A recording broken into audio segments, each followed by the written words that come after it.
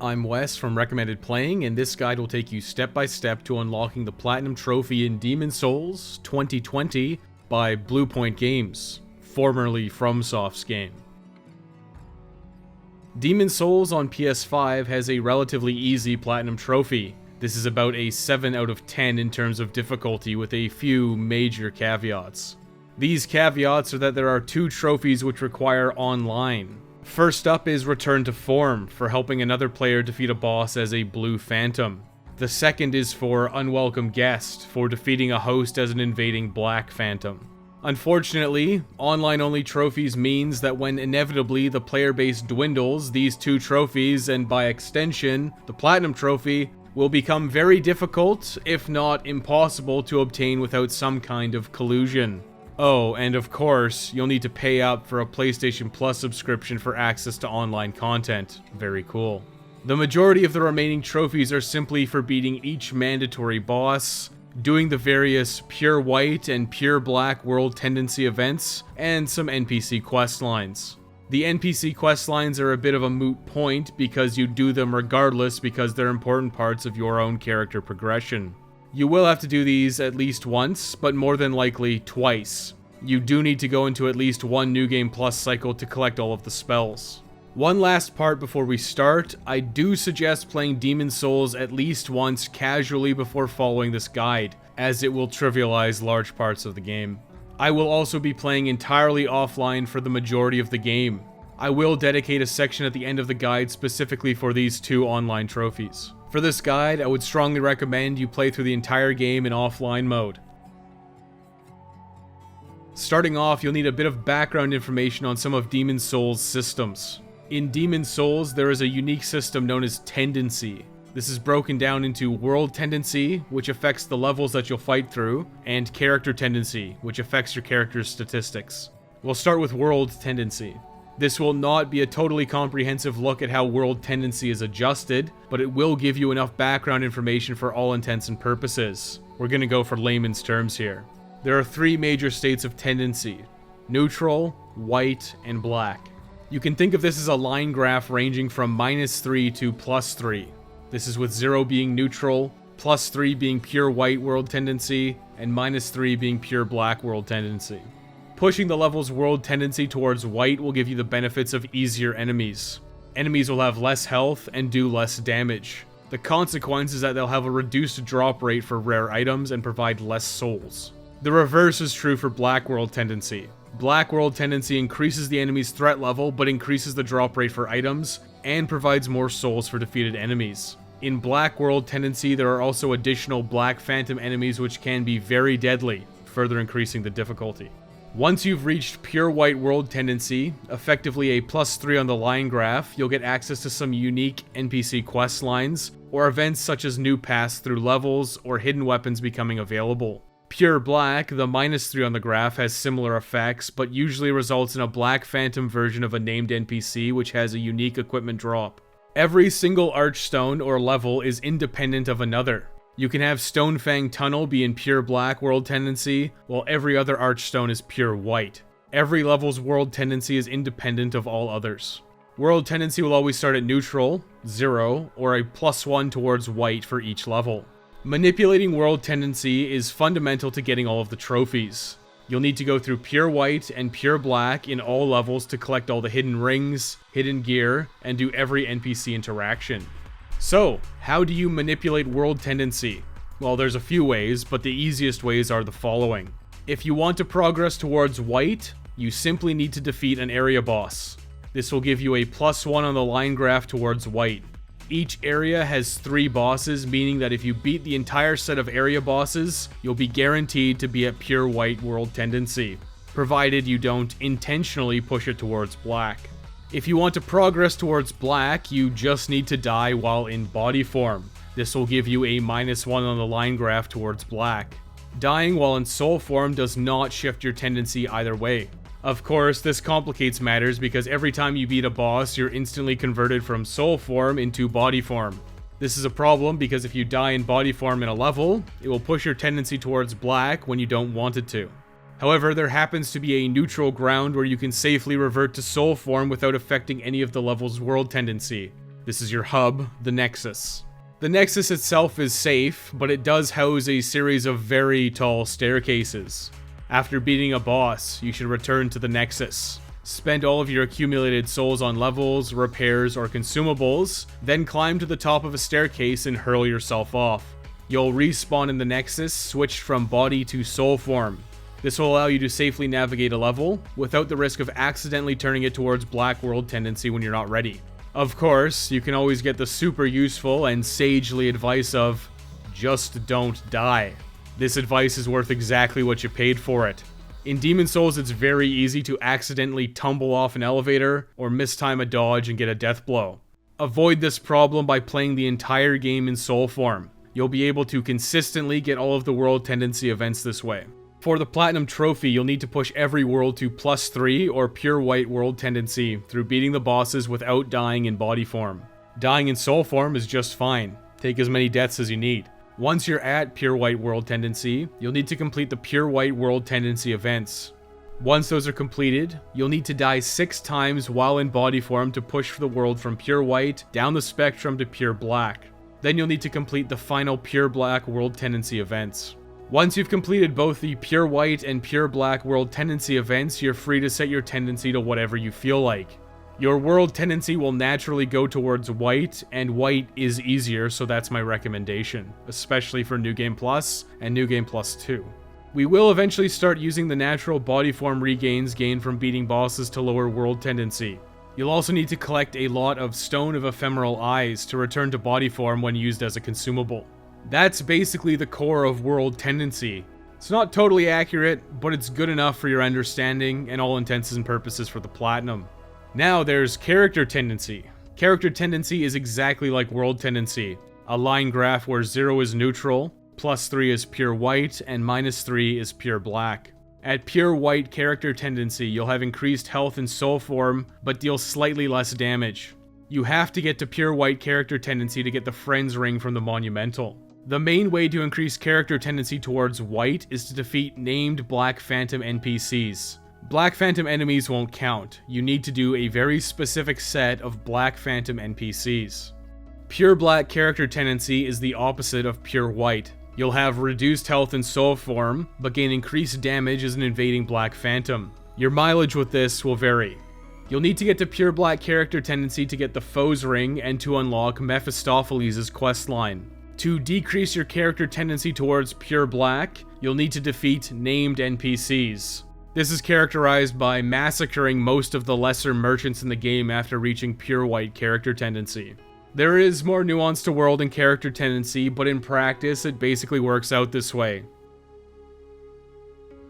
Start a new game and enter the character creator. Your character's starting gender / body type, class, and gift are largely inconsequential, but there are a few choices to make here. For body type selection, body type A is female, and body type B is male. There are a few body type specific armor sets. Males will get exclusive access to the Ancient King's armor, Dark Silver armor, the Shaman set, the Venerable Sages set, and the Saint set.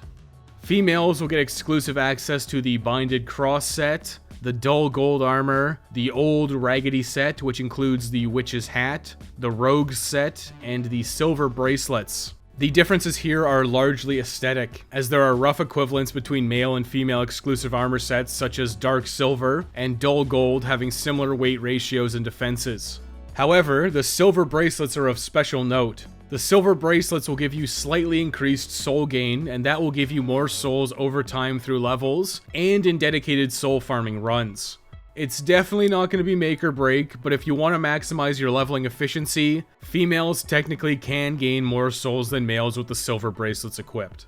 That being said, pick whichever body type you prefer. You can adjust your character's body type and other aesthetics once you've progressed into the main game for a fee. Your starting class is also largely inconsequential, as nothing is exclusive to your starting class. However, my recommendation is to start as royalty for a number of reasons. Firstly is that you start with a Catalyst for casting spells, and Soul Arrow, which is your bread and butter magic spell. Soul Arrow, even at royalty's starting level of 1, will one-shot lesser enemies in the first area. You won't gain access to a Catalyst for casting spells until you complete the first area of the game, so starting with one is beneficial. Secondly, you'll start with the Fragrant Ring. This grants you MP regeneration over time. This is not exclusive to royalty, and there are multiple locations to obtain a Fragrant Ring in the game. Starting with it means you'll have some MP sustained throughout the first area of the game. You won't be able to level up or explore until you complete the first area, Boletaria Palace, Gates of Boletaria. Having some innate MP regeneration will make getting through the first areas quite a bit easier. With this ring, you can technically just put the controller down in a safe spot and let your MP regenerate until it's full, but it takes a while, and is honestly pretty overkill. It is something that you can consider though. The consumables and other nuances to royalty are minor. The starting rapier is a bit awkward to use as it doesn't have a sweeping attack, but there are a few weapon pickups available in the first area that it can be traded for. The shield is also a bit lacking, but once you can level up a few points of strength, heater shields are available at Baldwin the Blacksmith and the Nexus, and they are more than adequate for getting through the game. The starting set has a decent defense to weight ratio, but it can be replaced easily if you want something a little more substantial. The silver coronet is actually noteworthy as it does improve your maximum MP, making it a pretty notable piece of headgear. Onto your starting gift. This isn't really a choice, and it's a no-brainer. You need to collect every ring in the game for the King of Rings trophy, and the Providential Ring is available right here and now. This ring is available later in the game. However, it requires using a demon soul from a boss and an upgraded curved sword to craft the Large Sword of Searching. Then you have to trade the Large Sword of Searching to the crows in the Shrine of Storms. The other items in the gift list are simple consumables which can be easily obtained, so pick up the Providential Ring and save yourself some time farming upgrade materials, and make progress on the King of Rings trophy right now. My final recommendations and what I will personally be starting with are Body Type B, Male, Starting Class Royalty, and Starting Gift Providential Ring. This will give us 2 of the 30 rings required for the King of Rings trophy, and we haven't even started the game yet. Journey to the Nexus is an optional tutorial to Demon Souls. It's a way to familiarize yourself with the controls and test out the combat and starting gear of your character.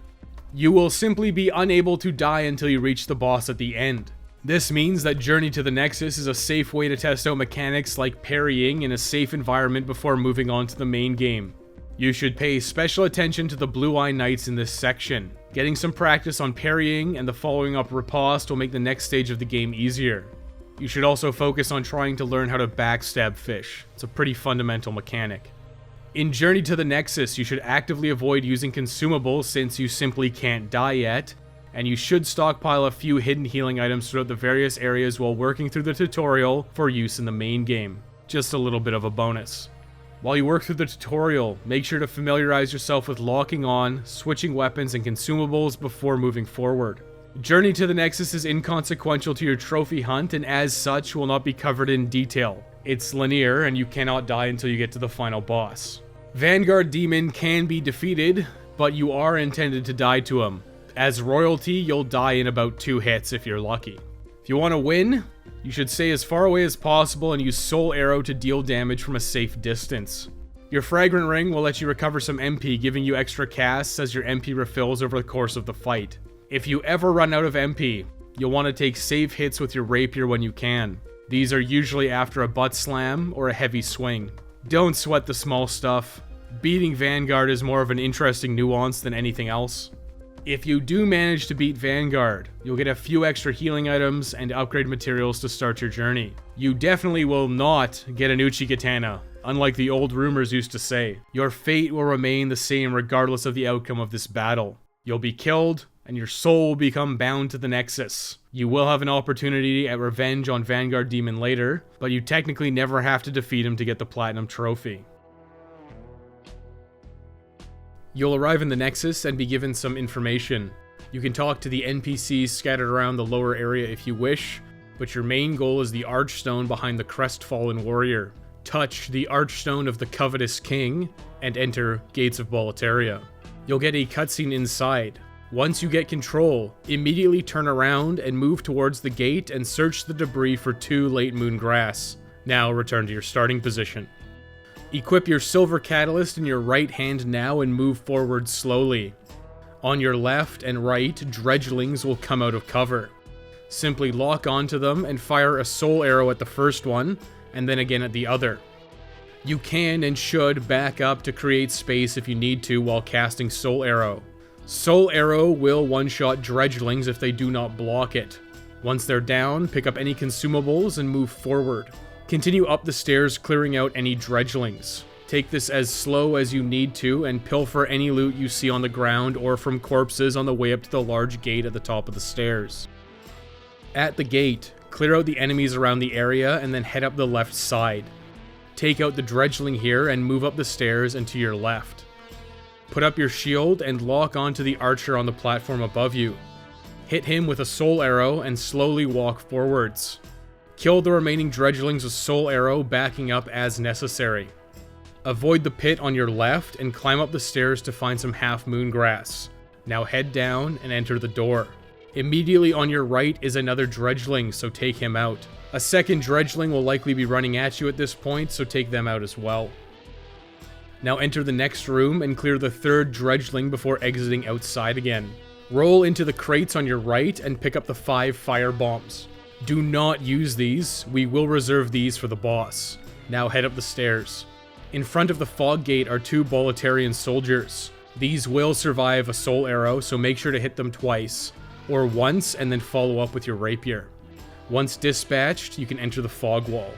Roll through the trash to your right and pick up the soul and the mail breaker at the end of the hallway before doubling back. This mail breaker isn't overly useful, but you can pick it up. Now climb the stairs and take out the soldier ahead of you. If you wish to conserve MP here, resort to using your rapier and let your MP regenerate using the fragrant ring. Continue moving through this area, clearing out any enemies that you see. You can snipe the soldier above you, throwing firebombs as well. At the end of this hallway, exit to your left.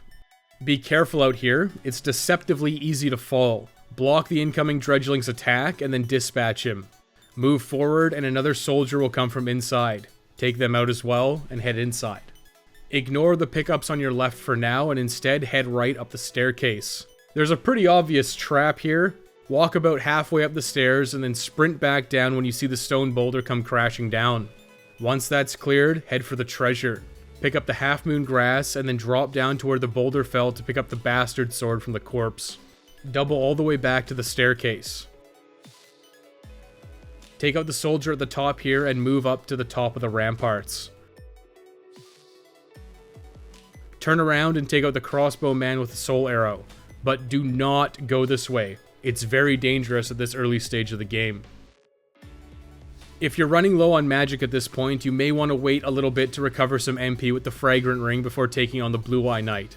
Blue Eye Knights are the most difficult enemy that you've faced so far. You can defeat them with magic, but they do keep their shields up most of the time, negating a lot of the damage. You'll have to wait for them to attack you before you can hit them with a soul arrow for any real damage. Parry fishing is a strong tactic, but it is risky. Backstab fishing is pretty safe. To backstab fish, simply raise your shield and circle around to the right side. You'll eventually be behind your opponent. Now you can backstab them for lots of damage. The Royalty's Rapier has a high critical hit rate, yielding more damage on ripostes and backstabs. Blue Eye Knights have a very high drop rate for grass, so pick some up if they dropped any. If you want to pick up a fairly useless crossbow, you can drop off this part of the ramparts. I would suggest that you just ignore this part, we'll get a much better ranged weapon soon. If you do jump down to grab it, just double back up to the fog wall at the ramparts. There shouldn't be any enemies anymore. Ignore the fog wall the Blue Eye Knight was guarding for now, and instead head inside the tower. Slowly work your way down the winding staircases here. Use Soul Arrow to snipe the dredgelings before they can get too close to you. You do want to be careful here because you're very close to a shortcut. Let the dredgelings blow themselves up on the flammable barrels and proceed down cautiously. Hug the wall to avoid being accidentally knocked off the staircase. If you fall, you will likely die. You will eventually find a doorway on your left, so head inside. On this balcony, smash the chains on both sides. This drops 2 corpses with loot to grab at the bottom. Once that's finished, resume your descent down the staircase. At the bottom there are a lot of dredgelings. You should snipe as many as you can with Soul Arrow from above, but you'll likely need to resort to your rapier. Play it very safe here, and back up, then attack when the dredgelings get close. Do your best not to roll here, as you can find yourself in an unfavorable position. Once the area is clear, Head to the bottom and use the lever on the right to open the gate. This is the first shortcut in this level, and you'll be able to reach the ramparts again quickly with minimal resistance should you die. Head through the gate now and grab the cling ring off the corpse. This is one of the more useful rings as it will give you bonus health while you're in soul form. You'll likely want to switch the providential ring for the cling ring now to have increased survivability.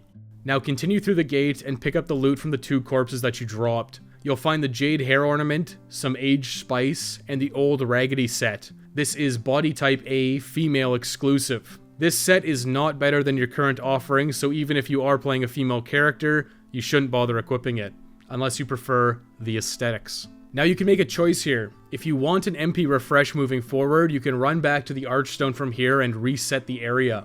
You'll have to deal with the Dredgelings and the Blue-Eye Knight again, but it may be worthwhile to do this if you choose. If you do this, just use the now active shortcut instead of going the long way around. Once you're back, head up to the top of the ramparts and proceed through the fog wall that the Blue-Eye Knight was guarding.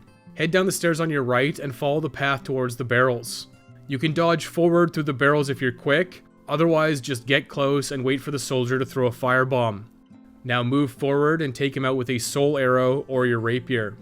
Now continue to your right and take out the next 2 soldiers here. Be aware of the ambush on your left. Wait for the first soldier to come towards you and then take out the second soldier afterwards. If you break through the debris on your right, you can find a merchant. Nothing he sells is overly worthwhile, but you can pick up some extra grass or a few firebombs at your discretion. A new weapon will be available for free quite soon, so avoid buying one for now. Head back to the center now and continue around the right and around the bend. This path seems empty, but enemies will jump down to ambush you. Approach slowly and use Soul Arrow to take them down as they fall. Back up into the building if they get too close. Don't just back up as you'll fall down to the area below and we're not ready for that yet. Once you're clear, head forward to take out the Dredgeling on the staircase. Ascend the staircase now to take out the Archer on the next level. At the top of the stairs there's another Blue-Eye Knight. Try and get him to come down the stairs to avoid the Archer at the top. Use Soul Arrow, parry and ripostes, or backstabs to take him out. Once he's cleared, head to the top and take out the final Archer. If he falls off the ledge, you'll have to chase him down. With all of that cleared, head back down the staircase and head to your left to head down into the lower area. Take out the Dredgelings here with Soul Arrow or your Rapier. If you want, you can use one of the aged spices to get your MP back, or you can wait for it to regenerate naturally with the Fragrant Ring if you want to be a little more economical. Once the area is clear, smash the shelf on the right side and head through the passage. Take out the soldier with the axe in the doorway before moving forwards. Pick up the soul on your right before heading forward to the intimidating presence. This is another Blue-Eye Knight, but this time he has a two-handed sword. This means that he's very susceptible to Soul Arrow as he won't be able to block with a shield. He is quite a bit more deadly though if he does hit you. He'll mostly just make a beeline for you and avoid trying to block. 3 Soul Arrows should be enough to take him down. Once again, if the Blue-Eye Knight drops some grass, go ahead and take it before heading through the door that he was guarding. Head straight forward to the door ahead of you, but be cautious. Once you get close enough, 2 soldiers will jump out, one from the front and the other from the side. Use Soul Arrows and your Rapier to take them out. Once you're clear, head into the alcove on your right to find a corpse.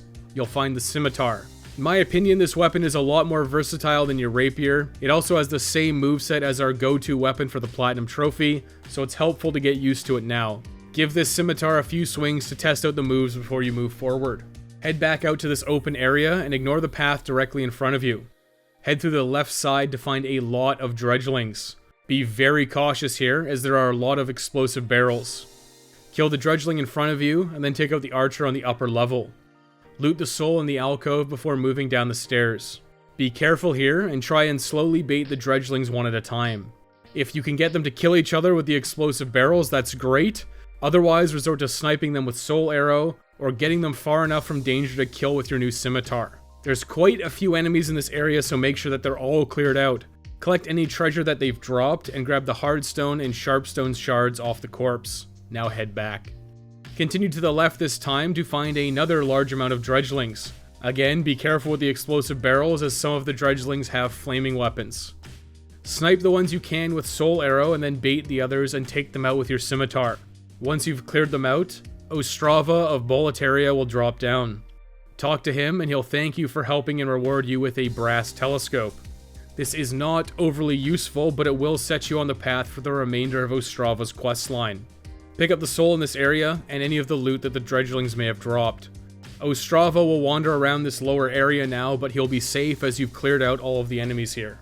Now it's time to head all the way back to the fog gate where we fought the first Blue Eye Knight. Head back through this area and up the stairs, then loop around and head up to the staircase again. Now you'll want to stand about halfway up the staircase, approach the edge, and then roll off. Your goal is to land on the wall and then jump down to the platform that Ostrava was standing on. If you miss or fall off, simply heal yourself, head back up, and try again. This wall actually counts as a climbable wall in the Demon's Souls remake. Feel free to just run at it and vault over the side. You'll need to get onto this platform to pick up the easiest Thief's Ring you'll be able to find. Pick up the remaining loot and then head up the stairs again, and back to the staircase where you fought the Blue Eye Knight. Finally, we can head through this fog gate. Move forward towards the shoddily put together structure and take a swing at it near the right side.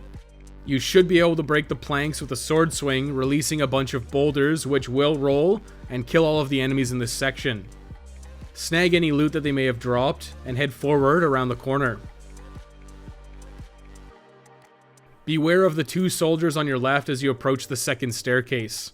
Take them out with Soul Arrow or your Scimitar. These guards have spears and shields, so it's easy to get outranged by them in melee. Avoid the left side for now and continue up the staircase. Approach the first soldier with an axe and take him out. Then keep your shield up and walk onto the bridge. You'll want to keep an eye on the left side for a dragon. Once he spawns, he'll roast the bridge, so quickly sprint back down both flights of stairs and hide behind the wall. You'll want to watch and wait for the dragon to leave the area. Once he roars and flies away, sprint up the stairs and across the bridge before it comes back. Take out the two archers who avoided getting roasted, and then snag the soul from the alcove on your right. Inside the building, pull the large lever. This opens up the gate at the start of the area and allows you to fight the boss. Technically, at this point, you could just run all the way back and fight the boss, but there is one more shortcut that will be moderately useful to unlock. Once you've opened the boss gate, though, it doesn't really matter if you die or not. Now take out the dredgeling on your left, and then turn around to take out the dredgeling on your right. Now head back and roll through the debris to smash it, and head up the stairs to collect some pine resin. Now head back down, through the corridor, and head through the next door.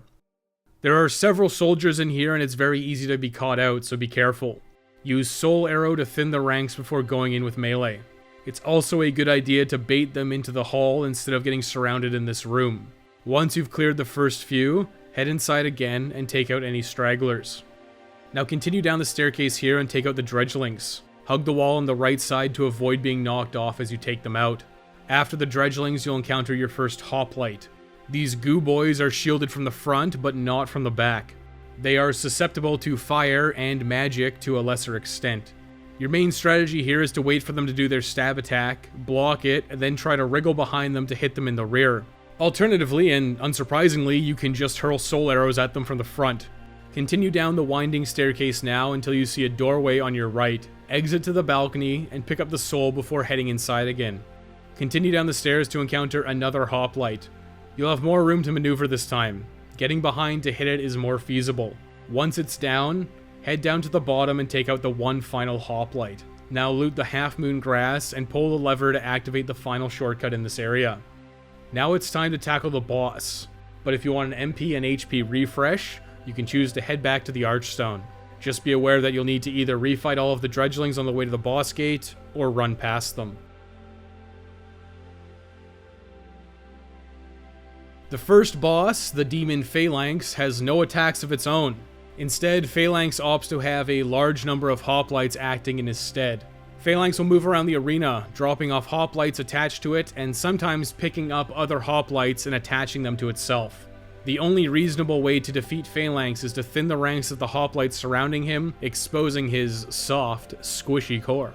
The logical course of action is to take them out at range with Soul Arrow, or get behind isolated ones and attack them with your Scimitar. Magic is definitely a strong option, but the easiest strategy actually involves the firebombs we picked up while going through this level. Firebombs deal area damage while costing no MP, making it a viable strategy even if you chose a different starting class than Royalty. Direct hits with firebombs should kill hoplites with about 50% damage taken to surrounding ones.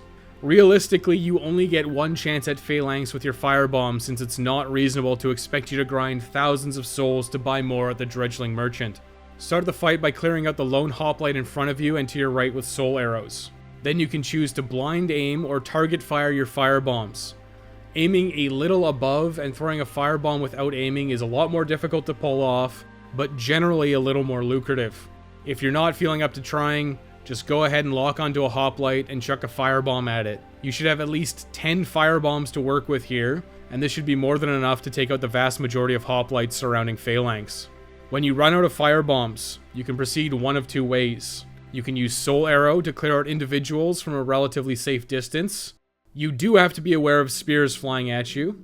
You should use the pillars on the sides of the room to provide cover that you can pop in and out of to fling magic, or hide behind to heal if you're ever in a pinch. The second strategy is to buff your scimitar with pine resin. This will add fire damage to your melee attacks and will make short work of any hoplites, even hitting them from the front. The pine resin strategy is definitely strong, but pine resin will also be useful in the next section, so it's nice to not use any. You do not need to clear out all the hoplites, but you can if you wish. Once you've thinned the ranks enough, Phalanx will be exposed and just kind of jelly his way around the area. With no attacks of his own, it's already dead. Just run straight at him and wail on him with magic or your scimitar. This fight is very slow paced, so feel free to take your time. There will be several lone hoplites scattered around the arena. Just be aware of them and hide behind pillars if you ever need to heal.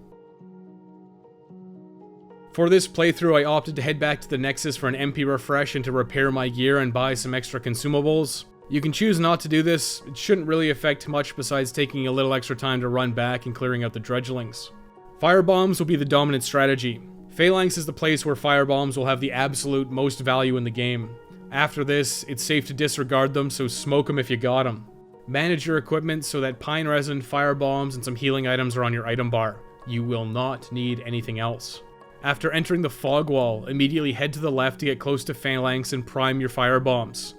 I did blind aim here, but locking on will work just fine.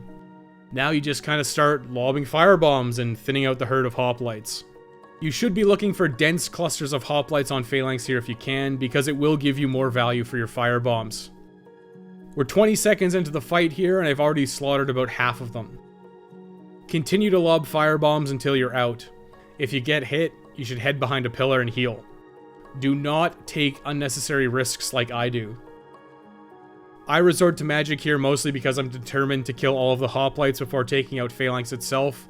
You should not feel the need to do the same. Killing every hoplite makes things safer, but once you've got to a small number, you can choose to focus entirely on Phalanx.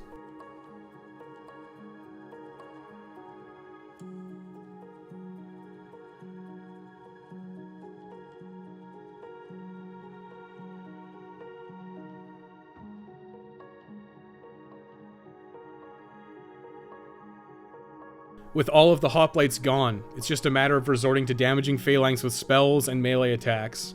I alternate between melee swings and spells here for efficiency. Attack until your stamina is depleted, then use magic until your stamina replenishes. Now repeat this until you've taken Phalanx out.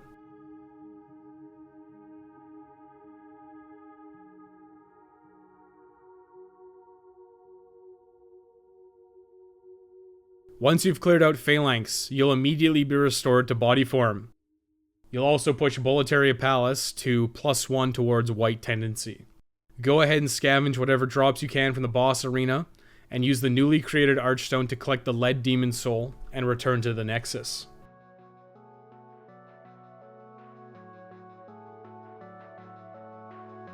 Back in the Nexus, the Maiden in Black will tell you to speak to the Monumental up above. Take the outside staircase and go up to the top of the Nexus.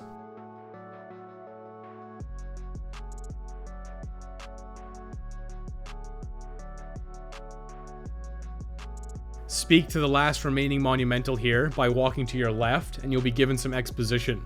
When the cutscene is over, the remaining 4 Archstones will be unsealed. You'll now be free to explore the game's levels in whatever order you see fit. This is extremely important. You'll be given a choice whether or not you have the strength to accept the mission of defeating all of the demons. You must answer yes to this question. Answering no will lock you out of the friends ring for this playthrough. Since the goal is to get all of the trophies as easily as possible, this is a problem. Make absolutely sure that you answer yes to this question. It is fundamental. Do not skip the dialogue and just let it run. Then make absolutely sure to switch your choice to yes. I have no idea why the default answer is no, especially when it locks you out of a ring. Once you've finished all of that, you should head back down to the main area of the Nexus. Speak to the Maiden in Black again, and you'll be given a set of stones which are used for multiplayer encounters. You should then answer yes once again to her question of seeking soul power. This unlocks the ability for you to level up. You are free to level up your character however you choose. I will be outlining a build in this guide designed to give you the most out of everything and give you the easiest method of unlocking all of the trophies. Now you should talk to Stockpile Thomas. You should exhaust his dialogue using the talk command, listening to his story about his wife and daughter. Stop talking to him and then talk to him again. When you try to talk to him again, he'll request the Jade Hairpin. Give this to him and he'll give you the Ring of Herculean Strength. One more ring for the bag. This ring isn't overly useful, so it's safe to put in the bank. I have a tendency to keep all of the rings on myself at all times. You should also store any goodies that you've picked up at Stockpile Thomas.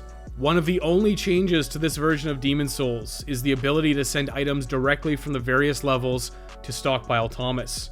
This is a very useful and nice quality of life change. After defeating a boss in Demon Souls, there are several steps we're going to take to ensure our continued success in our endeavor to get the Platinum Trophy. I'll create a handy list of steps to follow so you can ingrain it in your memory. Step 1 is to deal with the new Demon Soul.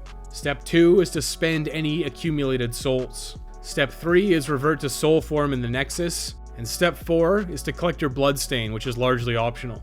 Now let's go through these 4 steps in a little more detail. Every boss will provide you with a demon soul when you beat them. These all have unique uses and some are more useful than others. Every demon soul can be consumed for souls, just like the generic soldier souls that you'll find throughout levels. Generally, this is not a good use of a soul, unless you've already used the soul for its required purposes in subsequent New Game Plus cycles. This means that for all intents and purposes, do not consume boss souls for souls. It's usually just not worth it. The remaining uses for each demon soul vary, but once you've found and rescued characters found throughout the various levels, you'll be able to use them as trainers. Sage Frake and the Witch Yuria will be able to turn certain demon souls into advanced magic, while Saint Urbane will be able to turn certain demon souls into advanced miracles. Blacksmith Ed will also be able to forge certain demon souls into various weapons, provided you've given him the ability to do so. Since we just defeated Phalanx, let's go over what his soul can be used for. The lead demon soul from Phalanx can be consumed for 3,000 souls, or can be used to upgrade a spear into a scraping spear at Blacksmith Ed.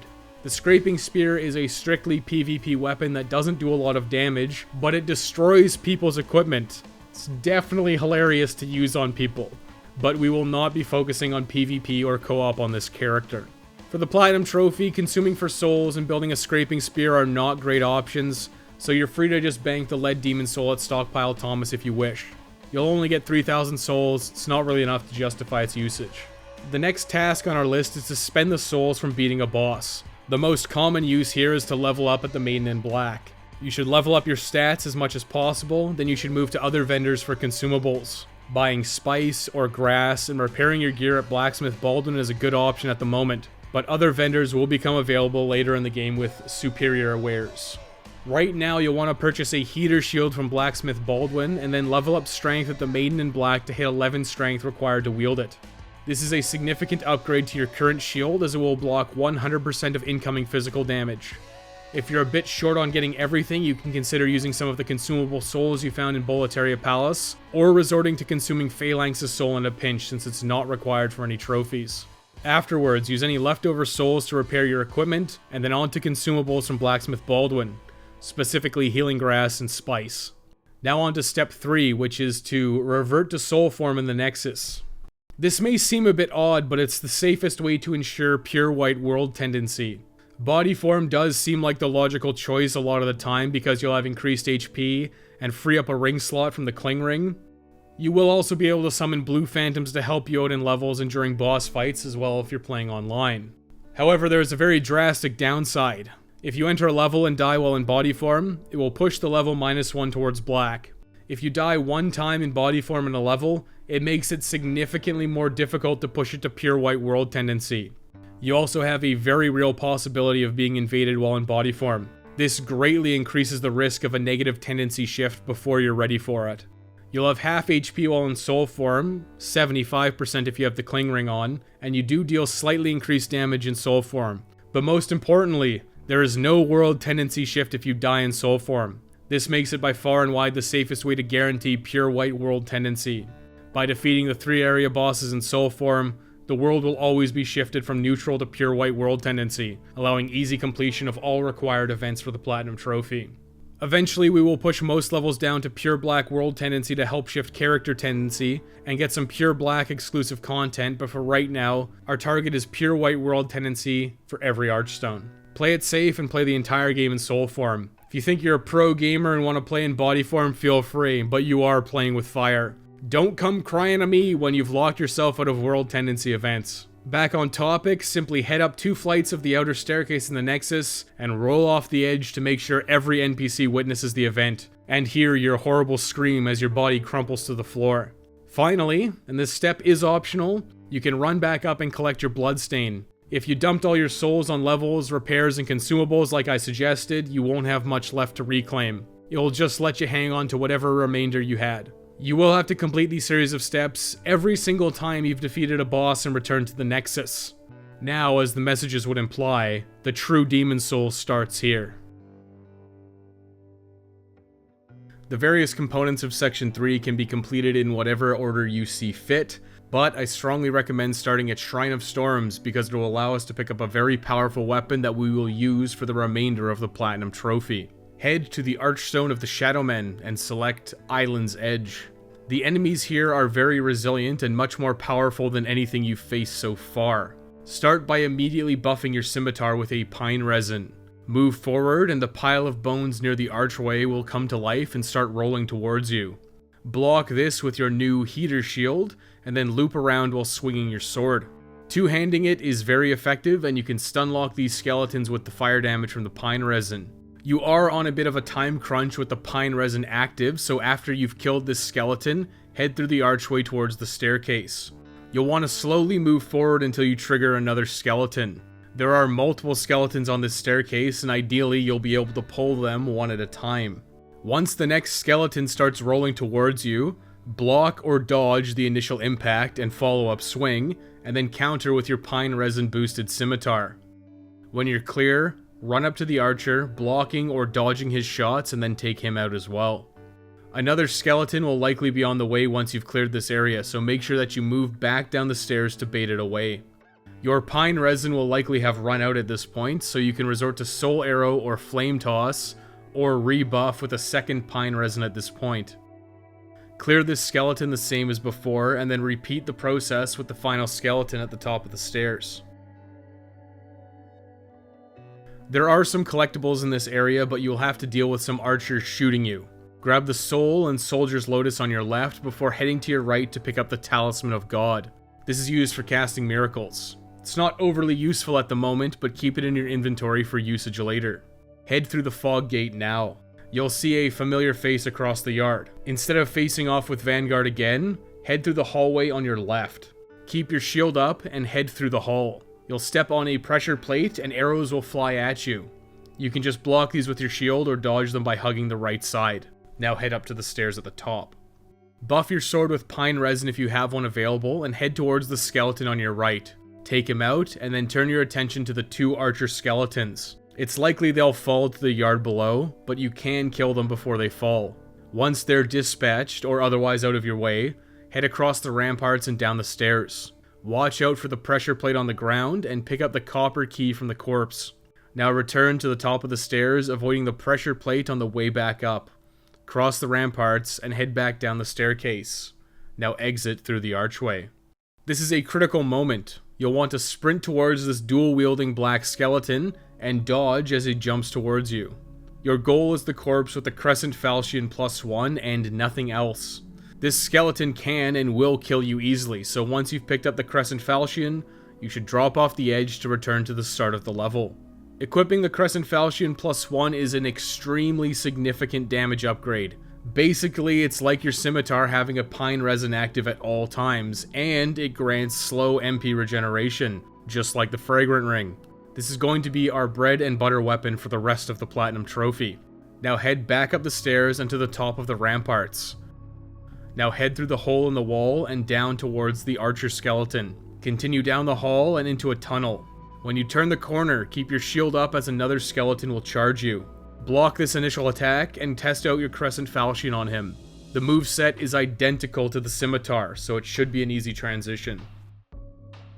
Exit the hall and be aware of the skeleton on your right. Take him out before heading up the stairs. As you approach the top, you'll be charged by another skeleton. Block and counter exactly the same as before. Once you're clear, exit up to the ramparts and then head towards the archer skeleton to take him out as well.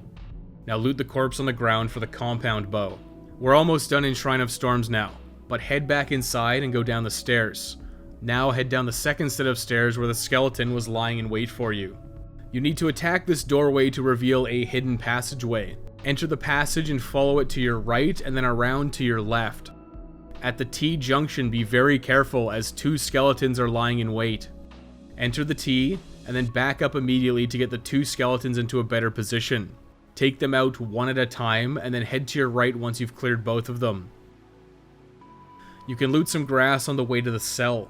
Use the copper key to open it, and loot the soul in here.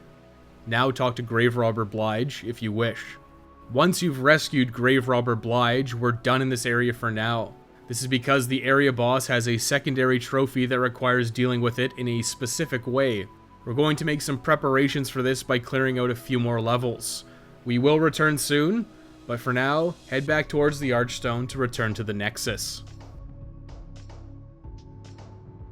This is a special note, but the skeletons in this area are fairly lucrative in terms of soul gain for effort and risk at this stage in the game.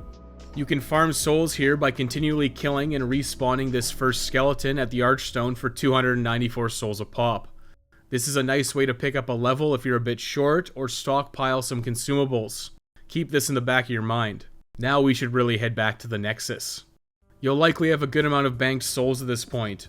We want to be able to use the compound longbow we picked up reasonably soon, as well as generally increase our stats across the board. This is the stat block that you should aim for.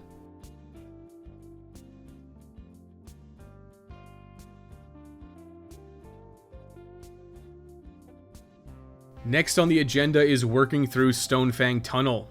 The enemies in here are resistant to slash attacks, but the magic damage of the Crescent Falchion will easily tear through their defenses. When you're ready, head to the Archstone of the Digger King and select Smithing Grounds. Head up the stairs and immediately on your left you'll spot a sparkly lizard. You can and should attempt to run this down and kill it with your Crescent Falchion. You should use the Crescent Falchion two-handed as it has a better swing arc for the low-to-the-ground lizard. Crystal lizards drop upgrade materials for your weapons. Whether or not you manage to kill this crystal lizard is irrelevant. Now smash the cart and grab the consumable soul from the corpse before doubling back to the start of the level. There is a merchant here that sells basic hardstone and sharpstone, so you should keep that in mind. We shouldn't need too much from him at this point. Now continue down the path in front of you and you'll likely notice boulders being chucked down from above. These are not overly threatening, but avoid them if you can. Head to your left to pick up some fairly useless sticky white slime as we can't enchant the Crescent Falchion. Then when the coast is clear from the boulders, book it through the doorway into the building. On your right, you should operate the crank to activate the elevator outside the door on your right. I say this with no hint of irony, but elevators are easily one of the most dangerous aspects of Demon Souls, so you should be careful on them. No, I'm not joking. Ride the elevator, and at the top you'll encounter a fat official. These guys hurl fireballs at you and do pretty significant damage if they connect. You should engage in a wizard duel here. You can use the shelf at the far right side of the area to block his shots, but if you're skilled, you can just sidestep them with appropriate timing. Watch his hands and start strafing from side to side when you see him begin casting a spell. Once you've cleared him out, head outside and take out the 2 scaled miners who are throwing rocks at you. This shouldn't be difficult with your Crescent Falchion. Now loot the Crushing Battle Axe +1 from the corpse. This is a decent starter weapon for a dedicated strength build, but the Crescent Falchion is superior. Loot any of the corpses and grab the soul from behind the shelves at the back. We're done up here, so carefully ride the elevator back down to the bottom of the area. You'll want to pick up the Stone of Ephemeral Eyes here and then get back to the elevator and ride it back up to the level with the crank.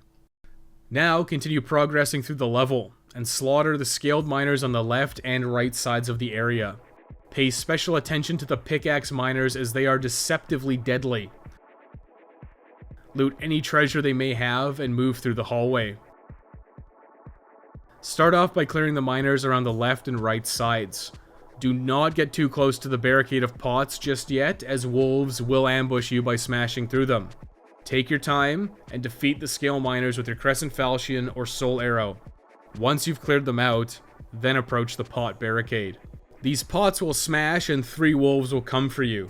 Keep your shield up and block their attacks before countering. A 2-handed swing with your Falchion should kill them in a single hit. Make sure to pick up any loot from the scale miners. One of them will have dropped several lesser upgrade materials. After the wolves, now you'll have to deal with another fat official. Engage this one in a wizard duel exactly as before. Use this doorway to block his fireballs, while you pop in and out throwing your own soul arrows. Once he's defeated, you can head inside. Hiding behind the doorway on your right is a scale miner. You can see him if you approach from the right angle. Keep your shield up, block his attack, and then take him out. Inside the room the fat official was guarding are several upgrade stones that will be useful later on. Plunder all of them, and then head back through the doorway on your left. Keep your shield up and head up the stairs. At the top, you'll be ambushed by another scale miner. Take him out, and then the next scale miner chilling in the doorway to your right. Loop around the area, collecting the treasures, and then enter the next room to find a pickaxe. Now exit and continue up the stairs. You'll likely get sniped or almost sniped by a flame toss. Pretty dirty. This is an annoying part as this bridge will collapse. The only safe way to cross it is up on the left side. If you happen to fall, just drop down and climb back up to try again. There's no good way to cross here, so dodge or block the flame toss and get to the other side as fast as possible. You'll have to duel this fat official the old-fashioned way here. You can fish for backstabs, but avoid staying too close to him as his ignite spell is very threatening. You must kill and loot this fat official for a piece of the official's set. In my case, it was the official's gloves, but it could be randomized. Make sure to snag the other loot up here and then drop off the side of this platform. Now pull the lever here to raise the gate, allowing access to the next part of this level. This area has a lot of scale miners, and many of them have bags of loot just ripe for the taking. Take your time, but slaughter every single one of them as you work around the level. Before you drop down to the main level, reorient yourself to the lever, and drop down to loot an extra soul before dropping down again to the area below. Now you just need to loop all the way back up to the area with the fat official. This time head to your right, and follow the wall and enter through the newly opened gate. On your right, you'll see a flaming lizard sticking to the wall. You can take it out with Soul Arrow if you wish. These enemies are quite deadly, so be careful. The corpse it was guarding has a meltstone. Meltstones are used for removing upgrades from weapons, and as such, are not overly useful most of the time, but you may as well pick it up. Continue up the area and you'll find some grass. Now pass the water wheel and turn around. This area on your right is not worth entering as it's needlessly dangerous with no real treasure incentives. Ignore it, and instead, continue up the hallway. Obviously, the lava on your right is a no-go, so approach the stairs. You should snipe the scale miners here with Soul Arrow and then head up the stairs. Ignore the fog wall for now, and instead smash the debris in front of you. Take out the other scale miners here with Soul Arrow or your Crescent Falchion as you work your way back outside. Loot any of their corpses for upgrade materials. Back outside, you can head to your left to find a corpse with a soul, but be careful, you don't want to fall off.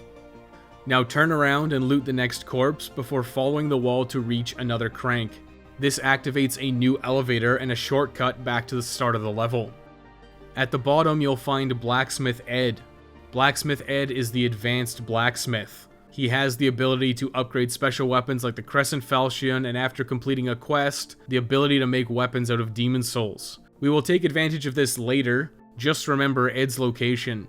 You can spend some souls to repair your gear here if you wish. You can find some loot outside on the landing as well, but the main goal right now is just to head back up. The corpse you'll find on the way up has a clear stone shard, so you're safe to skip it, but instead just head all the way to the top. Now double back to the fog gate and enter it now. Keep your shield raised and block the scale miner's attacks and then counterattack. Then continue to clear out the enemies in the forge and grab any loot before moving forward. Head to your left and you'll have an opportunity to cross a rickety platform for some treasure. You only get one shot at this, so sprint and then roll about halfway across and you will probably make it. This contains a great club and some consumable souls, so it's not really a huge loss if you didn't make it. If you attempted the run, work your way back up. Now if you go to your left, you'll see a large amount of scale miners blocking your path. This is a fairly difficult encounter, and the best course of action, of course, is to just skip it. Double back, and head to your right and break through the barrels to reveal a hidden staircase. Head up, and you can loot the corpse for some grass. Now head to the edge on the left, and drop onto the raised platform below you to find another soul. Drop down to ground level and pick up the steel shield from another corpse. This is actually a pretty strong shield option, provided you have the strength to use it. You'll likely gain the attention of scale miners now, so kill them with soul arrow before they get to you. If you want, you can clear out the remainder of them as well, but that's at your discretion. Now cross the bridge and head up the staircase. Follow the path and head up the ramp. There are a lot of enemies here, and it's very close quarters, making things a little bit dangerous. Start by sniping the flaming lizards you can with soul arrow. Be very aware that several wolves may come out of nowhere to attack you at any point. While you're being cautious, continue to pick off the crystal lizards with soul arrow and work your way around the tower. When the wolves arrive, make sure to take them out and heal if necessary before moving forward. Just be cautious and you should be able to get through this just fine. Clear out the remaining flaming lizards and heal as needed. Loot the treasure around the tower, and then head down the ramp. There may be another wolf or two down here, so be on your guard. Once the area is clear and safe, pick up the Ed's grindstone on your left, before heading to your right and following the next set of ramps down to the bottom. Pick up the grass along the way. Once you hit a landing, take out the scaled miners here, and loot any treasure that they may have dropped. Now operate the crank, and you'll flood the area, rendering the lava harmless, allowing you access. Now you can just drop off this platform and head back up to the next level. Ignore the building on your right, and head down the staircase. Loot the treasure on the corpses, and make sure to head into the cell to find the poison resistance ring. That's one more for the King of Rings trophy. Now head up the next set of staircases until you reach the top. Enter the doorway, and head to the bottom of the staircase to find another fat official. These barrels are explosive, so be on your guard. Try and get the fat official to snipe them for you before entering this area. Be careful because you are not actually safe on the staircase. His flame toss can and will follow you all the way to the top of the stairs. Once the barrels are clear, use the pillars to engage in yet another wizard duel. Pop in and out as needed. You can alternatively rush him down to the Crescent Falchion. When the area is clear, you can enter the fog gate and loot the Stone of Ephemeral Eyes hidden in the debris on your right. Follow the path and defeat the final scale miner in the level. Continue along this path and you'll find a large freight elevator. Loot all the treasure around this area and then head up the ramp on the left side. Follow this all the way to the end and pick up the crisp blade from the corpse. This increases your magical power when held in your offhand while using a catalyst. It can be a pretty significant damage bonus when fully upgraded, and spellcasting is always worth it, so it is worth carrying this on your person at all times. This freight elevator takes us down to the area boss, and while it's possible to defeat it now, we will be coming back for it later.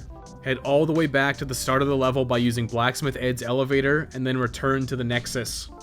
You can use your newfound hardstone stockpile to upgrade your compound longbow, or level up at the Maiden in Black with all of your accumulated souls.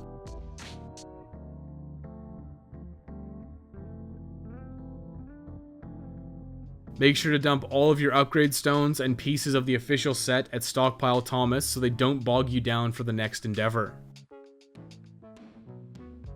Before heading out to the Tower of Latria, it's recommended to attune Flame Toss. If you haven't learned it yet from Sage Freak's apprentice, you can do so now. You can head back to Shrine of Storms and farm souls from the first skeleton here until you have enough to purchase Flame Toss. It should only take you 4 runs. Now head to Sage Freak's apprentice and purchase and attune Flame Toss. You should remove Soul Arrow if you don't have enough spell memory, which you probably don't. Now head to the Archstone of the Tower Queen and choose Prison of Hope. Prison of Hope is a longer level, but you'll continually make progress that significantly shortens the route through. You'll complete a section, and then never have to return because of the way the level is structured. Once inside, head immediately to your left and ignore most of the cells. They're just filled with depraved prisoners. Once the area opens up to your right, you'll encounter a Mind Flayer. These Mind Flayers are extremely dangerous. You can deal with these enemies in a few ways. Your Crescent Falchion with a backstab should be a near one-shot kill. Otherwise, comboing while two-handed is effective, as is using the level topography to snipe them with Soul Arrow or Flame Toss. 3 Flame Tosses should be enough to take out each Mind Flayer. When you've dealt with this first Mind Flayer, make sure to grab the key on the wall. This is the 3rd floor cell key. Now continue down to the next hallway. Head down to the very end and smash the debris here. Pick up the soul on the corpse. Optionally, you can enter the cell here for a Mercury Stone shard that we won't ever use. Now head back down the hall and turn to your right. When you hit the T-junction, watch your corners for another Mind Flayer. Take it out in the same way as before.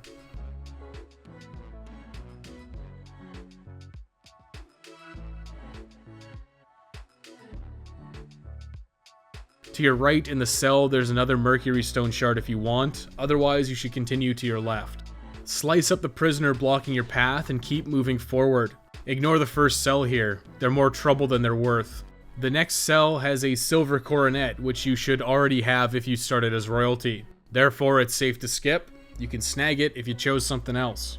On the next landing you'll find another Mind Flayer. Take this one out the same as the rest of them. Just like last time, pick up the key on the wall. This is the 3rd floor key, allowing you access to the next level. You can continue along this path, just be aware of the 2 spear prisoners who will try and shank you. There's another Mercury Stone shard that you don't really need in this cell, and another soul at the end of the hallway. When you're ready, you'll want to backtrack all the way to the start of the level. You can return to the Nexus if you want to spend your souls or get a magic or health refresh for free.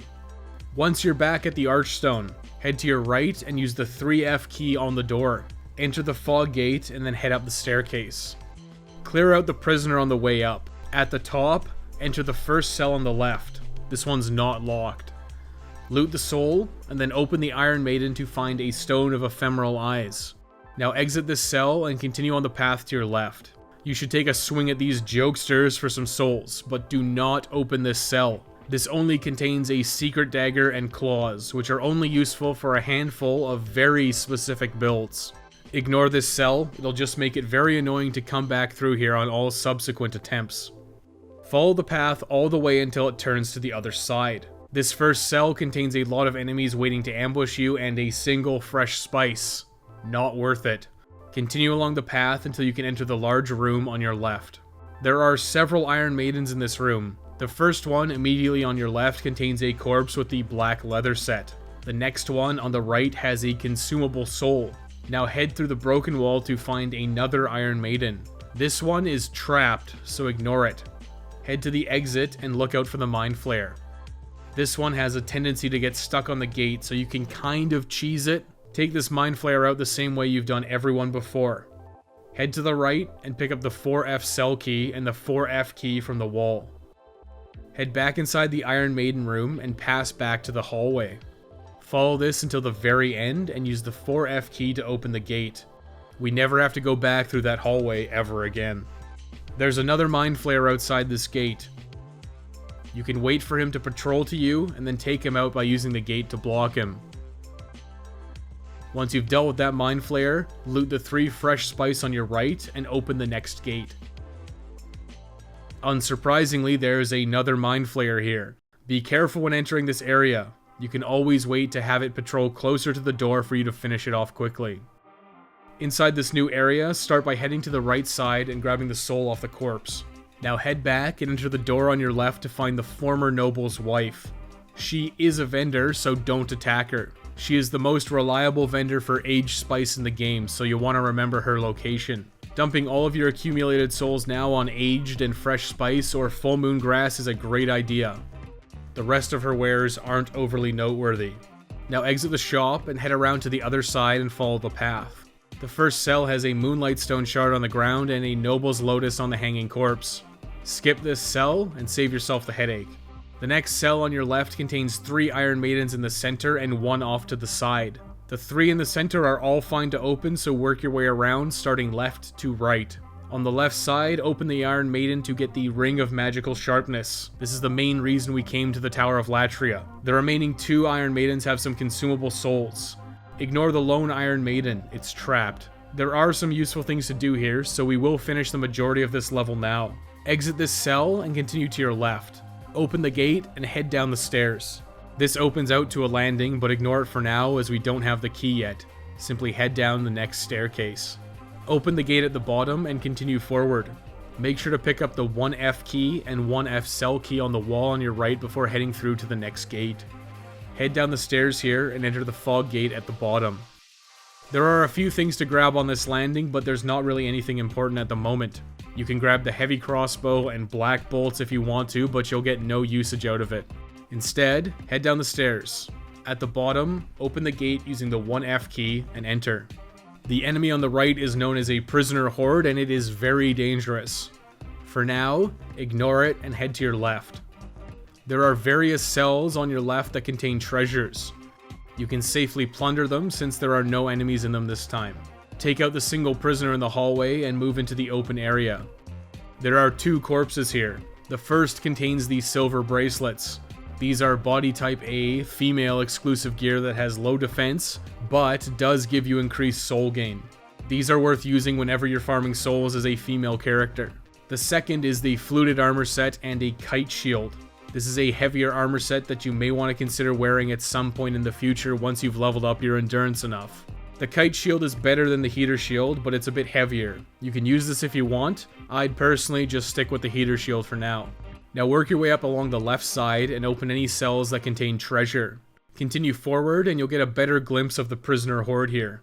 Dash past the open area and hide behind a pillar. The easiest way to deal with the prisoner horde is to jump in and out of cover while using flame toss, unsurprisingly. This is largely the reason we swapped from soul arrow to flame toss. Flame toss is about 5 times more powerful against this enemy. If you ever get too close, the various weapons on the prisoner horde will start flailing around, resulting in a bad time. Just keep your distance, play conservatively, and take out the prisoner horde with flame toss from behind cover. Once you've finished, head forward. Ignore the cells on your left for now, we can come back for those later. Exit the prison via the big open gate. You'll get a cutscene about the large ballista opening up. Follow the path here towards the ballista, but stop. You can safely pick up the Prison of Hope Warden's Key here without getting shot. There is a trophy for crossing this section while the ballista is active, but right now, you're probably just going to get one-shotted if you do get hit. We will make some preparations for this trophy later and come back. For now, double back to where you found the 1F keys. Re-enter the prison and climb the stairs. There are gates on either side here and you can open one or both of them, it doesn't really matter. Use the Warden's Key to open this long hallway.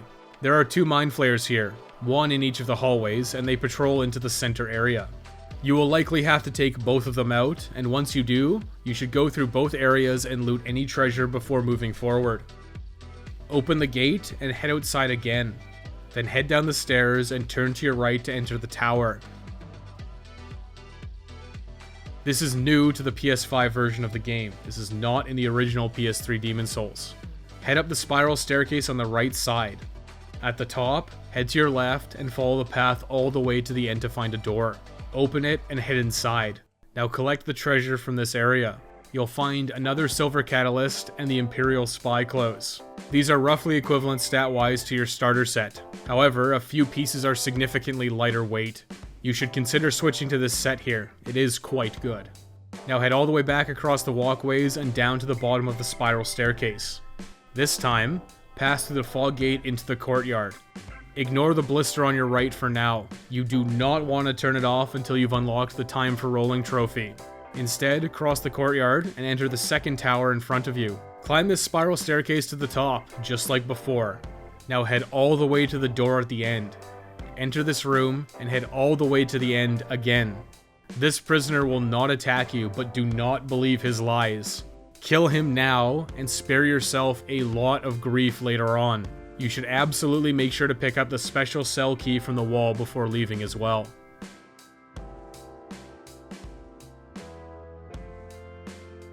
Now it's time to rescue Sage Freak, the Visionary. Head back across the walkway and then down the spiral staircase. Cross the courtyard and head back up the stairs to re-enter the long hallways with the mind flares. Cross back and head up the staircase to your left. Now head to your left again and use the special key on the cell here to find Sage Freak. Talk to him and exhaust his dialogue to rescue him, and you'll be rewarded with Jerry's stiletto. We're finished with this area for now. You're free to head back to the Nexus. The enemies should all be cleared, so just work your way around back to the Archstone. When you arrive at the Nexus, bank all of your non-essentials at Stockpile Thomas and spend all of your accumulated souls. It's finally time to tackle a boss. We're as prepared as we'll ever be for this fight. You definitely want Flame Toss attuned, as it's more powerful than Soul Arrow for this fight. Overwrite Soul Arrow for Flame Toss for the time being. It's just stronger. You'll also want to bring the Crisp Blade and Ring of Magical Sharpness if you banked them earlier. You should bring a good amount of Healing Grass and some Spice as well for restoring your MP. You'll want to progress through Island's Edge again until you reach the ramparts, exactly like you did the first time you were here. Defeat all the skeletons and then climb up the stairs. Avoid the arrow trap once again, then climb out and take out the last 3 skeletons on the top of the ramparts. Now we could go the long way around and there's some reasonable treasure to pick up, but it's much more efficient to skip it all. This skip is not overly difficult to do, but it likely will take you a couple of attempts. All you have to do is simply run across the ramparts and then roll onto this broken wall. If you do this correctly, you should land on the wall, and then you can drop down to the other side of the wall of debris. This skips a very large portion of the level. It's worth doing no matter how many attempts it takes. You're very safe up here. Once you drop down, you'll find the Regenerator's ring on your right next to a corpse. This is one more ring for the pile. Now carefully head down and along the cliffside. There is a crystal lizard here and you will want to kill it. Sprint towards the lizard, lock on, and use two-handed attacks with the Crescent Falchion to kill it. This crystal lizard should drop Moonshade Stone shards. These are required for upgrading the Crescent Falchion. This is not make or break if you don't get any, but it's definitely beneficial. Now head inside, through the doorway, and left again into the next doorway. This area is relatively safe, so just head up the staircase and pick up the Late Moon Grass at the top. Now loop around to the other side and you'll find a wooden beam.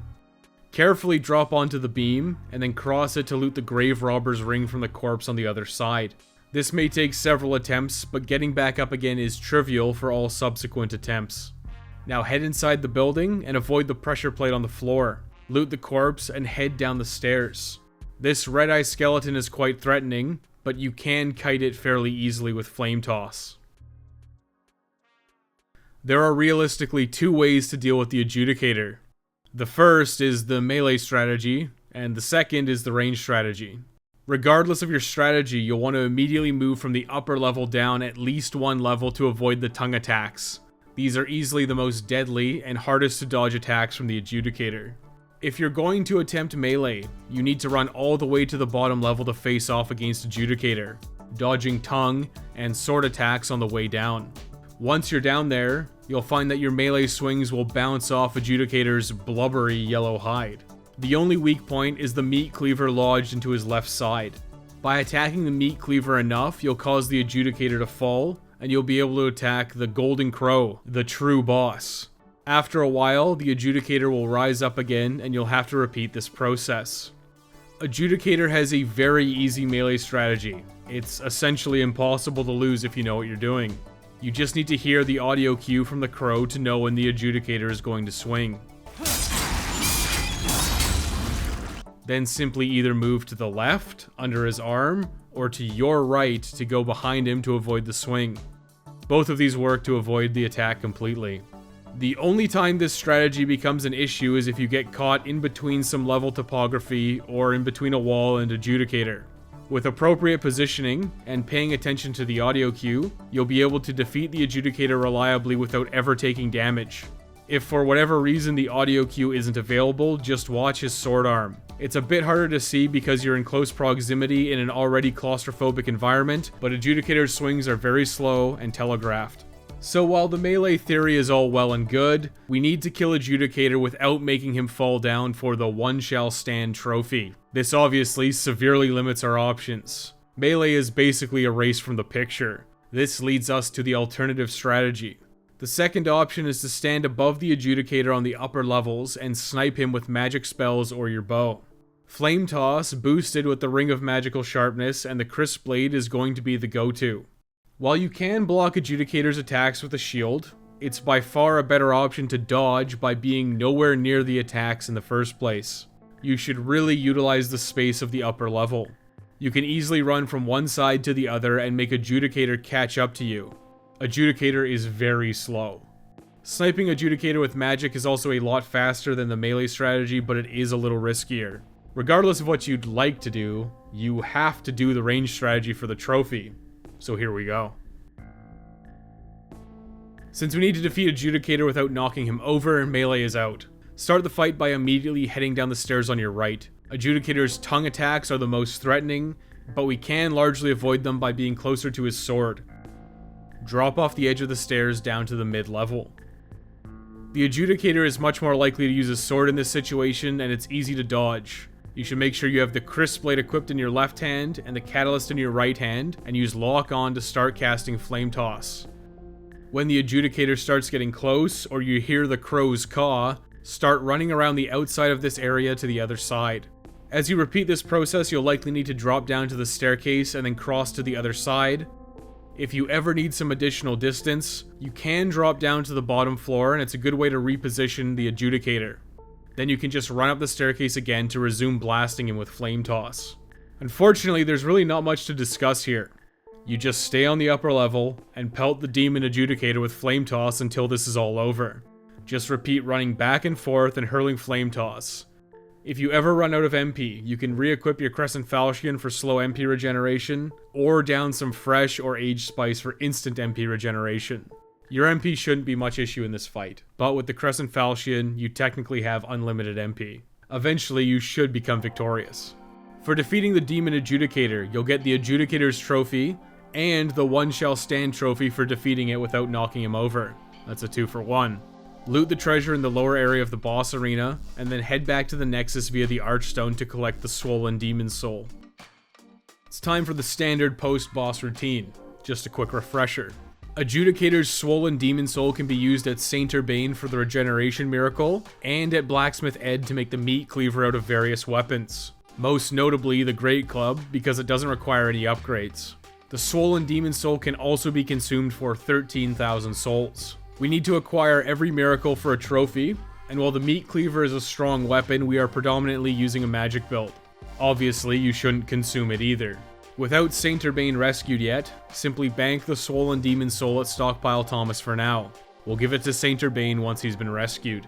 Now head to Blacksmith Baldwin to repair your equipment. You could use your souls to level up, but hold off for now.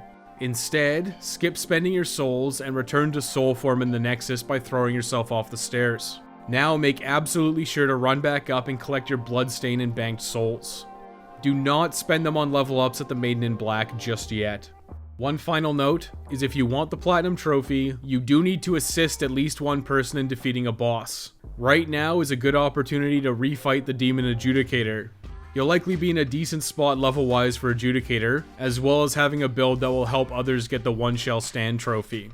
You can head back to the Archstone of the Shadowmen and select the Ritual Path to return to the Adjudicator arena.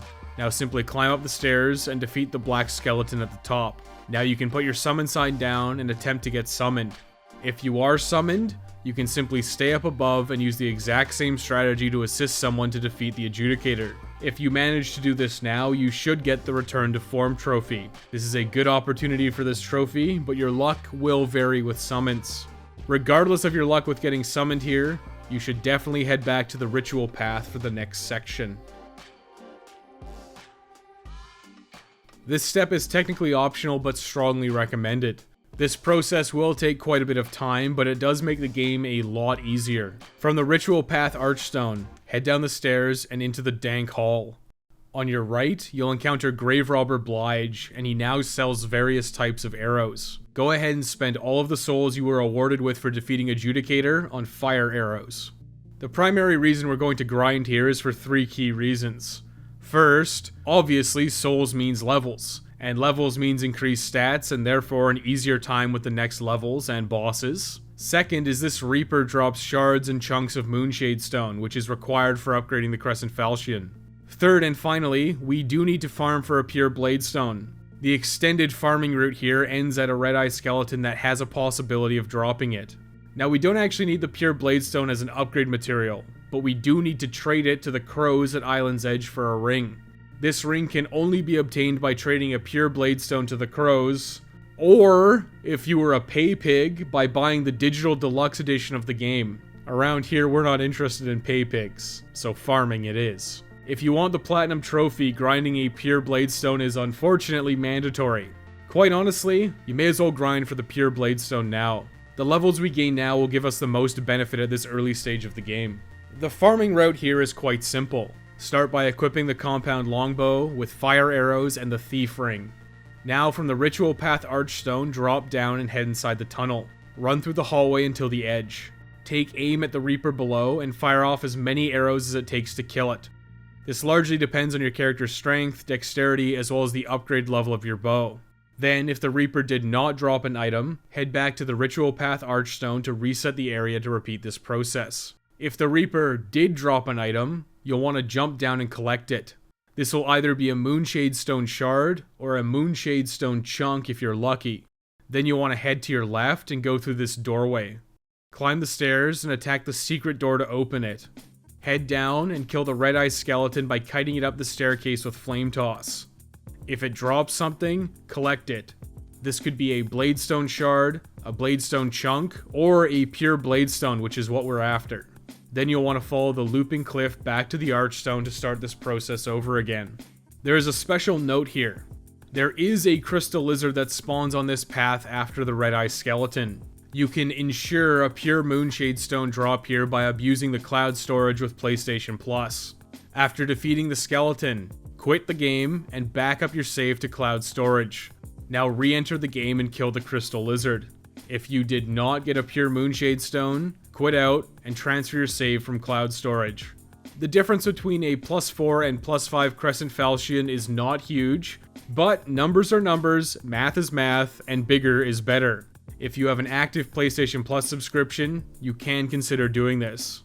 Before getting into any serious grinding, you'll likely want to upgrade your Compound Longbow as far as you can feasibly take it using materials you got in Stonefang Tunnel. This could be anywhere from +5 to +7. This goes without saying, but if you're using a female character with body type A, you should wear the silver bracelets you picked up in the Tower of Latria for more souls gained per run. Once again, this is not make or break, but there's no reason not to take advantage of it. You'll want to repeat this farming run as many times as you're comfortable with, but whenever you're low on fire arrows, go ahead and buy more from Grave Robber Blige. You gotta spend money to make money. I'm gonna recommend that you grind here until you reach a stat line like this.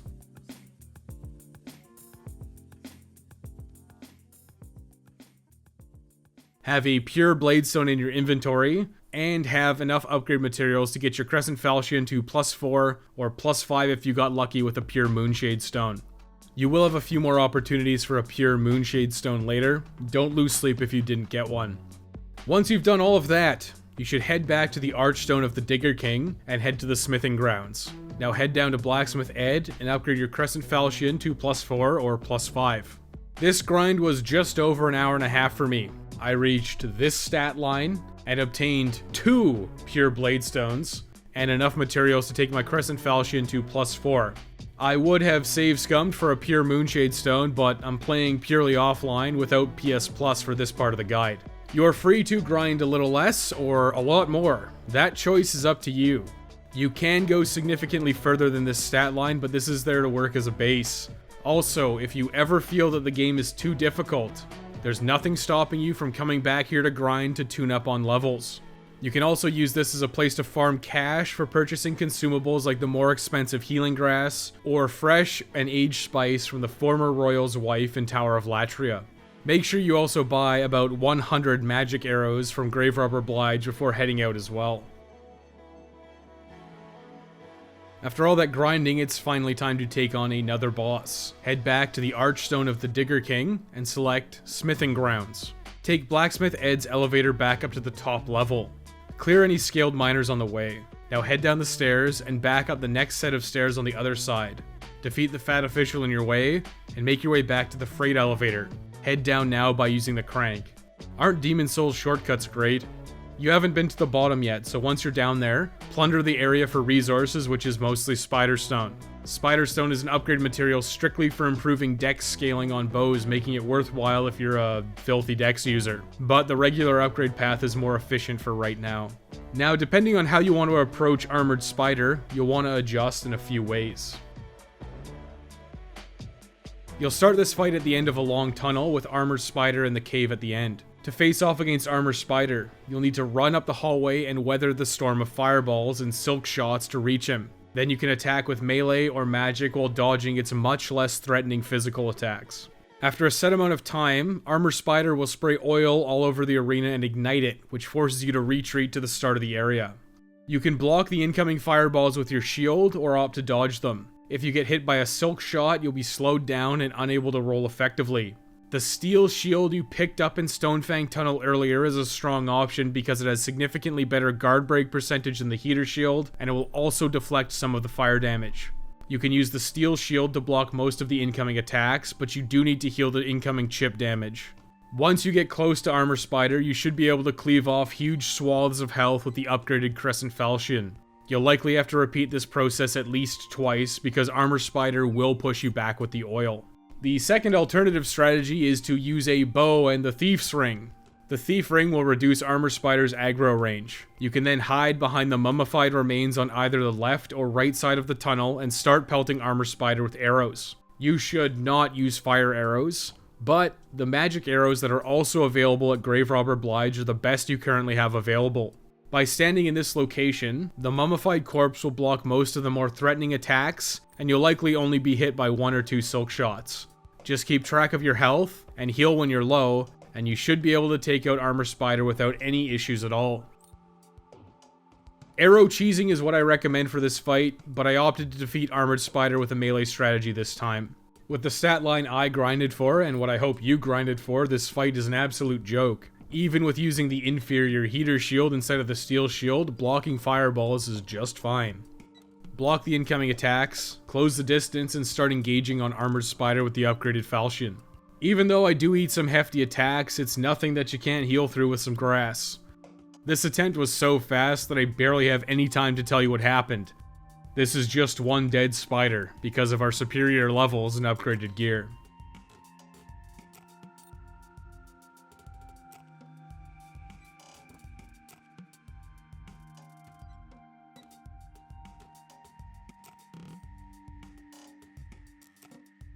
Once Armored Spider is done, plunder the area for Spider Stone before returning to the Nexus via the Archstone.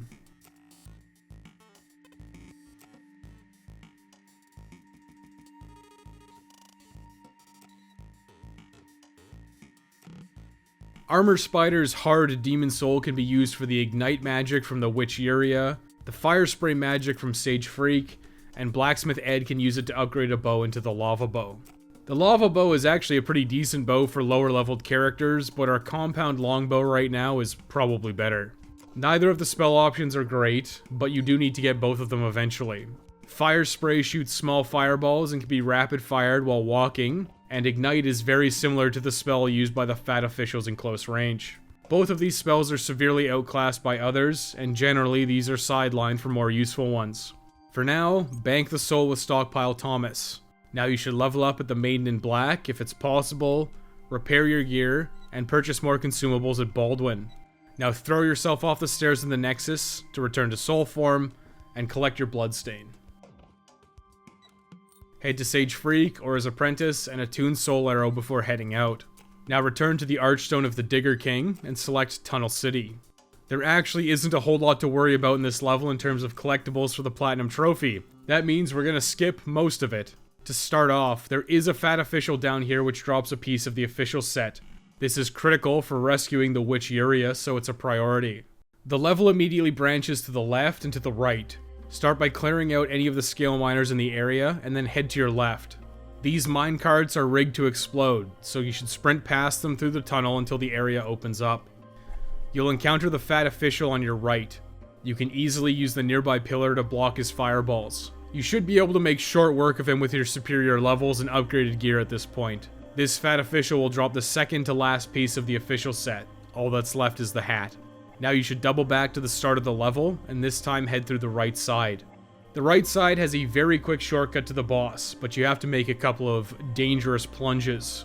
Tunnel City doesn't have a whole lot of treasure that we care about this playthrough, so we're gonna skip it all. Clear out the scale miners in this tunnel and work your way to the edge on the right side. You'll have to break the crates and then drop down to the scaffolding below. There is quite a bit of treasure here, but nothing is overly useful. Right now, we're just going to focus on getting to the bottom. From this first bit of scaffolding, turn around immediately and walk off the edge to fall to the next platform below you. Now continue forward to the far side of the platform and walk off the edge and fall to the platform below. Now look down and see a large rock outcropping below you. Roll off the edge and land here. This will be an important location, so remember it. We will come back here at Pure White and Pure Black World Tendency for events. But right now, there are 2 crystal lizards here. You can try and kill them for some hardstone and other upgrade materials if you want. Otherwise, head for the cliff's edge. This time you'll want to head to the left side. Look down to spot the scaffolding. Aim for it and just walk off the edge. Do not roll. Now walk to the far edge of this platform and turn to your right, then walk off to land on a platform below you once again. When you've landed, turn around and drop to the platform slightly below you on your left. Now drop down once again to the platform on your left. Ignore the ladder and drop down again to loot the corpse for a soul. Now you can just fall to the bottom of this area. Rock worms will spawn here, but you should finish them off in 1 or 2 hits easily with your upgraded Crescent Falchion. Now reorient yourself until you can see the lit tunnel. You'll want to head through the tunnel to the end. You can go right to a fog gate or left to some treasure. You need to head to the left first. 3 rock worms will spawn as you approach the corpse. Just quickly dispatch them with your Crescent Falchion. Now pick up the treasure to find the Hands of God. These are required for the Platinum Trophy and we'll need them sooner rather than later. Now turn around and work your way back to the fog wall. Make sure to collect the Stone of Ephemeral Eyes hidden in the bones along the way. You should prep your inventory. It's time for a boss fight. Flamelurker is easily one of the more difficult bosses in Demon Souls, especially fighting him this early. However, we've set ourselves up for success after grinding in Shrine of Storms. Flamelurker is extremely weak to magic damage, so Soul Arrow and the Crescent Falchion, our main go-tos, are the go-to here. You'll want some fire resistance if possible and a strong shield. Dodging against Flamelurker works well, but you can block the vast majority of his attacks easily. The heater shield we've been using is adequate, but the steel shield we picked up while going through the smithing grounds is a lot better for guard break reduction and fire damage. The steel shield is a very strong choice, but if you're really struggling with Flamelurker, you can attempt to get the purple flame shield. At Pure White World Tendency, the Dragon Roost in Boletaria Palace is dragon free, but right now it will have 2 dragons. 1 red, 1 blue. If you're bold, you can attempt to plunder the treasure while the dragons are alive. This is difficult and could mean several deaths and getting everything. This will make Flamelurker easier because the purple flame shield blocks more fire damage than the steel shield. You will have to hit the purple flame shield's 22 strength requirement to be able to hold it up though. The purple flame shield is a great shield and will likely be used in later stages of the game in New Game Plus, but for now let's just stick with the steel shield. It's what we have and it's more than adequate. Flamelurker is very quick, he jumps around a lot, and he also hits hard, so it's difficult to get close to him and unload attacks. My go-to strategy for Flamelurker is to maintain a medium distance and pelt him with soul arrows. You can opt to use the Ring of Magical Sharpness here for increased damage output, or you can use the Thief's Ring. The Thief's Ring does allow you to sometimes be able to evade Flamelurker. He'll lose track of you and he'll have to find you, but it is fairly unreliable. The Regenerator's Ring is also a good choice. This will help you negate some of the chip damage you'll receive from blocking Flamelurker's fire attacks. Your second ring should absolutely be the Cling Ring, as it's very easy to get into a bad spot versus Flamelurker. Expect to die at Flamelurker. Even at grossly inflated levels like we are, he's a beast. I opted for the Regenerator's Ring for this fight to help with the chip damage. Ring of Magical Sharpness would have been fine as well. Always Cling Ring on slot 2. Entering the boss fog and the fight begins. You'll get a couple of free soul arrows to start off. Then it's to the routine. Try and maintain a medium distance to Flamelurker and use soul arrows when it's safe to do so. Keep your steel shield up and block the punches. Let the Regenerator's Ring do its work and recover your HP from any chip damage from the fire. Just keep leading Flamelurker around the arena. If he jumps back, you should consider it a free soul arrow.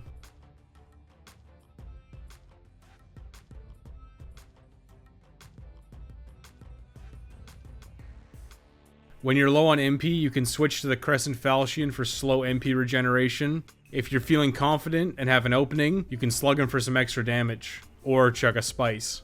The Regenerator's Ring is strong, but if you take a direct hit, you should heal yourself immediately with grass. As Flamelurker loses health, he becomes more aggressive and becomes much more threatening.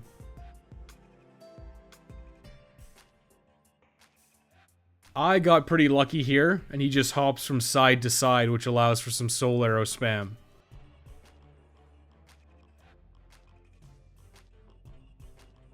I avoided Flamelurker's axe handle smash here, so I go hard in with a string of two-handed attacks. The +4 Crescent Falchion does a ton of damage, and that's really nice.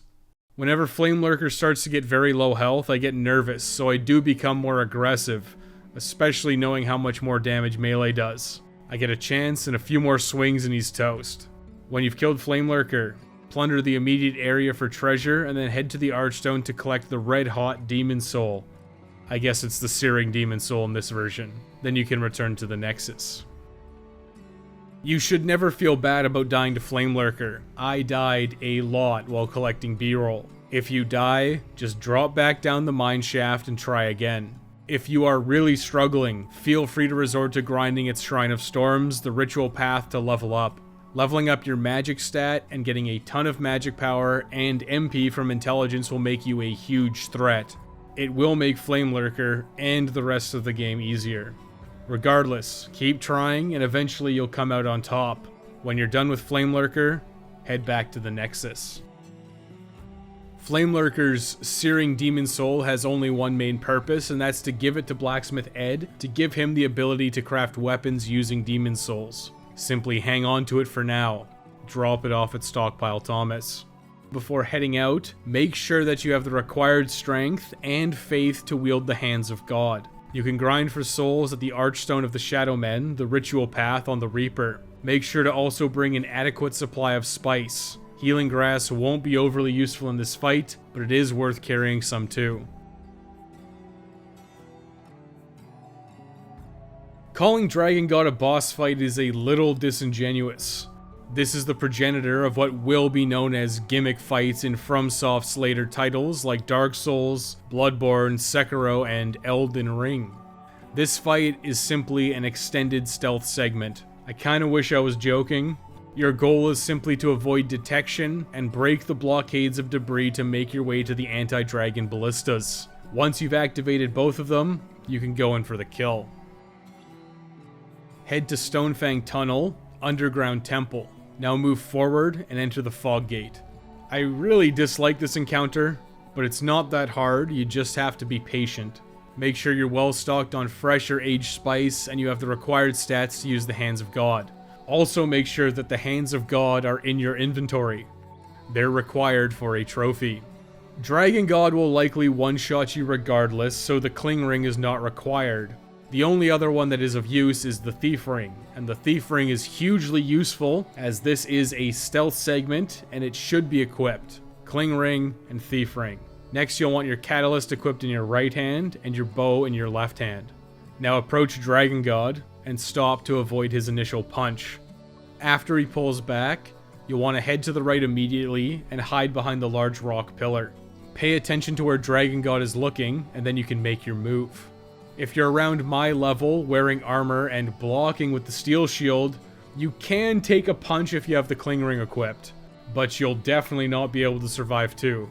Heal if you get hit immediately. Now, the fun begins. You'll want to equip your bow and use it to aim at the fallen columns blocking your path. When you have a target, switch to your catalyst and start spamming soul arrows until it all breaks. You should use soul arrow over flame toss. It uses less MP. Once the columns are fully cleared, look which way Dragon God is facing. Wait for Dragon God to face the other direction and then cheese it.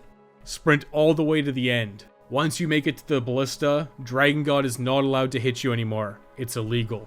You're safe in this area, so loot the corpse, and then turn around to activate the ballista. This will tear off a huge amount of Dragon God's health, and then he'll smash the ballista in retaliation. Now head downstairs slowly. Pick up the Stone of Ephemeral Eyes on the way down. At the bottom of the stairs, resume spamming Soul Arrow to take out the fallen columns. This is slow and very tedious, but it's by far and wide the safest way to tackle Dragon God. Hide behind the next pillar, and repeat the process of using soul arrows to take down the fallen columns. After that set is down, move up, and repeat this process on the next 2 columns. You will definitely be in Dragon God's field of vision now. Keep moving forward slowly, making sure to avoid detection. When you're in a safe spot, resume taking out the next set of pillars. You'll likely need to aim slightly higher than you think. Once the debris is clear, switch to your Crescent Falchion. Wait for Dragon God to look past you. Now 2-hand the Crescent Falchion and sprint up the hallway and the stairs in front of you. When you reach the fallen columns, break them with R1s from the Crescent Falchion. Now run up the next staircase quickly before you're consumed by flames. Do not stop until you're at the top of this staircase. Once you're at the top, take out the Crystal Lizard. This is likely going to be Clearstone, but you may get some pure Hardstone. When that's finished, activate the second ballista to bring down Dragon God. At this point you've basically won, but you do still need to finish it off. You can be much more leisurely and relaxed now though. Head back towards Dragon God, but avoid the stairs. Follow the path around the right side to pick up the Master's Ring. This ring is basically not worth using as it requires knowing the sweet spots for weapons, and that's a little bit too much work, even for me. Bank it for the +1 to the King of Rings trophy, and work your way down the stairs to Dragon God. Now you want to equip the Hands of God in your right hand. Now walk up, summon up the power of the God Hand, and give Dragon God's chin horn the old yes ma'am kablam. This will do some pathetic damage. It's about 18 with the minimum requirements, but it's safe enough. You'll have to wait for Dragon God's flaming breath to dissipate and then walk up and slug him. If you ever get hit by the lingering hitbox of the fire breath, just back up and heal yourself. Do not be greedy and take safe hits when you can. You don't want to die and repeat that awful stealth section. Once you've dealt enough damage with the Hands of God, you'll defeat Dragon God. You'll get the Fists of Legend trophy for beating Dragon God with the Fist of God, and you'll also get the Dragon God's trophy for defeating Dragon God. Always love a good 2-for-1. You'll have defeated your first Archstone. This will unlock a couple of things. First up is you won't be blocked by the thick fog behind Tower Knight, which we haven't fought yet. Second is at Archstones you'll be able to teleport between areas now. This is a quality of life change in PS5 Demon Souls. You can move from one area to the other freely. It's pretty nice. You should now head to the Archstone to collect your boss soul and a pure Dragonstone. As usual, return to the Nexus. Dragon God's Dragon Demon Soul can be used for the Fireball magic from Sage Freak, the Firestorm magic from the Witch Yuria, and for the God's Wrath miracle from Saint Urbane. We will need all 3 of these to complete the Platinum Trophy. For this first playthrough, Firestorm is easily the most desirable, but we haven't rescued the Witch Yuria yet. Bank this soul with Stockpile Thomas for the time being, and do not learn the Fireball magic from Sage Freak. Firestorm is insane. Our go-to strategy for several levels and boss encounters will use Firestorm. Do not spend the Dragon Demon Soul yet. Otherwise, it's business as usual. Spend your souls and then revert to soul form in the Nexus. Once you've reverted to soul form in the Nexus and picked up your Bloodstain, empty the majority of your consumables and inventory at Stockpile Thomas. We're going to need a lot of item burden at the moment. You may even want to bank your armor, and equip the Ring of Herculean Strength for this one. Now return to the Archstone of the Digger King and choose Underground Temple. From here, return to the Dragon God's Arena. On your left, you'll find that the debris has been cleared and you can draw the Dragonbone Smasher Ultra Greatsword. This is the power of pure white world tendency. With the Dragonbone Smasher in hand, return to the Archstone and teleport to the Tunnel City. You'll want to head down the mine shaft the same way you went to Flamelurker. Head to your right and clear out the scale miners along the way. You'll also want to slay the Crystal Lizard if you can for some extra hardstone. Head through the tunnel and clear the boxes so you can drop down onto the scaffolding on the right side. You'll want to continue dropping down the scaffolding exactly the same as before, but this time once you fall onto the rock landing, you'll want to stop. Dispatch the Crystal Lizards here carefully, and then talk to the new NPC. Do not hit this guy with your weapons. It's much better to just let your Crystal Lizard go than it is to damage Skirvir on accident. Now talk to this new NPC, Skirvir the Wanderer. He wants to get a good look at that Dragonbone Smasher. Equip it now, and it doesn't matter if you don't have the strength to wield it. Skirvir will swoon over it for a while before handing you a pure Greystone. This won't be useful unless you're doing a dedicated strength weapon playthrough, but it's good to get all of the world tendency events out of the way. That is the final pure white world tendency event in Stonefang Tunnel. Make your way back down to the Underground Temple Archstone, or just go ahead and jump to your death and return to the Nexus. There will be more to do in Stonefang Tunnel, but we will need to push the world tendency to pure black before the next set of things to do. If you would like, you can go ahead and farm the Crystal Lizard in the Dragon God's Lair for Clearstone. This isn't overly useful for us this playthrough. When you're done, return to the Nexus.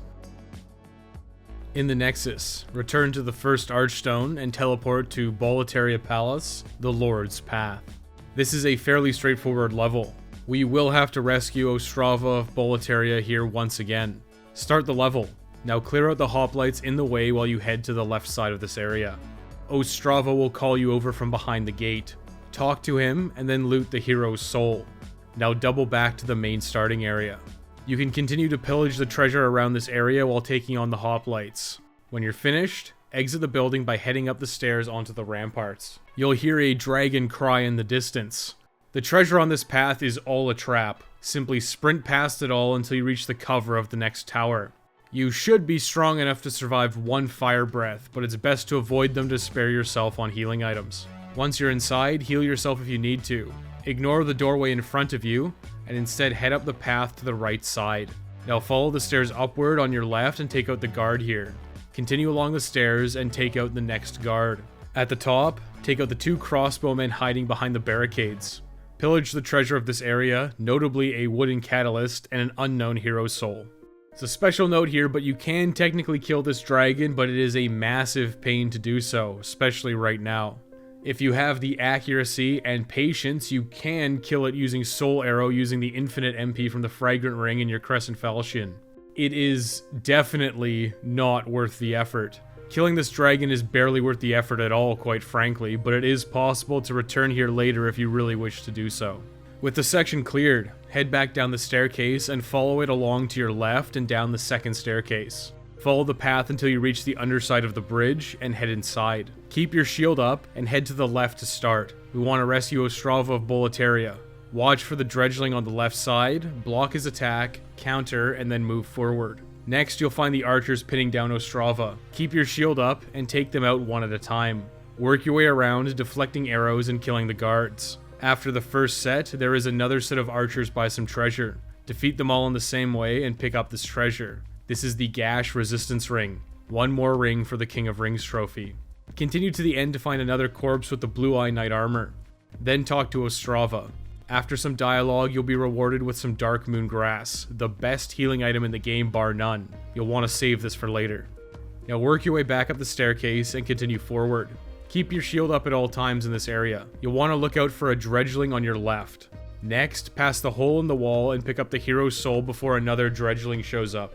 Dispatch this one as well. Continue forward and then smash the barricade. There will be a lot of dogs to deal with now. Just keep your shield up and block their charge, then counter-attack. Once all 5 or so dogs are defeated, you can proceed forward. You'll find a corpse by the gate and another staircase up to your right. Loot the grass and take out the guard with a crossbow in front of you. Clear out the debris around and you'll find the Dredgeling Merchant. If you want, you can purchase some consumables, but his inventory isn't much different than before. Double back to the staircase and smash the barricade before ascending. Once you're outside, continue along the staircase up to reach another landing. Dispatch the 2 crossbowmen at the top, and then loot the corpse for a compound shortbow and heavy arrows. Our compound longbow is stronger and has better range, so this won't get used. Head down the stairs again and enter. There are several archers here on your left, so don't get baited. Keep your shield up and take them out with your Crescent Falchion. Now turn around, heal if necessary, and enter the fog gate in front of you. Defeat the dredgeling that smashes the barricade and then head up the path. Take this very slowly. You'll want to observe the dragon's path here. This corpse of a horse is actually a convenient starting line. Line yourself up with the horse, wait for the dragon breath, and then chase the flames as you sprint towards the central keep. Do not stop sprinting until you reach the top. Once you cross the final embers, you're safe from the dragon flames. But you have a more immediate problem. Block the archer's shots at the top and then take them out. You'll likely be attacked by a blue-eye knight as well. You can use the exact same tactics as before, such as fishing for a backstab or just blocking and countering. This blue-eye knight should be dead in a few hits. You'll have a very brief moment of respite before you'll have to take on a second blue-eye knight. Dispatch this one in the exact same way as the one before and then head towards the fog gate. But do not enter it yet, as this is a boss fight. Instead, head to your right and up the staircase. You'll find a crystal lizard here. Take it out for some hard and/or sharpstone. Continue up this path and take out the archers at the top. There is quite a bit of treasure up here, so make sure to loot it all, notably the Stone of Ephemeral Eyes by the archers. Once you've looted everything, head back down the staircases and enter the fog gate. You'll get a cutscene of Tower Knight and his entourage of crossbowmen. 2 strategies emerge once again. You can deal with the archers, or choose to ignore them. Tower Knight will not be able to hit you as soon as you're up the stairs, so it's logical to run up the stairs and work your way around the area, killing every crossbowman that you see. Then you'll be free to deal with the Tower Knight alone. This can lead to a cheesy strategy. Since Tower Knight can't really hit you from behind this wall, you can technically bow snipe him from a distance, as long as you're cautious about avoiding his lances. With a minimum of a +4 Crescent Falchion, you'll likely just want to head down and face him mano on huge mano. Tower Knight himself isn't much of a threat, honestly. He mostly just stands around blocking with his tower shield. His scariest attack is by far his huge slam. This creates a shockwave that has a huge hitbox that does linger. He has a faster slam that does a similar area of effect, but only in front of him. Then he has a basic stomp, which is easily dodged by simply walking away from it. Finally, he has a lance poke. You'll probably never see this because he'll only use it when you're in front of him, and that's the worst spot to be in. The main strategy is just to get behind Tower Knight and then cut at his ankles, his one Achilles heel. This doesn't do much damage, but it does release blue magic. After you deal enough damage to both ankles, Tower Knight will topple over backwards and leave his head wide open. This is a weak point that you can attack for massive damage. So basically the strategy is, get behind Tower Knight, cut his ankles, and then cut his head when he falls over. Pretty simple. Clearing the archers is usually the go-to strategy here, but those cheeky lads at Blue Point made it another trophy to not kill them all. We'll have to beat Tower Knight without killing the archers up above. Prepare to be pelted with arrows. We waited to do Tower Knight so we could have a +4 Crescent Falchion to absolutely slaughter him. Just run past his shield and start hacking at his ankles right away. As soon as Tower Knight falls, get out of the way and then start cutting his head. One full combo to the crown should immediately put him down, and people say Demon Souls is hard. You'll get 2 trophies for defeating the Tower Knight this way. First, the Tower Knight's trophy, and then the One Shall Fall trophy for beating Tower Knight without defeating the crossbowmen. You'll also push Boletaria Palace +1 to white tendency. Easy peasy. Collect your Iron Demon Soul, and return to the Nexus via the Archstone. Tower Knight's Iron Demon Soul is only used for one thing, and that's the spell warding from Sage Freak. You're absolutely free to learn this now. It is required for the All Spells trophy. Warding greatly improves your physical defenses for a length of time, but it takes 2 spell memory slots, making it a pretty hefty investment. There is another miracle we will get fairly soon that will provide the same kind of increased survivability, but it is much more versatile and long-lasting. Generally, it's superior to warding, and you can't have both active at the same time. If you want to use warding and have the spell slots available, feel free to use it until that time comes.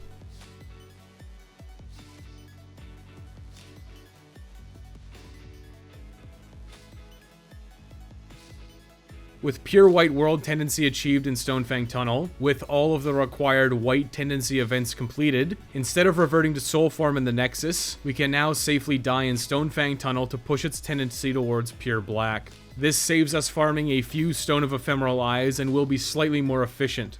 Head to Stonefang Tunnel, Armor Spider Archstone, and simply run off the edge of the drop shortcut to Flamelurker. You can also use the Smithing Grounds Archstone and just run off the ledge. That's -1 towards black tendency. Collect your Bloodstain if you care, and then return to the Nexus. With that completed, it's time to push through Boletaria Palace, mostly to unlock the second advanced magic teacher and beat a pretty easy boss. Keep in mind that this level will be quite a bit more difficult than the last one. The enemies are quite strong in here. Make sure that you have the official's clothes, the official's gloves, and the official's leggings before the next level. This will save you a trip back to the Nexus and you won't have to deal with the enemies again. Now head to Boletaria Palace, the Inner Ward. If you beat Tower Knight without first killing an Archdemon, your path to the next stage of Boletaria Palace will be blocked by an impassable fog wall. Since we've previously defeated Dragon God, we're not going to be hindered by some simple mist. You'll get a cutscene involving the Fat Official here that will serve as a bit of a theme throughout the level. Head forward through the now open fog gate towards a shaking carriage. You know what they say, when the vans are rockin', don't come a-knockin'.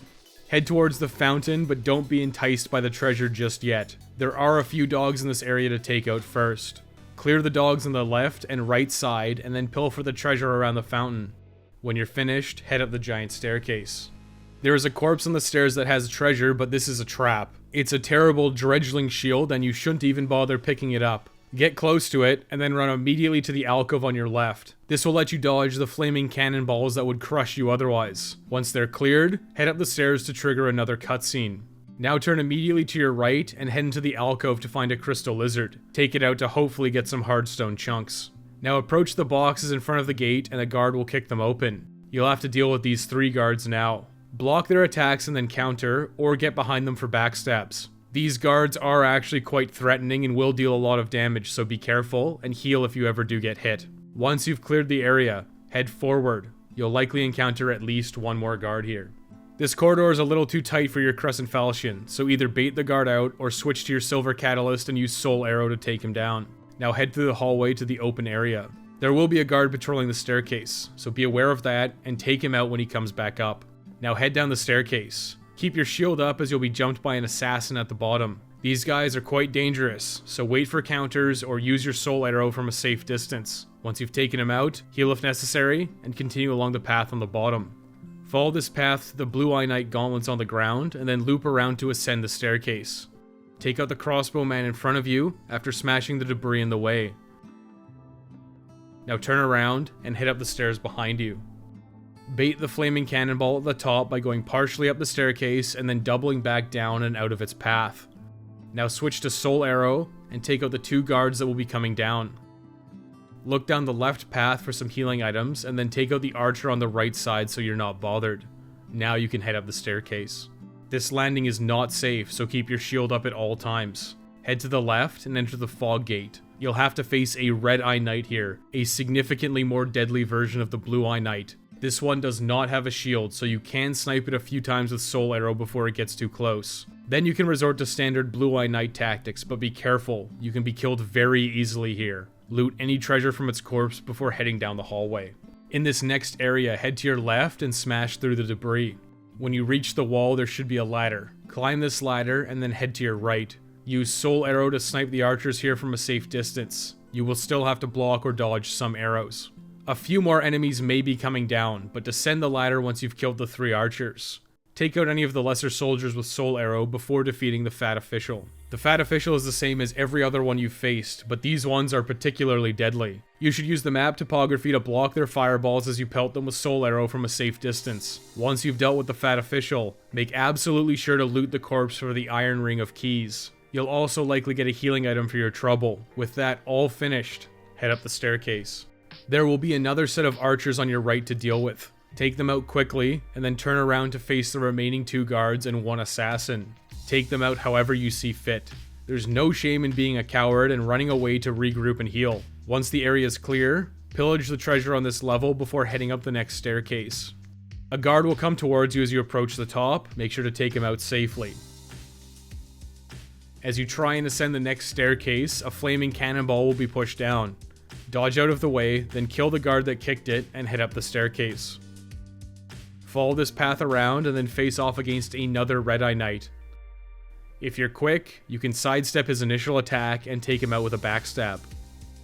Continue along the path and take out the 3 archers on this landing. Now this is not immediately clear by looking at it, but it does save you a lot of time. Head to your left and approach the railing and vault over it. This will skip a small but insignificant part of the level. Now drop down again, restore your health and MP, then vault over the next railing to finally be facing off with the fat official from the start of the level. This guy deserves everything that's coming to him since he made you go the long way around. The most egregious sin in any video game. Head down towards him and take him out as quickly as possible. You need to rescue Ostrava from Red-Eye Knights here. Try and fish for a backstab on the fat official, or get behind him for a string of combos. If you can, kill him quickly or backstab him, and then use the lever to lift the gate to allow Ostrava to enter. Make absolutely sure that you get the official's cap from the corpse of this fat official. You'll now have to face a guard and 2 Red-Eye Knights. This is easily one of the most difficult parts of the game. Use the staircase to your advantage. Back up and bait an attack from the Red-Eye Knight and then counter with your sword. You should be able to take them down in 2 or 3 hits. Once you've defeated one, there's significantly less tension. When you reach the top of the stairs, you can run down to create even more distance between the 2 of you. This is quite difficult, but it's not unreasonable. Just make sure that you use the distance, try and kill one to thin the numbers, and run away to heal. Then you can run up and down the staircase as much as you need to. Once that's completed, go ahead and loot everything that they may have dropped. Make sure to grab the Stone of Ephemeral Eyes from the corpse under the gate as well. Now head up the stairs to the top and find Ostrava in an alcove to your left. You can leave him here, as we will have a few things to do first, but you can talk to him for the pure clearstone. He'll stay here until you talk to him, so it may be wise to talk to him after we've done all of our backtracking. Now you'll want to head all the way back to the beginning of the level. Just follow the staircase down, and then head right to enter Tower Knight's arena. Now head straight through and take out the Blue-Eye Knight. Now use the new Iron Ring of Keys on the door on your right. Follow this staircase all the way down and enter a prison area. There is a single fat official in here somewhere, so be cautious. And when you find him, take him out in whatever way you prefer. Make sure to loot the bloody iron key from his corpse. This is required for rescuing the witch Yuria. Now you'll want to check all the cells for loot and to find Bjor of the Twin Fangs. Talk to Bjor and exhaust his dialogue. He's gonna sit in his cell and be the captain of the SS Snooze cruiser. Leave him here and loot the rest of the cells. Now head through the open door on your right to find a crystal lizard to kill and a corpse with the tower shield. You'll likely need to send this to storage as it's far too heavy to carry. Once you're done down here, head back up the stairs and return to the start of the inner ward. Now with the bloody iron key, head to your right and enter the door past the first carriage. You should go ahead and put on every piece of the official set now. Follow this path and break debris in your way until you reach another gate. Use the key again and head through towards the tower. Climb the stairs on the right and loop around to the top. Wearing the entire official's ensemble will cause the fat official at the top to drop the stairs down for you to proceed upwards. First, loot the Ring of the Accursed and Ring of Magical Nature from the corpses here. Now head up the staircase and kill the fat official. Once he dies, you'll get the trophy, Witch in the Tower. Go ahead and put your regular equipment back on and talk to the witch Yuria for some dialogue, then she'll return to the Nexus. Now that that's all finished, it's time to head back to where we rescued Ostrava to finally finish this level. Head back down the stairs. On the way down, make sure to drop down to find a legendary warrior soul before exiting this tower. Now head all the way back to the start of the level. Next, head up the large stairs, pass through the now open gate, and head to the top of the staircase. Now head to your right to continue with the level. Take out the 2 soldiers here before snatching some grass on the right side. There are a lot of soldiers here, so be cautious and use Soul Arrow to pull them slowly one at a time. Clear the waves of soldiers until you only have a few archers left, and the fat official with 3 Red-Eye Knights with spears. Clear out the archers by approaching slowly and using Soul Arrow. Now you can plunder the area for any items around, including 9 full moon grass. Once you're done, approach the staircase. You'll get a cutscene, and immediately after, the 3 Red-Eye Knights will charge you. These Red-Eye Knights with spears are definitely not worth fighting. Spears are the hardest weapon to deal with on these kind of knights, and 3 of them are pretty damn scary. Pick a side and do your best to sprint past them and head up the stairs. You may get skewered, but you should be able to escape.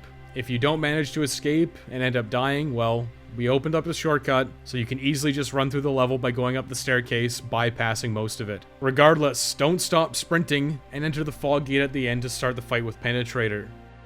The Demon Penetrator has some interesting mechanics, including doing chip damage through shields, even ones that have 100% physical block. He is the Penetrator after all. This fight is largely already completed because of the steps we took earlier in the level. I'll simply go into the practical essence of this fight. The reason we've rescued Bjor of the Twin Fangs is twofold. He will assist us in the Penetrator boss fight, and it's required to do this for the Brothers in Arms trophy. Even if rescuing Bjor wasn't required for the Platinum Trophy, it would still be worthwhile to do it because of how much he trivializes this encounter. Bjor's rescue is included in the steps to rescue the Witch Area, so it's worth doing it regardless. In regular New Game, Bjor does a lot of damage, but more importantly, he distracts Penetrator. This allows you to unload into him with physical attacks and magic. If Penetrator is focused on you, focus on dodging his attacks while Bjor hits him from behind. If Penetrator is focusing Bjor of the Twin Fangs, you can unload on him for free. There is a very real chance that Bjor can solo Penetrator if he doesn't get grabbed too often. It is far easier and safer to assist him with your Crescent Falchion or Soul Arrow from a safe distance. If Bjor ever gets skewered, you're safe for a while, so unload into Penetrator for as much damage as possible. Fight's over without any real issues. You'll get the Brothers in Arms trophy for beating Penetrator with Bjor of the Twin Fangs, as well as Penetrator's trophy for beating the Demon Penetrator. Talk to Bjor if you want. Afterwards, head to the Archstone, collect the Silver Demon Soul, and return to the Nexus. Penetrator's Silver Demon Soul can be used for the light weapon magic from Sage Freak, and the cursed weapon magic from the Witch Area. You'll need to learn both for the trophy, so you can pick whichever you prefer at this time. Neither will be overly useful right now, as the Crescent Falchion cannot be buffed by magic. Generally, light weapon is more useful overall. Cursed weapon is stronger in a couple of specific circumstances, but it comes with some downsides making it less appealing overall. With the Witch Area rescued, it's time we learn Firestorm using Dragon God's Soul. You'll need at least 3 attunement slots to put Firestorm on, but it is well worth the price of admission. You can go ahead and farm souls from the Reaper and Shrine of Storms, the Ritual Path, until you reach the required 3 attunement slots to attune Firestorm. You may wish to push to 4 attunement slots, so you can have both Firestorm and Soul Arrow attuned. That is, of course, after you've thrown yourself off a cliff in Stonefang Tunnel to push the world tendency down towards black and revert it to soul form. After killing Penetrator, you'll have Boletaria Palace at pure white world tendency. Both white world tendency events occur in the first area of Boletaria Palace, so head to Boletaria Palace, Gates of Boletaria. Start off by heading to the Dragon's Nest if you haven't yet. You can use the shortcut you opened up at the beginning of the game. Head to the right tower and ascend it all the way to the top. Now clear out the bridge and the blue and red dragons should be absent. Clear the bridge of enemies and head to your right. Clear out the guards here and then continue to the Field of Treasure. Pick up everything here, including the Ring of Great Strength. This ring is extremely useful and borderline necessary if you ever want to wear heavier armors. You may have come here earlier for the purple flame shield, but this is the least frustrating way to grab all this loot. With all of the treasure collected, you should head back down to the first Archstone. Now you can head down the path to your left. The gate is open because of the white world tendency. As you progress this area, 2 sets of black phantom dredgelings will spawn. You can kill them all with 1 casting of Firestorm.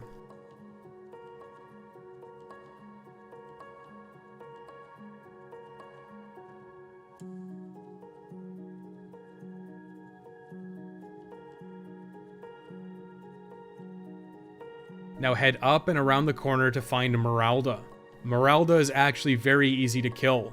With any kind of heavy shield, which includes the steel shield or purple flame shield, blocking her attacks will cause her to flinch. You can then simply counter her attack with a basic swing of your Crescent Falchion. She won't have any real recourse to this, and you'll dispatch her soon. Killing Meralda will not shift your character tendency at all, but it will push Boletaria's world tendency down from pure white. When she dies, she'll drop the Master's Ring and the Binded set. You should already have the Master's Ring from Dragon God's Arena. The Binded set is body type A, female exclusive armor. It's worth considering if you're playing as a female character.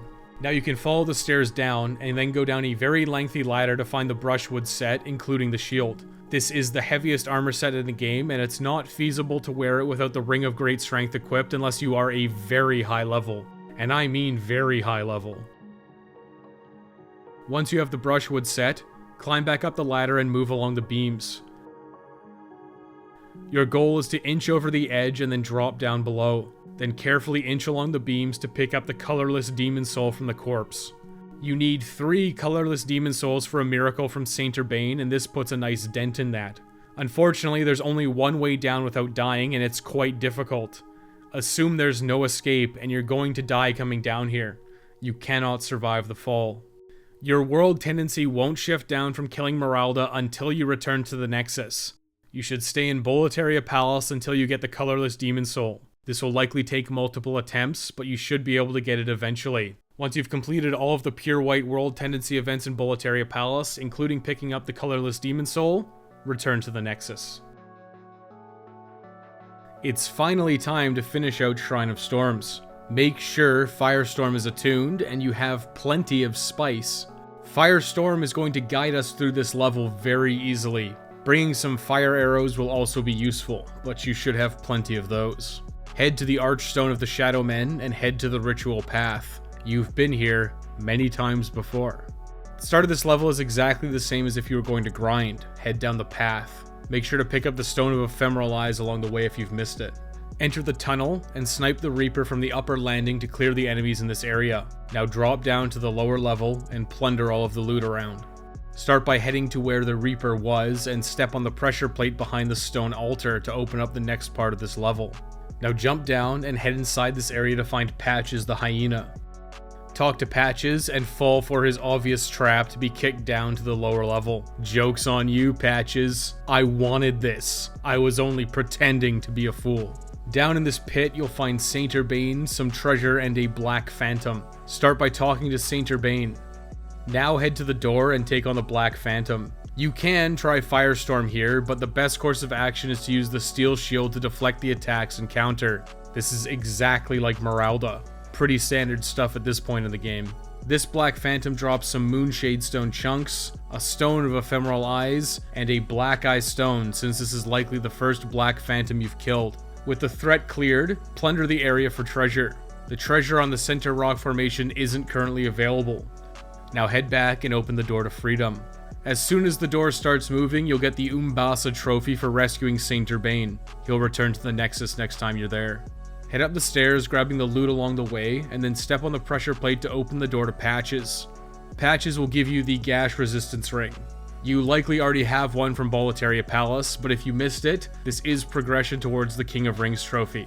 We're done here for now. Ignore Patches and head outside to resume standard progression through the Ritual Path. The Thief Ring helps a lot here to minimize the effect of the Sky Mantas, but it won't eliminate their threat entirely. Your best bet is to always keep your shield up and proceed forward with caution. As you head to your right down the path, 2 skeletons will meet you halfway. Block their attacks with your shield and then counterattack. One of them may just roll off the edge, so that would be lucky. Regardless, take them out and then proceed to the landing. Just hug the wall and you won't fall off. Now kill the skeleton archer on the landing, hopefully before he pulls his sword out. You can use the landing as a breather and heal if necessary. Then head down the next path to the next landing that looks seemingly empty. Pull out your catalyst here and get ready to Firestorm. Once the golden skeletons are in view and walking towards you, throw down Firestorm. This will very likely kill them in a single casting. You may get sniped by a Sky Manta, so be cautious while you do this. Now go ahead and snag all the loot and refresh your MP with Spice before entering the Fog Gate. Now you'll want to quickly sprint to the end and head down the staircase on your left. You'll have to block or dodge a laser. Throw down a Firestorm to kill this phantom without much issue. Immediately refresh your MP and continue down the stairs. Follow the path around the left and go down the next staircase. At the bottom is another phantom. If you're quick enough, you can Firestorm this before the laser comes out. Otherwise, you should block or dodge it and then use Firestorm to kill it. Once it's dispatched, refresh your HP and MP to full. Now continue across this walkway and destroy another phantom with Firestorm and refresh your MP. Head down the stairs and follow the path to the Fog Gate. Ignore the area on your right and pass through the Fog Gate. Outside once again, follow the path around the right wall until you reach another doorway. Make sure you're full on HP and MP and head inside. Run forward until you see a phantom and unload a firestorm on it when you're close. Refresh your MP when you're finished and continue along the path to your right. Now quickly run towards the doorway and enter. Immediately head slightly to your left and drop a firestorm in this room to kill the phantom and the nearby Reaper. You may have to block a laser from the phantom. You're basically at the end of the level now, but refresh your MP one more time and head down the stairs. Follow this path around and you'll find a soul. Continue until you reach a cavern with water and glowing sprites. These sprites will explode if you get close, so be careful. Ignore the treasures below for now. Simply head forward and pick up the sticky white slime on the altar in the center. Now head to the left and follow the natural pathways to reach the other side of this area. Head through the tunnel and you'll reach a staircase which leads to a fog wall and the boss. Old Hero is a unique encounter because he is blind. This means that anything that muffles sound, such as being in soul form, and using the Thief's Ring is extremely beneficial here. Since Old Hero is blind and he can't see you, this ends up being a fairly low intensity fight. As long as you keep your distance and walk, you're safe and you can take your time. That being said, much like Penetrator, there isn't much need to understand the nuances of the Old Hero fight. You can simply walk up to him and slam a firestorm in his face. You should easily kill him with a single casting. If not, then a second follow-up firestorm or a couple of swings with your Crescent Falchion is all you're going to need. Boosting your magic power with an offhanded Crisp Blade and the Ring of Magical Sharpness before starting is also a very strong idea. If you grinded for magic power up to my level or higher, you'll have a very easy fight. The difficulty of the ritual path is getting to Old Hero, not Old Hero himself. Once you've taken down Old Hero, plunder the area for treasures, collect the Hero Demon Soul, and return to the Nexus. The Hero Demon Soul can be traded to Saint Urbane for the Second Chance Miracle, or given to Blacksmith Ed to upgrade a curved sword into the Large Sword of Searching. The Large Sword of Searching is noteworthy because it can be traded to the Crows in Island's Edge to get the Providential Ring. If you've been correctly following this guide, you'll have picked the Providential Ring as your starting gift, and this is why. Second Chance is easily the pick here. Second Chance restores your health when you would take damage which would otherwise kill you. Falling damage excluded. Falling damage is always fatal. Right now you should immediately learn and attune Second Chance. If you don't have the faith for miracle slots, you should consider grinding for it now. Miracles also require a talisman to cast. This is different than a catalyst. You should have picked up a Talisman of God at Island's Edge at the start of the game. You can put this on your shield hand's secondary over a bow. You'll never need to cast Second Chance while you're under pressure. It's very much something you maintain after its effect is used up and the current battle is over. Of course, you're in body form, so make sure to throw yourself off the edge in Stonefang Tunnel. We're still pushing that to pure black tendency here. Then spend all of your accumulated souls before moving on to the next area.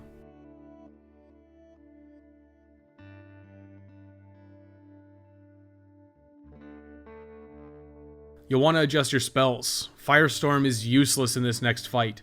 You'll want to switch to Soul Arrow, not that you'll get a ton of usage out of it in this fight. You can also pick up some magic arrows from Grave Robber Blige or from Stockpile Thomas if you have any banked. These are also not really required, but it is an option. When you're ready, head to the Archstone of the Shadow Men and select Altar of Storms. Head to the Fog Gate and cast your newly acquired Second Chance and head inside. Your rings won't really matter, but the Thief Ring does help you to not get aggroed from Sky Mantas. The Thief Ring, along with, of course, the Cling Ring, are both worth wearing. Just like Dragon God, this boss encounter starts immediately. You'll get a cutscene of the flying Storm King releasing his Sky Mantas. Storm King is flying and there is no way to fight him using melee attacks. Keep your shield up and head down the path. On your right, you'll find one of the few developer messages that is available even in offline mode. This is your hint for how to take on Storm King. You'll be attacked by Sky Mantas as you progress through the area. You can block their stingers and counterattack with Soul Arrow, but it can be difficult to get the timing right. Take cover behind the rocks and make sure that you maintain your Second Chance at all times. Instead of fighting these enemies with your low-range Soul Arrow, head down into the main area. Run to the main area while staying on the left side. You'll encounter a few crystal lizards here which drop Moonshade Stone chunks and possibly Pures. You'll likely only get the first one, the second one will probably run off. When you've taken out the crystal lizards, head to the large obelisk and draw the Storm Ruler. This weapon has virtually no stat requirements and is your method for defeating Storm King. Equip the Storm Ruler in your right hand and head back towards the Sky Mantis for revenge. When you are in the Monolith Forest, attacking with the Storm Ruler will unleash a massive wind blade that is capable of killing the Sky Mantis. Use the Storm Ruler to kill a large number of Sky Mantis, and once you've thinned the numbers, Storm King will come down. Storm King's boss encounter is largely a bombing run like an aircraft. He'll approach from a side, hurl many crystal stingers, and then fly away. You'll want to wait for his approach in some cover to avoid the initial onslaught, and then take aim and unleash the Storm Ruler's Wind Slash. You should be able to get 1 to 2 attacks from the Storm Ruler per pass. Occasionally you won't have a good opportunity or you'll miss. Once you have the Storm Ruler, and you've cleared most of the Mantas, this fight is also pretty low intensity. Just use the cover of the Monolith Forest, heal yourself if you're ever damaged, and take charge with the power to rend the skies. Repeat this process until you've defeated Storm King. This is easily the best set-piece boss fight FromSoft has ever designed. Don't even argue with me, man. This fight rocks the house. Once you've cleared out Storm King, you'll get Storm King's trophy. You'll also have pushed Shrine of Storm's world tendency to pure white. Now head to the Archstone in the center of the area and collect the Storm Demon's soul, then return to the Nexus. Storm King's Storm Demon Soul can be traded to Saint Urbane for the Anti-Magic Field Miracle. This actually has some strong uses in the base game, mainly in Tower of Latria, but it affects all magic. This includes your own, and being a primarily magic build, that has some serious anti-synergy. The Storm Demon Soul can also be built into a Morian Blade at Blacksmith Ed. This isn't required for the Platinum Trophy, but we do need to go into at least one New Game Plus cycle. This means we will get a second Storm Demon Soul, and can use that to get Anti-Magic Field next playthrough. The Morian Blade has a very strong and immediate use soon, so it's worth building. We'll be working on that shortly. For now, spend your souls. Now throw yourself off the ledge in Stonefang Tunnel to continue pushing it to pure black world tendency. With Adjudicator, Old Hero, and Storm King defeated, Shrine of Storms is now at pure white world tendency. There are a few events that we need to complete for trophy progress. First off, you may want to use the PlayStation Plus cloud storage backup feature right now. If you did not happen to get a pure Moonshade Stone while farming for the pure Blade Stone earlier in the game, you can attempt to get one by farming the Crystal Lizards in the Monolith Forest where you fought Storm King.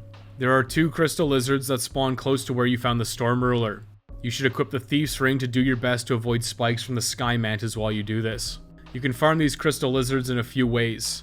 The first is by bow sniping from a distance. Next, you can run up and use Firestorm, but it's fairly unreliable and can miss. But I have pretty good experiences with it. Firestorm's the best. Finally, you can resort to running them down with the Crescent Falchion. All methods work and they all have a few flaws. Just try them out and find out which one works best for you. These Crystal Lizards have a high drop rate for pure Moonshade Stone. You should have about 3 attempts at getting one from these 2 Crystal Lizards. If you did not get a pure Moonshade Stone, well, you can reload your cloud storage save and try again, or you can go without. With a pure Moonshade Stone, and assuming you have enough shards and chunks of Moonshade Stone earlier from farming, you can upgrade your Crescent Falchion to +5 at Blacksmith Ed in Stonefang Tunnel. This is the final upgrade for our primary weapon and is a significant improvement over a +4, but a +4 Crescent Falchion is fine too.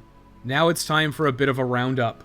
If you recall, we skipped the Brightwater Pool before the Old Hero, so now is a great time to finish that out. Go ahead and teleport to Shrine of Storms, Altar of Storms. Now simply double back past the altar to return to the pool area. Start by heading down the path on your right and taking out the phosphorescent slug. From now on, I'm just going to refer to these as slugs. Inside this crevice is a Stone of Ephemeral Eyes, which you should pick up. Take out the remaining slugs and avoid the exploding wisps around the area. When you're finished, head back up to the top via the ramp. Now drop down the left side. Hug the left wall until you find a series of slugs surrounding a corpse with some treasure. Clear out the slugs in the area and loot the Hiltless, and more importantly, the Ronin Ring. One more ring down for the trophy. Loot any Sucker Stone from the slugs if you want before moving onwards. There should be another corpse with a soul here. That's really all of the noteworthy treasure in this area. You're free to use the Shard of the Archstone to return, or fight your way back up to the Old Hero Archstone. Now it's finally time to do the Pure White World Tendency events, and it's a pretty simple endeavor this time. Head to Shrine of Storms, the Ritual Path. Head down and snipe the Reaper just like you've done 100 times before, or be a fool like me and drop down and use Firestorm. Now jump down and back around to the area where Patches kicked you. Use the door this time, the fall will kill you. Head down the stairs and you'll find the magic sword Makoto has now fallen from the rubble and is on the ground. The wonders of pure white world tendency. Simply pick up the Makoto. Now return to the Archstone via the hidden shortcut, jumping off the cliff to your doom, or by using a shard of the Archstone. This is another moment when using your PlayStation Plus cloud storage can be beneficial. Feel free to back up your save file now. After obtaining the Makoto, make sure it is in your inventory and head to the Archstone of the Shadowman and select Island's Edge. In pure white world tendency, Satsuki will now be standing on the bottom of the ruined ramparts now in plain sight. As usual, take out the skeleton on your left. Here you should absolutely not have the Makoto equipped. If you have the Makoto equipped, Satsuki will attack you on sight and you'll miss a trophy. Avoid this by not having the Makoto equipped, just have it in your inventory. Now head to Satsuki and talk to him, and then give him the Makoto when he asks for it. Keep your shield up while the dialogue runs. Once he's finished, he will immediately attack you, and this will unlock the Worthy of the Sword trophy. Satsuki is not that difficult of a battle. He can easily be exploited by using a Great Shield. When he's one-handing the Makoto, he will always bounce off your shield, providing an opening for a counter swing with your Crescent Falchion. This turns the fight into just waiting around for him to attack. When he's two-handing the Makoto, simply weather his attacks and wait for him to one-hand it again. Satsuki is definitely a cheeky guy, and he will use grass to heal himself. Keep a close distance to Satsuki at all times and counter him if he ever dodges away to heal. This fight should be over pretty quickly with your +5 Crescent Falchion. Make sure to loot the Makoto off his corpse once you're finished. If you're really struggling with beating Satsuki, simply use the PlayStation Plus backup feature once you've obtained the Worthy of the Sword trophy. Then just keep Makoto in your inventory without ever giving it to Satsuki. The Makoto is useful not as a weapon, but because of the utility that it offers. The Makoto will initiate an HP draining effect while it's held in your hand. At first glance this seems really bad, but you can use this to enter critical health. When you are in critical HP, you can equip both the Clever Rat's Ring and Morion Blade for a massive boost to your attack power. This stacking dying attack up is extremely powerful, and will be used at several points of this guide to trivialize boss encounters. And I mean trivialize. Killing Satsuki will not shift your character's tendency, but it does shift your world tendency towards black. This isn't overly relevant because we have just finished the final white world tendency events for Shrine of Storms. Head back to the Nexus once you're finished with Shrine of Storms. If you've been diligent about dying in Stonefang Tunnel after beating Tower Knight, you should be close to pure black in Stonefang Tunnel now. Now is a good time to push down to pure black by using Stone of Ephemeral Eyes to return to body form, and then get killed in Stonefang Tunnel. Once you've died a few times in body form, you can return to the Nexus. Now head back to Stonefang Tunnel to trigger the lowering of world tendency to pure black. I used 3 Stones of Ephemeral Eyes here, so you may have to as well. It may take you a couple more, or a few less. Pure Black Stonefang Tunnel has a few events to take care of. Most notably is that in Pure Black World Tendency the enemies are more difficult, but have a higher drop rate of loot. We need to get a gold coin, and they are a rare drop from fat officials. This is best done right now. Go ahead and teleport to Stonefang Tunnel, the Tunnel City. From the start, take out the 2 scaled miners. Now run past the minecarts on your left. Here, you can fight the fat official and defeat him for a chance at the gold coin. Once that's accomplished, you can loot the fat official. If you got a gold coin, great. If not, you can either run back to the Archstone to reset the area and try again, or throw yourself down the elevator shaft to save yourself a run back. It's your call. This gold coin is unfortunately required for the Platinum Trophy. You should repeat this process until you have one. This is best done in Pure Black World Tendency as it has an increased drop rate. While you're farming for your gold coin, you can also head down to the Crystal Lizard's Nest. In Pure Black World Tendency, there's a high probability of chunks and pure hardstone from these lizards. With Firestorm available, you also have a high probability of killing most of the crystal lizards in the nest, so it's worth pursuing. Complete the path of defeating the fat official, only this time take the elevator down. There will be a crystal lizard that spawns behind you and you should take it out. It will lead you into a tunnel with 2 black phantoms. These guys are absolute pushovers at this point in the game. A couple of castings of Firestorm should easily do them in, and if not, your +5 Crescent Falchion will slaughter them through the shields. You'll get a couple of Stone of Ephemeral Eyes for your trouble, and some upgrade stones. Now refresh your MP and head down the tunnel. Run off the edge and into the pit below. Immediately cast Firestorm, and hopefully you hit most of the crystal lizards down here. It's kind of a crapshoot, but you will likely kill a lot of them. Pillage what you can from the corpses. Now head up the ramp out of this pit and turn to your right and follow up this second ramp. Drop to the wooden platform and then drop to the minecart below to loot a corpse. This corpse has both a pure sharpstone and a very valuable pure hardstone. These crystal lizards will spawn up to 4 times. 1 for the world base, and then 1 for every boss defeated. So you should repeat this process 4 times total. After completing the crystal lizard farming, return to the Nexus and buy a short sword from Blacksmith Baldwin for 1,000 souls. Next, you should use these new upgrade stones to upgrade the short sword to +8. Then you'll need to head to Stonefang Tunnel and give Blacksmith Ed Flamelurker's Searing Demon Soul. Now upgrade the +8 short sword into a Morian blade at Blacksmith Ed using the Storm Demon Soul. Dump the rest of the upgrade stones into your purple flame shield or steel shield to take it as far as you can go using hardstone acquired from these 4 runs. If you need large hardstone shards, you can purchase them from the Filthy Man in Stonefang Tunnel. It is a little bit out of the way though. If you wish, you can explore the rest of Stonefang Tunnel since we skipped most of it. There isn't anything overly noteworthy here besides another run-in with Patches the Hyena. You can get a second copy of a Flame Resistance Ring, some Greystone, and Dragonstone. You could get a potentially valuable Shade Heater Shield +2, however it's far beyond its usefulness at this point. Great shields are our go-to. There is a merchant down here who also sells large hardstone shards. This will be useful to take note of if you need them for upgrading your weapons to build into a Morian blade at Blacksmith Ed, or upgrading your steel or purple flame shields. You can explore the lower depths if you wish, but it's mostly a fruitless exercise. Feel free to explore, but head back to the Tunnel City Archstone by whatever means available. Make absolutely sure that you have a gold coin from the Fat Official before proceeding. You got your gold coin? Okay. Now it's time for the only other pure black event in Stonefang Tunnel, Black Phantom Scurver the Wanderer. Head back to the Tunnel City Archstone. This time, head to your right. Clear out the miners and drop down the mine shaft. This is exactly the same as if you were taking the shortcut to Flamelurker. Now, instead of dropping down once you get to the landing, you'll find that Friendly Scurver is now a Black Phantom. Definitely go into this fight with Second Chance activated. Black Phantom Scurver will cast both Healing Miracles and Fire spells. He has a lot of health and a ton of health regeneration, so it does seem like he's indestructible. The strategy isn't much different than any other Black Phantom though. Simply block his one-handed sword swings to deflect his attack, and counter with a hit of your own. If you ever get too far away, he'll use Fireball or Fire Spray on you, which can be quite deadly.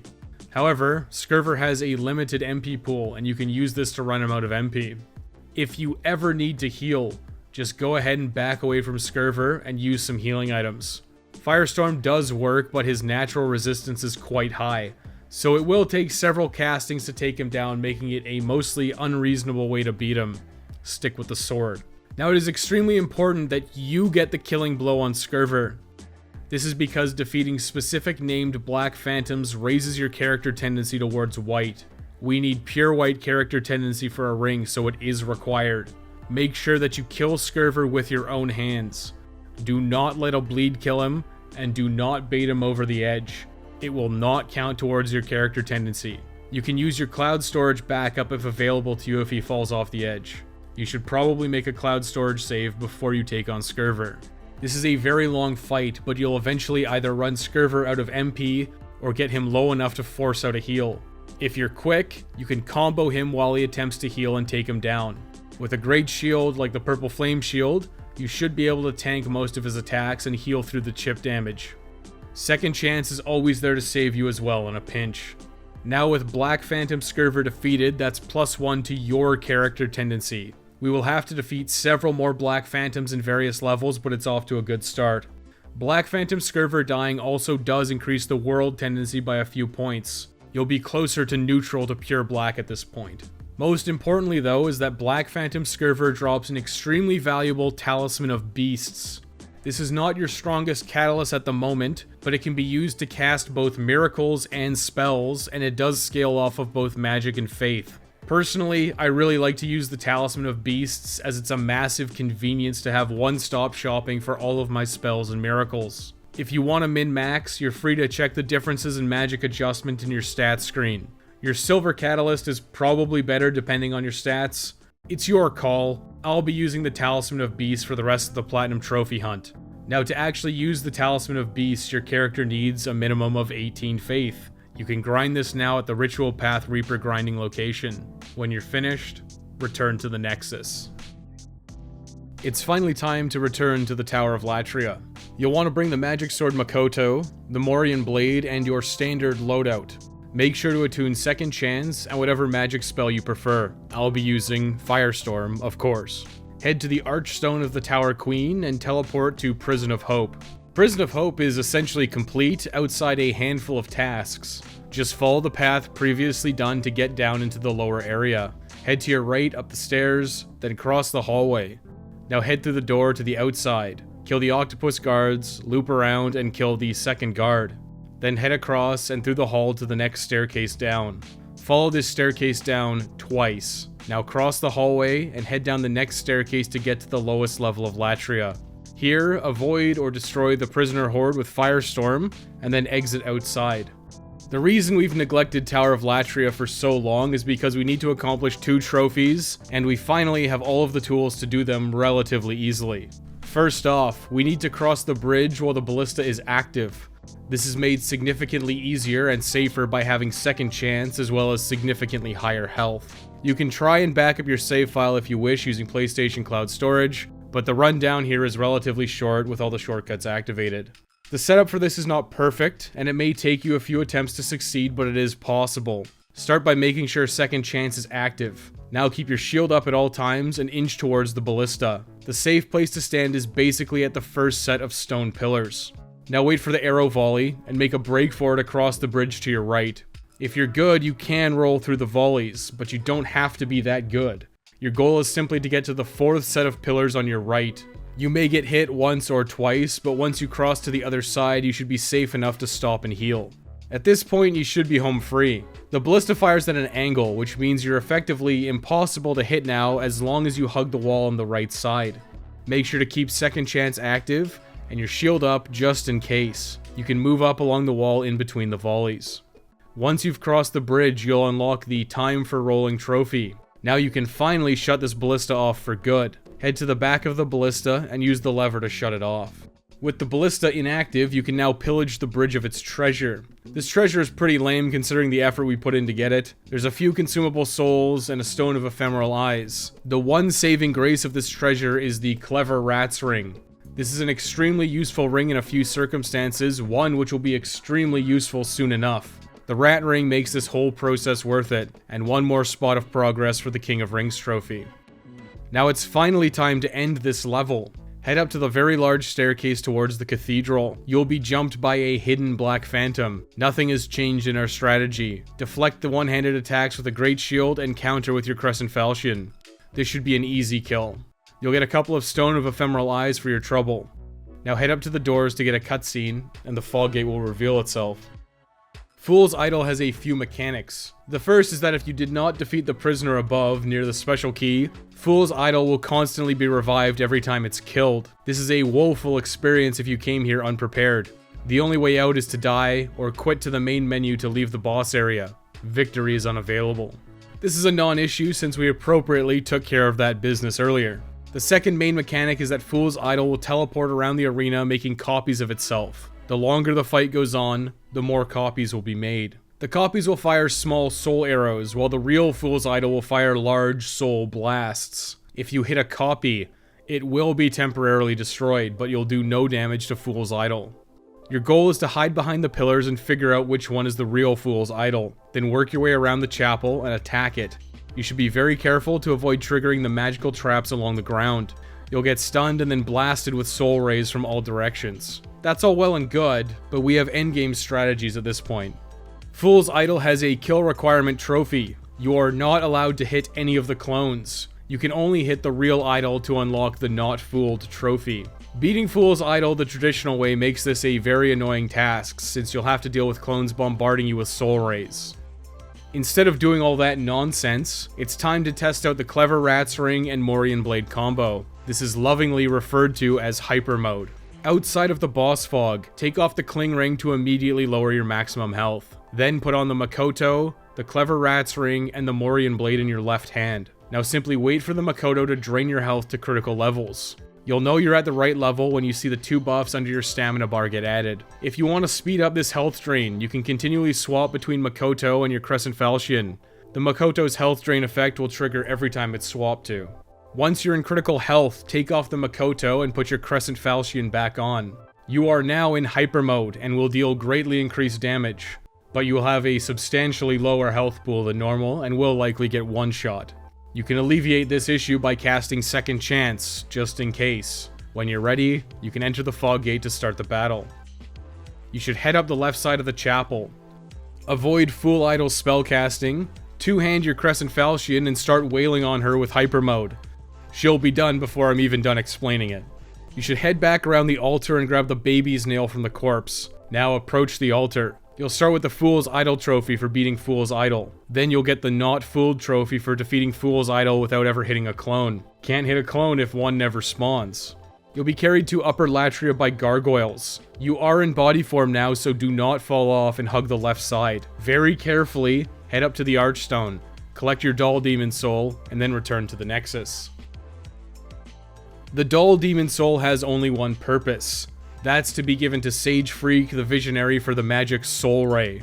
Soul Ray is a stronger form of Soul Arrow that also pierces. It deals more damage and has better range, but it does cost more MP. Soul Ray is your go-to ranged magic spell. You should forget that Soul Arrow exists now. Soul Ray replaces it outright. Get this now from Sage Freak. You won't have been awarded many souls from Fool's Idol, so use them on consumables and equipment repairs. Now that we've finished Pure Black Stonefang Tunnel, and we just completed Pure White Shrine of Storms, it's time to start lowering Shrine of Storms world tendency. Go ahead and head to the ritual path and throw yourself off the cliff to revert to soul form. Then go ahead and return to the Nexus. You should head back to the Archstone of the Tower Queen and select Upper Latria. Upper Latria is a long level that once you complete, has a very quick run to the boss. Thankfully this level is pretty straightforward, but it does have a lot of potential for falling to your death. Start by heading straight forward along this pathway. Once you reach the brazier, take the stairs down to the left to snag some treasure, and then double back.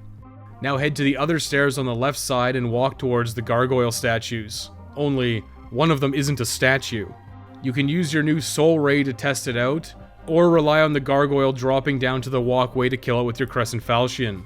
Alternatively, you can just ignore it, or blast it with a firestorm if you've got the spice to spare. Continue to the next brazier, and run forward towards the crescent doorway. A gargoyle will drop down in front of you, so kill it with whatever's convenient. Now head inside, and start ascending the staircase on the left. At the top, turn to your left and go down this walkway. A gargoyle will drop down, so dispatch it. Continue forward and up the stairs to find another gargoyle. This one has a crossbow. Try and take it out. Now you can turn around and carefully head to the treasure to find the Flamberge. You can skip this. Double back and continue towards the fog wall. Take out the gargoyle that drops down as you approach, then head inside and work your way along the right side to ascend the staircase. You'll be ambushed by another falling gargoyle. Keep your shield up at all times and then fight it. You may also get a straggling gargoyle from earlier. At the top of the stairs, you should stop and wait for this elevator. There will be another gargoyle here, so be cautious. Ride this elevator to the top, and then continue to follow the stairs upwards. Take out the prisoners performing a ritual at the altar. Once they've all been cleared out, a chain will drop in a cutscene, 1 of 2 down. Head down the area now, and down the next staircase. Pillage any loot along the way. You want to head to the end of this walkway on your right, orient yourself, and then walk over the ledge. This is dangerous, but it's not that difficult. Just make sure you're walking, and do not roll off the edge.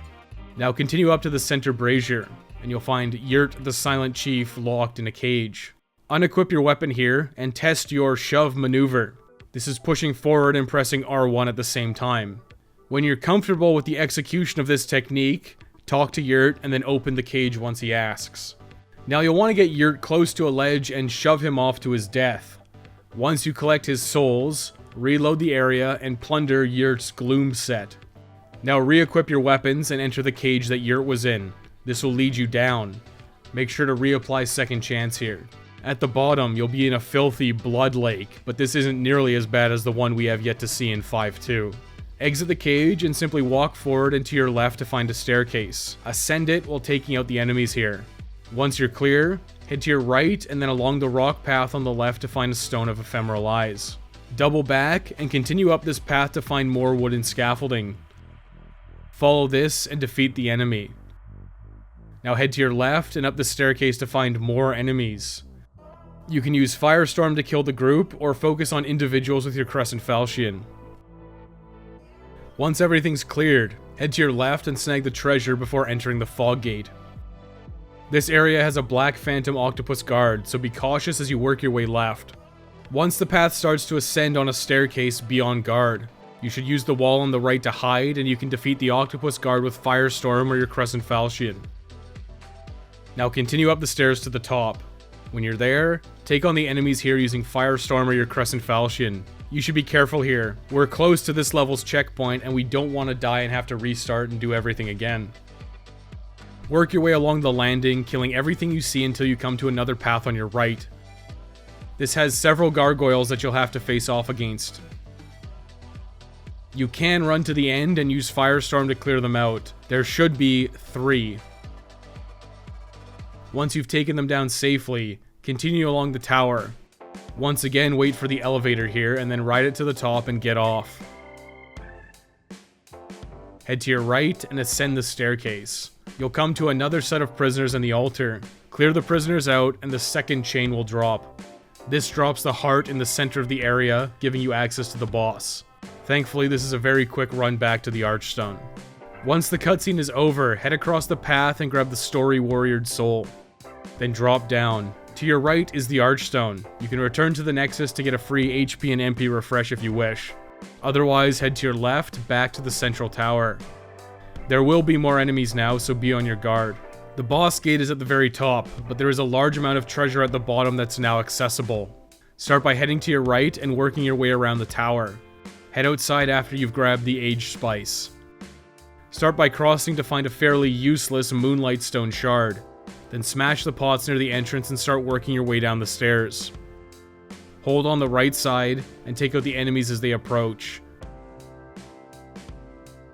Continue down the stairs to the bottom. There will be a pincer attack here from both sides. Clear one enemy and immediately turn around to clear the next one. Grab the treasure, and then head along the path to find more Moonlight Stone upgrade materials. Double back and enter the bottom of the tower now. This area is loaded with treasure and we care about most of it, so make sure that you grab everything. Start by heading to your left and beating down the enemies to grab the Warrior Soul. Continue left, taking out the next enemy. Then loot the Warrior Soul and Stone of Ephemeral Eyes. Grab the next soul and take out the enemy before killing the next patrolling monster. Now loot the remaining souls, the Ring of Avarice, and finally the EP Rapier and Gold Mask. One more for the King of Rings trophy, as well as some valuable equipment we're going to trade away later.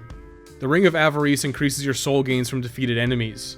Goes without saying, but anytime you're grinding at the Reaper, you should use this ring. Once you're clear, head up the stairs back to the central tower. Then work your way up to the next set of stairs until you reach the landing. There will be a new staircase accessible now because you dropped the heart, so continue to your right and up the staircase. You can head under the stairs for another soul, and then head up the staircase. There's a black phantom octopus guard here, so proceed forward cautiously. Avoid its magic, and then counter with your Crescent Falchion or Firestorm. That is the last enemy in the area. Head up to the top of the staircase. There are lots of collectibles on both sides. You should do a lap around the area collecting all of them. When you're finished, you can approach the fog wall for a boss fight. Maneaters is a very dangerous encounter, mostly because of the arena. You can easily fall to your death or be knocked off, so you want to stay in the center of this pathway at all times. Alternatively, you can make your way to the large brazier in the center, which should give you both some cover and generally a more forgiving area to fight in. Maneater likes to fly around and shoot magic at you. Do your best to sit in cover and weather the storm. If you have Flame Toss or Soul Ray attuned, you can occasionally get some pot shots off, but mostly you're gonna have to wait until it lands to actually be able to fight it. The Maneater's Scream has a very odd hitbox. It can travel through objects, but you can roll through it. It's kind of difficult to describe, but you will get a feel for dodging it eventually. Once the Maneater lands, it has a few dangerous attacks such as a very fast tackle. This does not do a lot of damage, but it can knock you over the edge or put you in a perilous position. Oh yeah, and after a set amount of time, or after you've done enough damage, a second Maneater shows up. Very cool. This encounter is mostly about trying to defeat the first Maneater as fast as possible. This is so you can deal with the second one easier. Do your best to focus one down. 2 Maneaters is hard to deal with, one is a lot more reasonable. Maneaters are also very weak to fire damage, but your Crescent Falchion can deal damage in a pinch. Weak to fire, huh? Firestorm is your friend here once again. You can use Hyper Mode with the Makoto, Rat Ring, and Morion Blade just like with Fool's Idol, but it is unnecessary. Base level Firestorm should be sufficient with your current magic stat. Start the battle, and once you get close to the first Maneater, you can throw down a Firestorm. This can kill him in a single casting. I got lucky here. Maneater's tail decided to take a bite out of crime, so I got a free stun. First Maneater, 100-0'd by Firestorm. Very cool. The second Maneater spawns in, and I work my way to the center and restore my MP using Age Spice. As the second Maneater approaches, I throw down a second Firestorm. One more demon down, as Bjor would say. Easy game, easy life. 2 castings of Firestorm and 2 dead Maneaters. You'll get the Maneater's trophy for beating the Maneater twins. Now you can go ahead and safely run down the path to the Archstone. Be careful, you don't want to accidentally fall off and die in body form. You can come back for this treasure later. For now, head to the Archstone and return to the Nexus. The only use for Maneater's mixed demon soul is for the Needle of Eternal Agony from Blacksmith Ed. The Needle of Eternal Agony doesn't do much damage, but it does pull 20 souls per attack out of enemies. This isn't overly useful, or efficient soul grinding. The needle is not required for any trophies, so if you wish, you're safe to consume this for souls. You can level up at the Maiden in Black, repair or upgrade your weapons and armor, and then purchase any consumables from Baldwin or Patches the Hyena. Once you're done, head to the Ritual Path and throw yourself off the edge to return to Soul Form. This is -1 towards Black World tendency. Now you can return to the Nexus. In a bizarre twist, the Archdemon in the Tower of Latria isn't right behind the previous demon. Consider my expectations subverted. You actually do have a level to progress through. You'll have to ascend a very lengthy staircase with enemies on it to reach the Old Monk. This is extremely straightforward. Just keep Second Chance active and keep yourself healed as you ascend the staircase. The Black Phantom Octopus guards are quite deadly, but you can simply descend the staircase to cause them to miss their projectiles and then counter once they get close. After the final guard, if you're fast, you can kill a crystal lizard before it escapes. You won't really have any need for its upgrade materials, but it's a nice thing to do. Now, you can approach the Fog Gate. Old Monk is designed to be fought in an online PvP encounter. If there is another player available, they can be summoned to be your boss. If you're playing offline or not actively subscribed to PlayStation Plus, or when the servers inevitably go down, you know, that's never happened before, you'll have to fight the Understudy. A masterclass on Demon Souls PvP is clearly outside of the scope of this guide. If you wish to fight Old Monk online as the developers intended, you can be my guest. It is a good, challenging, and unique experience. Just know that you will likely get served. The Old Monk gets autocast homing soul arrows, and the player as the boss gets a greatly increased health pool. This is also the only PvP that you can do in soul form as a host. If you're playing the entire game offline, as I recommend, or sick of getting slaughtered by players, here's the strategy for the non-player character Boss Monk. The Old Monk is no different than Satsuki or Meralda. A Great Shield completely shuts down the garbage claw build. They'll punch, you'll block, and then they'll get stunned. Then you can slash them in retaliation. The only difference here is that Old Monk will autocast homing soul arrow at various times throughout this fight. First at around 3/4 health, and then periodically as the fight goes on. These are easily dodged by simply walking sideways. Keep in mind this is autocast. The homing soul arrow can spawn while Old Monk is attacking you. The NPC Old Monk is a joke of a fight. You should just accept your free win. You'll get the Old Monk's trophy for defeating him. Now head to the Archstone and collect the yellow demon soul and return to the Nexus.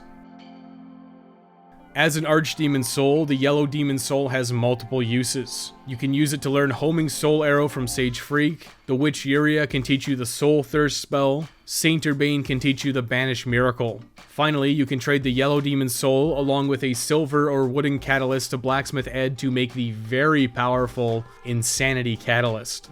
Soul Thirst from Yuria is strong, as it increases the souls gained from a short time. This is very strong for farming efficiency, but it's not overly valuable. Saint Urbane's Banish isn't useful, and it can wait. The obvious choice here is Homing Soul Arrow. This is the exact spell that Old Monk used against you. It's strong and useful. Head to Sage Freak and pick up Homing Soul Arrow now. Now spend the rest of your souls however you see fit, and run back to the ritual path to throw yourself off the cliff. Collect your bloodstain, and head back to the Nexus. Another Archdemon down, and that puts Tower of Latria at Pure White World tendency. There are Pure White events in both areas, but we'll start by heading to Upper Latria. This is a run exactly like we did the first time through the level. You'll want to put on Second Chance and work your way through the level. When you get to the tower, head up the staircase on your left. Ascend to the landing and head to your left just like you did the first time through. Take out the gargoyles along the way and work your way to the tower. Carefully ascend the stairs, taking on the gargoyles. Now use the elevator to reach the top. This time, head up the next staircase. In Pure White World tendency, a board will appear here, allowing you to cross. Absolutely magical. You should cross this plank and then ascend the next staircase to reach the top. Head to your left to find a corpse with the Prison of Hope 2F West cell key. This is also a convenient place to die. Go ahead and hurl yourself off the edge to easily get back to the Archstone. Now use the Archstone and teleport back to Prison of Hope. Head to your right and work your way through the level. This is the same as last time too. Work your way up the stairs and take on the prisoner. Then head around the bend and exit to the outside. Take on the octopus guards here, and then through to the next area. You can buy some spice while you're here, otherwise head to your left and work your way down to the next staircase. Descend, and then head inside the alcove. Cross this area and descend one more time. Now head through the door that you found the black bolts. You now have a key to open this area. Take out the octopus guard ahead of you, then work your way forward. Use the Prison of Hope 2F West key to rescue the blue Phantom Riddell. He'll give you the Dull Rats ring and just kind of stand there. One more ring for the King of Rings trophy. If you wish, you can head around this area and unlock the cells to find more treasure, but nothing is overly valuable. The three-cornered hat is in a cell, and that completes the Witch's set, and you may want that for the aesthetics. Then, in the second to last cell, you'll find the Venerable Sage's set. This is Sage Freak's armor set. I guess he had a spare. Now head down the stairs to 1F. The prisoner horde will be here. You can slam a firestorm in its face. Now continue to your right and you'll find a gate. Open this using your Prison of Hope 1F key. This area has some treasures only available at Pure White World tendency. Follow the path up the staircase to the top. Now open the gate. There's a few octopus guard patrolling the area, so be on guard.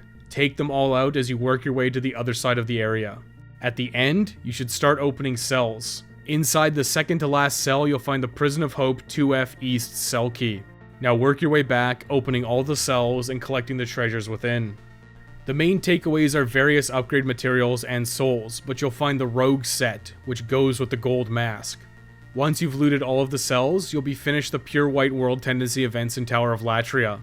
Double back and exit outside. You can grab the Stone of Ephemeral Eyes after dropping down the edge, then throw yourself off to return to the Archstone. Once you're back at the Archstone, go ahead and return to the Nexus. After completing Tower of Latria and throwing yourself off the edge of the ritual path, you should just go ahead and push Shrine of Storms down to Pure Black World tendency. You should need about 4 Stone of Ephemeral Eyes for this. Use a stone, throw yourself off the ledge, and repeat this 4 times. Once that's complete, return to the Nexus to reset the world tendency of Shrine of Storms. Head back now, and this time choose Island's Edge. You'll know you're in Pure Black World tendency if Black Phantom Satsuki immediately charges you. You have enough time to cast Second Chance, so do so immediately, and then engage with Satsuki. Let him run to you. Same tactics as last time, he's just more threatening and a lot more resilient. Let Satsuki attack you one-handed, deflect his attack, and counter. Once he's two-handing, just go full guarding mode. You can push for backstabs to try and get extra damage out. If you get hit, simply back up and use grass. You'll want to keep Satsuki away from the skeleton if possible. He's hard enough without a skeleton rolling into you. Black Phantom Satsuki is just like regular Satsuki. When he gets low, he will grass to heal. Be ready to chase him down to stop it. He will grass multiple times in a fight, so you know that this can be a long battle. Eventually, you'll come out on top, and if you die, well, just go ahead and try again. He's right here. This is easily the worst part of Pure Black Shrine of Storms. Make sure once again that you land the killing blow on Satsuki. You need it for the +1 to your character tendency. Just like Scurver, beating Satsuki will raise the level of Shrine of Storms, but only when you're back at the Nexus. It's okay if you die, just don't return to the Nexus and don't teleport to another Archstone. In an ideal scenario, you'll also be able to get the Primeval Demon here. These demons only appear in Pure Black World Tendency and have a high drop rate for valuable colorless demon souls. You'll want to work your way up Island's Edge exactly the same as before. There will be a few Black Phantom skeletons here as a little extra. Take out all of the skeletons on the way, and work your way back to the ramparts. You'll need to do the wall skip again immediately, mostly to avoid a lot of annoying combat. If you've done it before, you can do it again. Just keep trying until you get over that hump. Once you're over the edge, you should kill the Crystal Lizard, and then head back to your left towards the Adjudicator arena. Take out the Black Skeleton, and then head back down to the Ritual Path. The Primeval Demon is behind the shortcut to get back. Kill the Reaper using your bow or Firestorm. Now head through the path to the Black Phantom we farmed for a pure Bladestone. Firestorm should do him in pretty easily. Now work your way along the path to get to the Archstone. You'll find a large Primeval Demon here. Kill it and loot the colorless Demon Soul if possible. This drop is likely, but it's not a sure thing. You can use your cloud storage to try and ensure it if you wish. That was the last Pure Black event in Shrine of Storms. Both Satsuki and the Primeval Demon should help push you to neutral or even white tendency. Spend your souls on consumables and get ready for the final Archstone. Make absolutely sure that you have Firestorm and Second Chance attuned. Now head to the Archstone of the Chieftain and select Depraved Chasm. It's time for the worst series of levels in the game, and I say that as a Demon Souls apologist. Immediately cast Second Chance, loot the area, and then head up the rickety walkways. At the top, take out the first deprived one. Then head to the right side to find a soul. Smash the next barricade and drop down to find another deprived one. Keep your shield up the entire time you go through this area. Continue up the right side, defeating deprived ones until you reach a ladder. Double back, then drop down to loot the Morning Star. Now drop down again to fight off some deprived ones before moving forward. There's a hole here. Drop down. Carefully plunder the treasure in this area before dropping down the next hole. Run to your right and drop down again. Defeat the two deprived ones here and then loot the Ring of Magical Dullness. One more for the King of Rings trophy. We're getting pretty close. Drop down once again and keep your shield up as you're ambushed by yet another deprived one. Walk forward once he's defeated to fall down to another ambush area. Take out the deprived ones here and then enter the Fog Gate. Loot as much as you can as you work your way down the spiraling series of ramps. Keep in mind that there's a lot of hidden deprived ones here. Make sure you loot and then clear out all the enemies. At the rope bridge, run across and then run into the main area on your right and use Firestorm to kill the bugs and deprived ones. When everything's cleared, double back outside to the bridge. Defeat the torch-wielding deprived one and then continue up the right side. You'll find a corpse with the Saint set as well as a stone of ephemeral eyes. Once that's collected, double back to the room that you torched with Firestorm. Defeat any straggling deprived ones that may be here. Now work your way down this area by using the ramp. You'll encounter the Filthy Woman Merchant. You're free to peruse her goods before heading down. The rats in this area will instantly plague you if you let them hit you. Instead, head down and slam a Firestorm to kill the vast majority of them. If not, all of them. If you have a couple of stragglers, you can take them out with your sword or run away to use Firestorm again. Once these plague rats are clear, loot the treasure before heading out. Refill your MP and rocks should fall from above you on this path. It's not a big deal, but as you cross the path, a giant deprived one will come running at you, so be prepared to slam a Firestorm down. When you enter the main area, you can Firestorm again or use your sword to take out the many deprived ones. Watch out for the two that come from behind you as well. Now head up the ramp and take out the next enemies using Firestorm. Refill your MP, and then head across the bridge. There's one last giant depraved one at the other side. Wait on the bridge and slam Firestorm when it gets close. Now head down, loot the treasure, and enter the boss fog.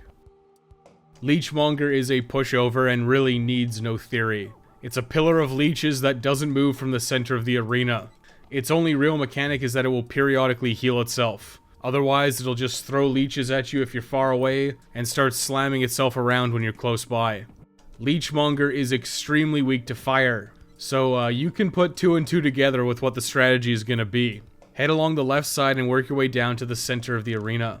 Be quick because Leechmonger will bombard you with projectiles. Just keep your shield up and quickly rush around the path. If you get hit, just heal yourself.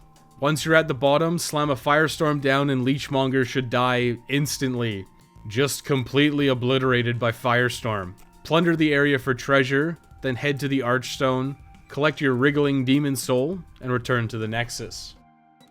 Leechmonger's wriggling demon soul has 2 purposes. First, you can give it to Sage Freak for the Poison Cloud spell. Next, you can give it to Saint Urbane for the Cure Miracle. It's not really important which one you choose here. The Cure Miracle will have practical applications in this next level, but getting through the Poison Swamp isn't an issue when you know where you're going. The Poison Cloud Miracle is also not overly useful or interesting. Pick whichever you prefer at this point, you'll need to get both anyways. I usually just pick up Poison Cloud. I prefer to get the magic out of the way first. Leechmonger is a lower tier boss, so it's likely that you didn't get enough souls for a level up. Repair your equipment at Blacksmith Baldwin, then head to Patches the Hyena and purchase as many consumables as you can carry. We're done with pure white Latria, it's time to push it down to pure black. Head to Upper Latria and throw yourself over the edge. Now, you can return to the Nexus.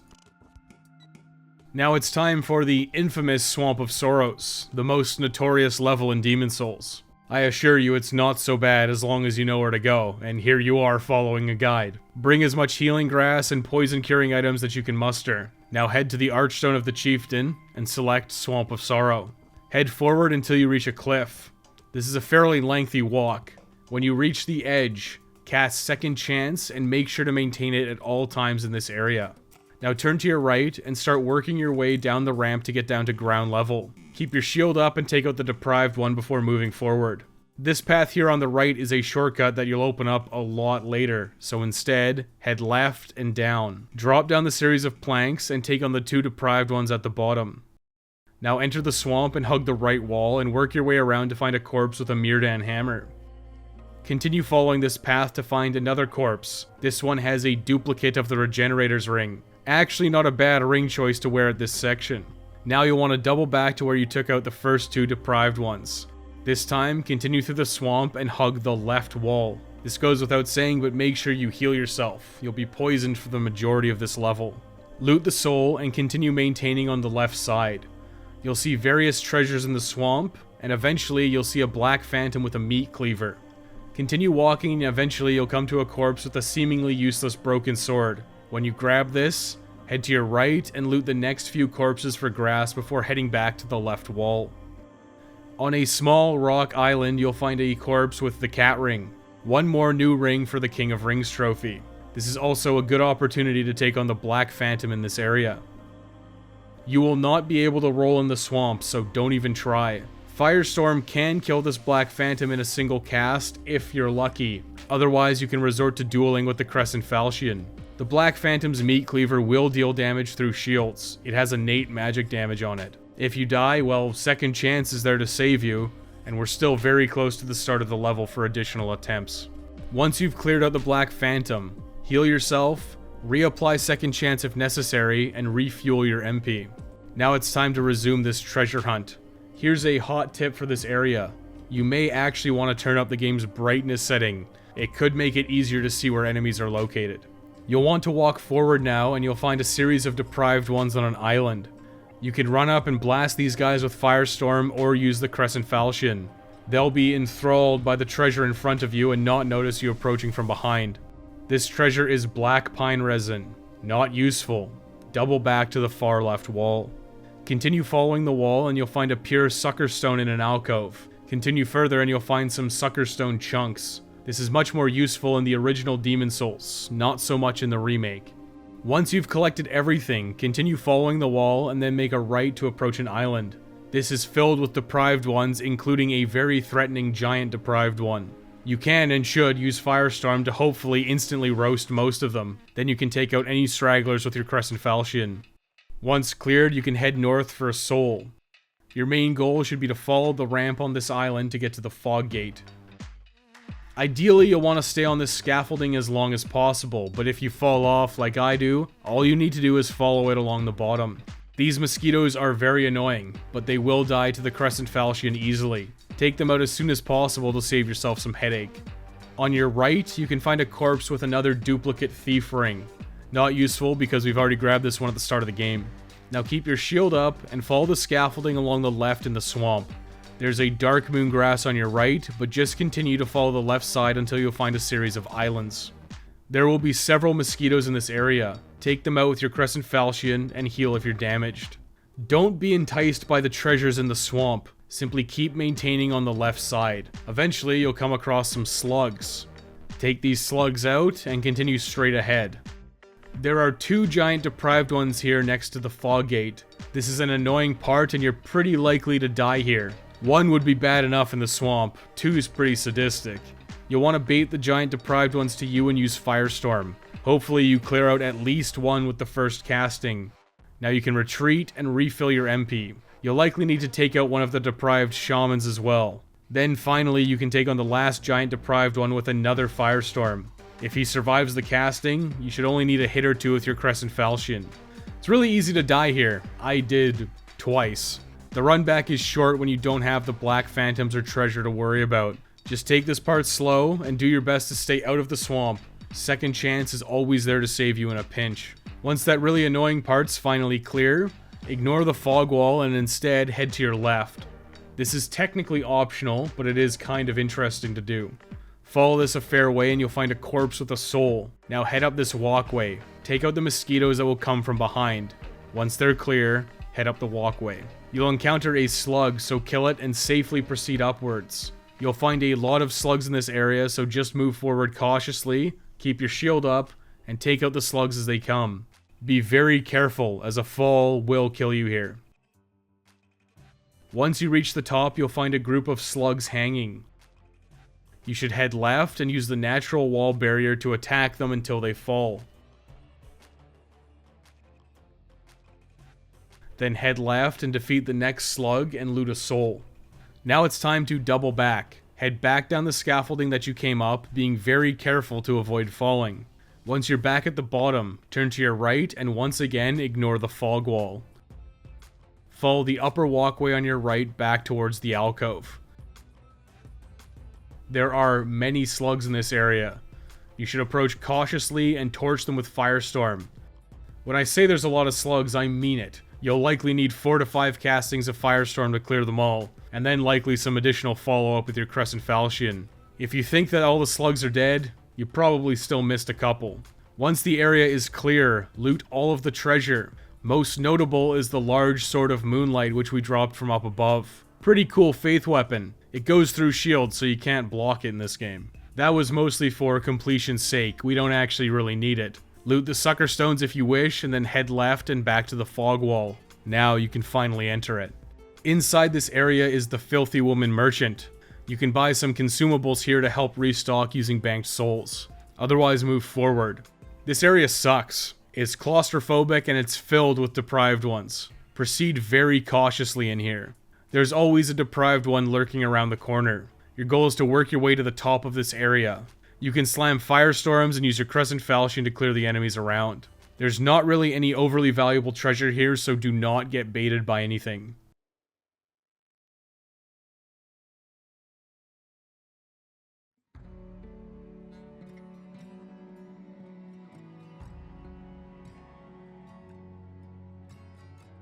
Head up into the left side. You can throw a few safety Firestorms down and it's a good idea. You may catch a couple enemies. Continue along the path until it opens to your right. Kill the deprived ones and follow the path upwards.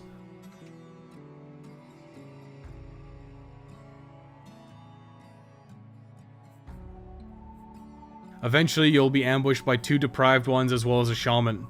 Take them out and then head up the ramp.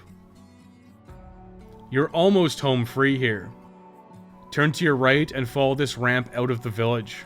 You should stay on the left side at all times and walk all the way around. Don't be enticed by any treasures here. Slowly and carefully work your way around and then take out the mosquitoes. Stay on the left side and keep your shield up at all times. Work your way to the next set of mosquitoes by the corpse, take them out, and then you can loot it. Keep moving forward and you'll eventually encounter a deprived one and more mosquitoes. Take them out and continue along this path. The next obstacle is 2 more deprived ones. Do not take any risks. Clear them out safely and avoid getting shoved off the ledge. Now continue along the path to find a crystal lizard. Take it out if you can, but if you miss it, it's not a big deal. These guys have Faint Stone, which we won't use because we're a magic build. You can then plunder a corpse for a legendary soldier soul. Now finally, kick down the plank to create the only shortcut in Valley of Defilement. This will take you right back to the boss fog gate without ever having to go through that swamp again. Calling this a shortcut is kind of a lie since this path is still insanely long and filled with enemies. Regardless, double back to the deprived village and work your way to the right. There are still dozens of villagers in here, but you'll eventually come to a fog wall and the end of this horrible level.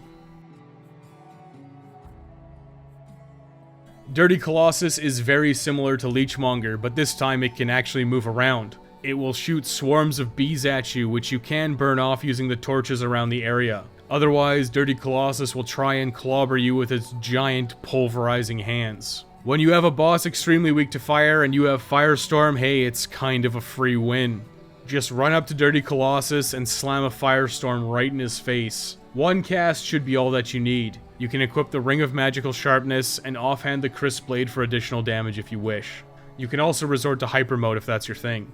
Don't take any risks here with your body form. Head to the Archstone, collect the Eroded Demon Soul, and return to the Nexus. Dirty Colossus's Eroded Demon Soul has only one purpose, and that is the Acid Spell Cloud from Sage Freak. Go ahead and trade the Eroded Demon Soul for this now. This has no practical usage in the base game, but it does destroy people's equipment in PvP. If you want to do a little trolling, be my guest, but hold off playing online until we're done with the Platinum. Spend your accumulated souls however you see fit, and then return to Tower of Latria to push the tendency towards black by hurling yourself into the abyss in Upper Latria. Now simply return to the Nexus. Oh, and you may want to buy some fire arrows from Grave Robber Blige. Maiden Astraea is mostly a set-piece battle, and as a result it's pretty easy, but it does require a specific setup. For a trophy, we need to defeat Maiden Astraea while keeping Garl Vinland alive. Usually, in this fight, you fight and defeat Garl Vinland, and then Maiden Astraea kind of just gives up. This time we need to beat her without taking out Garl Vinland. You'll want to bring the Makoto, Morian Blade, Clever Rat's Ring, and your Compound Longbow upgraded as far as you can take it. Of course, you're also going to want a healthy stockpile of fire arrows. You should only need about 50, but having a few hundred is better. You won't be needing any healing items for this fight. When you're ready, head to the Archstone of the Chieftain and choose Rotting Haven. Descend the ladder and cast Second Chance, it's customary. Now just continue to the boss fog gate and head inside. Once the cutscene's over, you can take out the deprived ones here with your sword. Once you've cleared the deprived ones, Garl Vinland will be defending the left side. Go ahead and go to the right side instead. If you want to, or are capable, you can defeat the Crystal Lizard here. Then clear out the remaining deprived ones as you work your way to the wooden boards on your right. This is the perfect vantage point. Equip the Morian Blade in your left hand and the Makoto and Compound Longbow in your right hand. Make sure to put on the Clever Rat's Ring as well. Take off the Cling Ring to immediately drop your HP.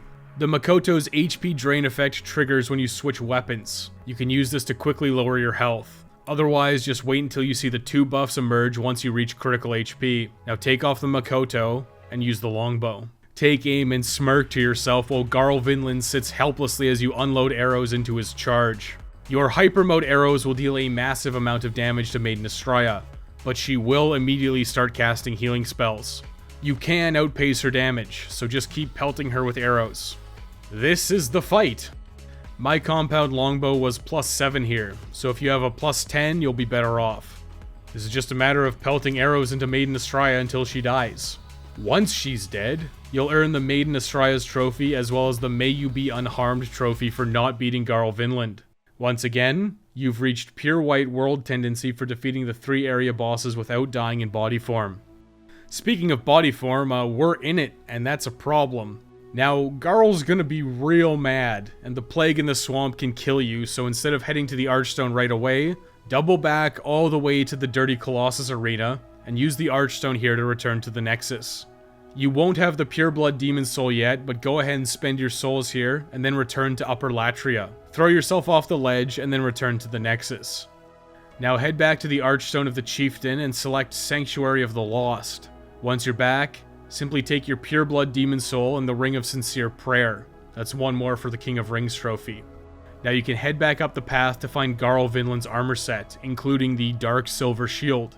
This is the only shield in the game that blocks 100% magical damage, but it has terrible guard breaking capabilities. Now you can return to the Archstone and teleport to Rotting Haven once again. We may as well do Black Phantom Garl Vinland now. Head back to Maiden Astraea's arena the traditional way. Clear the deprived ones and then head left to find Black Phantom Garl Vinland. Garl Vinland is a tough cookie, but you can defeat him using exclusively Firestorm.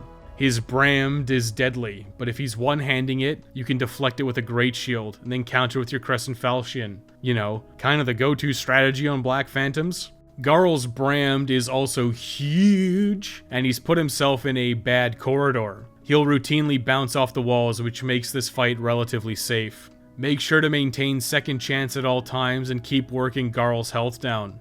Garl is generally pretty passive, so slamming Firestorms in his face is pretty effective, but it will cost you a lot of spice. Maintain your health, MP, and blast him into oblivion. You have to get the killing blow on Garl, as defeating him will boost your character tendency towards white. Once he's finished off, you'll get Brammed and the Vinland Crest. Now you can finally head back to the Nexus, and we can deal with the Pureblood Demon Soul. Maiden Astraea's Pureblood Demon Soul is a lot like the other Archdemon Souls, where it has many uses. There are the maximum of 4 uses for the Pureblood Demon Soul. You can trade it to Sage Freak for the Death Cloud spell. You can give it to the Witch Yuria for the Relief spell.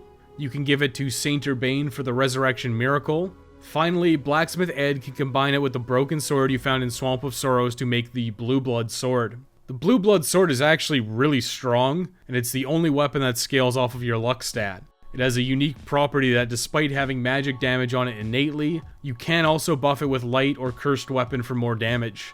This is a very strong weapon, but only when you're very high level. Of course, we need to get all of the spells and miracles for a trophy. This means that you should buy the Death Cloud spell from Sage Freak. It has the most practical uses, but we probably won't get much use out of it. Relief is a co-op exclusive spell that you can use to heal your summoned blue phantoms. It is beyond awkward to use, however. The Resurrection Miracle is mostly seen as trolling. It restores friendly blue phantoms to body form and boots them out of your game. Most people playing as blue phantoms want to co-op for fun, so reviving them and kicking them out of co-op is seen as a hassle. You should head to Sage Freak and pick up Death Cloud. If you have any leftover souls, spend them. Valley of Defilement is the last world to do pure white world tendency in. Black Phantom Garl Vinland was technically a white world tendency event, but you know, it's just a little awkward to get down to Maiden Astraea's Demon Soul. First up is to get Istarel. This is strictly for a one-off trophy. Head to the Archstone of the Chieftain and select Swamp of Sorrow. This is slightly faster than going through the Depraved Chasm. Head back from the Archstone into Leechmonger's arena. Now ascend the scaffolding to get back to the giant deprived ones. Make sure second chance is active here. This is a long ascension, but it is faster overall. At the top, prepare a firestorm and head up the ramp. Slam it as soon as you see the giant deprived one. Now take out any stragglers with your Crescent Falchion and restore your MP. Cross the rope bridge and unload a firestorm to clear this level. Restore your MP, head down, and slam another firestorm down to take out the deprived ones down here. There's a special note here, but if you need Stones of Ephemeral Eyes, the giant deprived ones drop them, evidenced here. Once you've cleared the area, refill your health and MP. Now move forward towards the rat nest. This time, on the alcove to your right, halfway across the bridge, there's a ladder. This ladder was dropped courtesy of pure white world tendency. Climb up this ladder and take out the 2 deprived ones at the top. Now work your way along the path upwards. There are several deprived ones here. You can slash at them with your Crescent Falchion or slam firestorms down. When you cross the rope bridge, another giant deprived one will charge you. Slam a firestorm in his face and then refuel. Continue along the path. The Istarel is guarded by 3 giant deprived ones. You know the drill at this point, surely. Move forward, bait one, slam a firestorm to kill it. Refill your MP. Now repeat this process 3 times. Of course, you could be bold and charge in and slam one for a 3-for-1 if you're so inclined. I did a 2-for. When you're in the clear, draw the Istarel. You'll be awarded the one of the few trophy for collecting it. Nice. Head back to the Archstone and Leechmonger's arena if you wish, otherwise you can just hurl yourself off a ledge to save yourself the trouble, as long as you're in soul form. There is still one more World Tendency event to complete. Head back to Swamp of Sorrows now. The next part is to find Selen Vinland. She's just past the first fog gate, past the giant depraved one. You can head there now, it's exactly the same path we took before. Head through the swamp and firestorm the deprived ones, and then head up the scaffolding. Once you reach the scaffolding, jump off to your right into the swamp. You should take out the mosquitoes here so they don't bother you. Selen Vinland is on a small island with a fire. Head forward and talk to her. Eventually the dialogue will stop. Talk to her once again and she'll request the Crest of Vinland. You should give this to her now. After some dialogue, you'll get the Ring of Devout Prayer. One more for the King of Rings, but this one's technically not exclusive. That's Pure White Swamp of Sorrows complete. You're free to explore the rest of this area for treasure if you wish, but there's not really anything notable here. When you're done, head back to the Nexus. That's another set of Archstones down, and it's a good idea to push Tower of Latria down to Pure Black World Tendency. Head to Upper Latria, and use Stones of Ephemeral Eyes to push down to Pure Black World Tendency. This should be, again, about 4 stones used. Once you've used 4, and died 4 times in body form, return to the Nexus. You'll want to make absolutely sure that you're in Pure Black World Tendency before doing this next step. Once you're in Pure Black World Tendency, you'll want to head back to Upper Latria. The first Pure Black event is to get a ring from the Blood Swamp. This requires you working through Tower of Latria again. You want to progress through the level as normal until you reach the first altar where you drop the first chain. From this location, head down the stairs. Instead of using the cage that we found Yurt in, use the cage on the left near the first brazier. This will lower you to a different location of the swamp. At the bottom, you'll immediately want to head to your right. Continue following the right side and you'll encounter a prisoner horde. Run up to it and use Firestorm to kill it. Once you've dealt with the prisoner horde, you'll need to hunt down the Sodden Ring. This is hidden behind a pillar in this area. Work your way around until you see a glowing light from a corpse, and then pick up the Sodden Ring. This is a new addition to Demon Souls from Bluepoint. Hooray, a ring that's only minorly useful in exactly 1 level. Great. +1 to King of Rings trophy progress anyways. You'll want to exit this area now. Return to the cages, use the nearby ramp, and defeat the enemies to get on the walkway. Follow this to your right, and then turn left after being charged by the large demon. Take out the lesser and greater foes as you move forward along this path. Ignore the natural rock clusters and instead stay along the wooden pathway. This will eventually lead you to a landing with several enemies and a primeval demon. You should kill the enemies and loot the corpse for the Plague Resistance Ring. Another one down for the King of Rings trophy. Now you can defeat this primeval demon for a chance for a colorless demon soul. This will shift your world tendency up a few points, but only after you use an Archstone. If you do not have a lot of Stone of Ephemeral Eyes left, you should skip killing this primeval demon. We'll have enough colorless demon souls without it. You'll want to fight your way back up to the Archstone now. Follow the path and take out the enemies along the way. Once you reach the second altar where you drop the chains, you can drop down to the Archstone. Alternatively, you can just die and be taken back to the Archstone. At the Archstone, teleport to Prison of Hope. We have one more Black Phantom to hunt down. I killed the primeval demon, so I had to use another 4 or so Stone of Ephemeral Eyes to lower the world tendency back down to pure black again. From Prison of Hope, head right and then up the staircase. Defeat the prisoner and use Second Chance. Now head through this area as normal. Take out the octopus guards along the way. They should be trivial at this point. Pass through the shortcut, and once you've cleared everything, head to your left and down the path. Pass straight through this area and head down the next staircase. Now head through the door. You should be able to see Black Phantom Riddell here. Defeat the octopus guard and move forward. Black Phantom Riddell is very deadly. His phosphorescent pole will deal damage through your shield.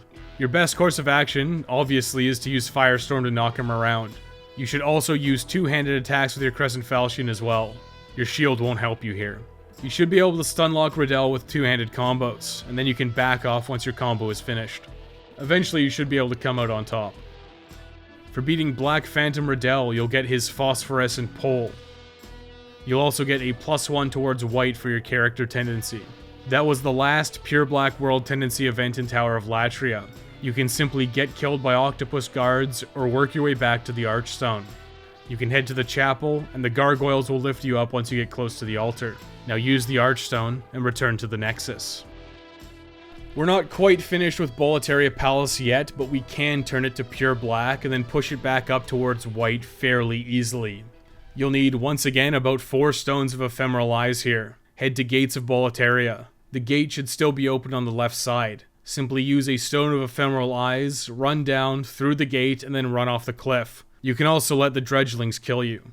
After using 4 Stones of Ephemeral Eyes and dying while in body form, you should return to the Nexus. This will reset World Tendency, and you should now be in pure black. Return to Gates of Boletaria. You'll want to cast Second Chance. Now clear the Dredgelings and head back to the gate. Now pass through the Execution Grounds. Black Phantom Dredgelings will spawn twice here. They can be firestormed or easily dispatched with your Crescent Falchion. Black Phantom Meralda is hiding exactly where Executioner Meralda was. Only this time she's on the left instead of the right. Pretty cheeky.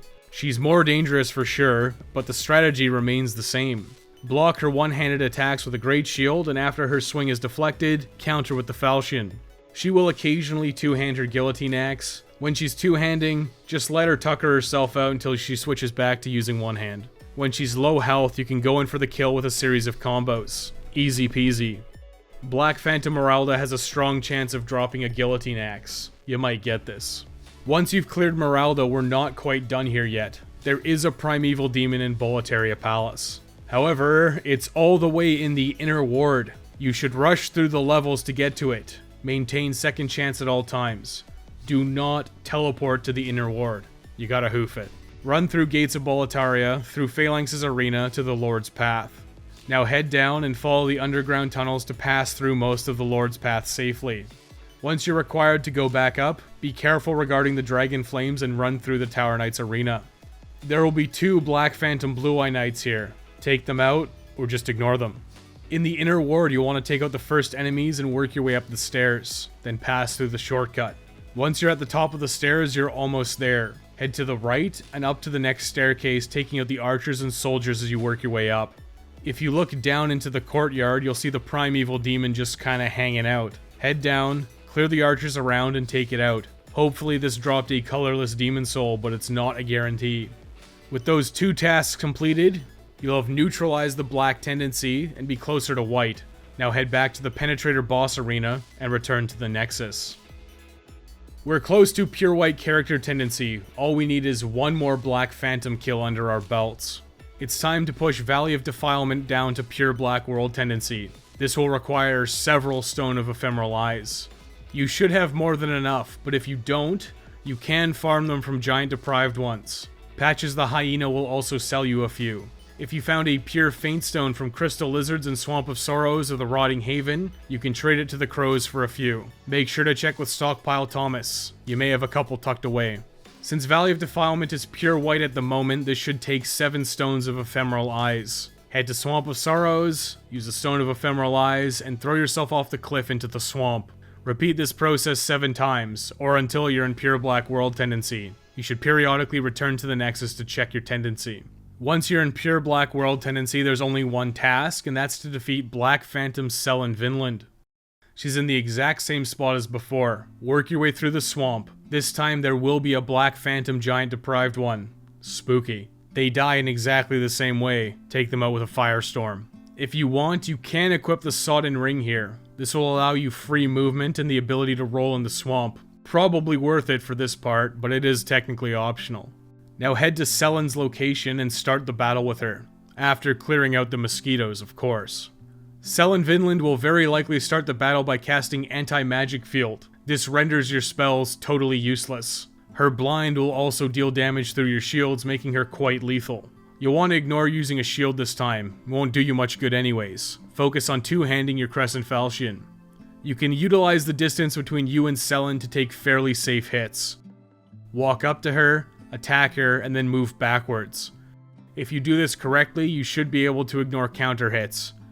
Do your best to stand on the island, but don't let Selen get any miracles off. She will try to heal herself. Keep pushing forward and maintaining pressure, and this should be a fairly easy fight otherwise. For beating Black Phantom Selen Vinland, she'll drop the Blind. Not overly useful, but it is a decent and fun weapon if you ever choose to PvP. Defeating Black Phantom Selen Vinland is the final boost we needed for pure white character tendency.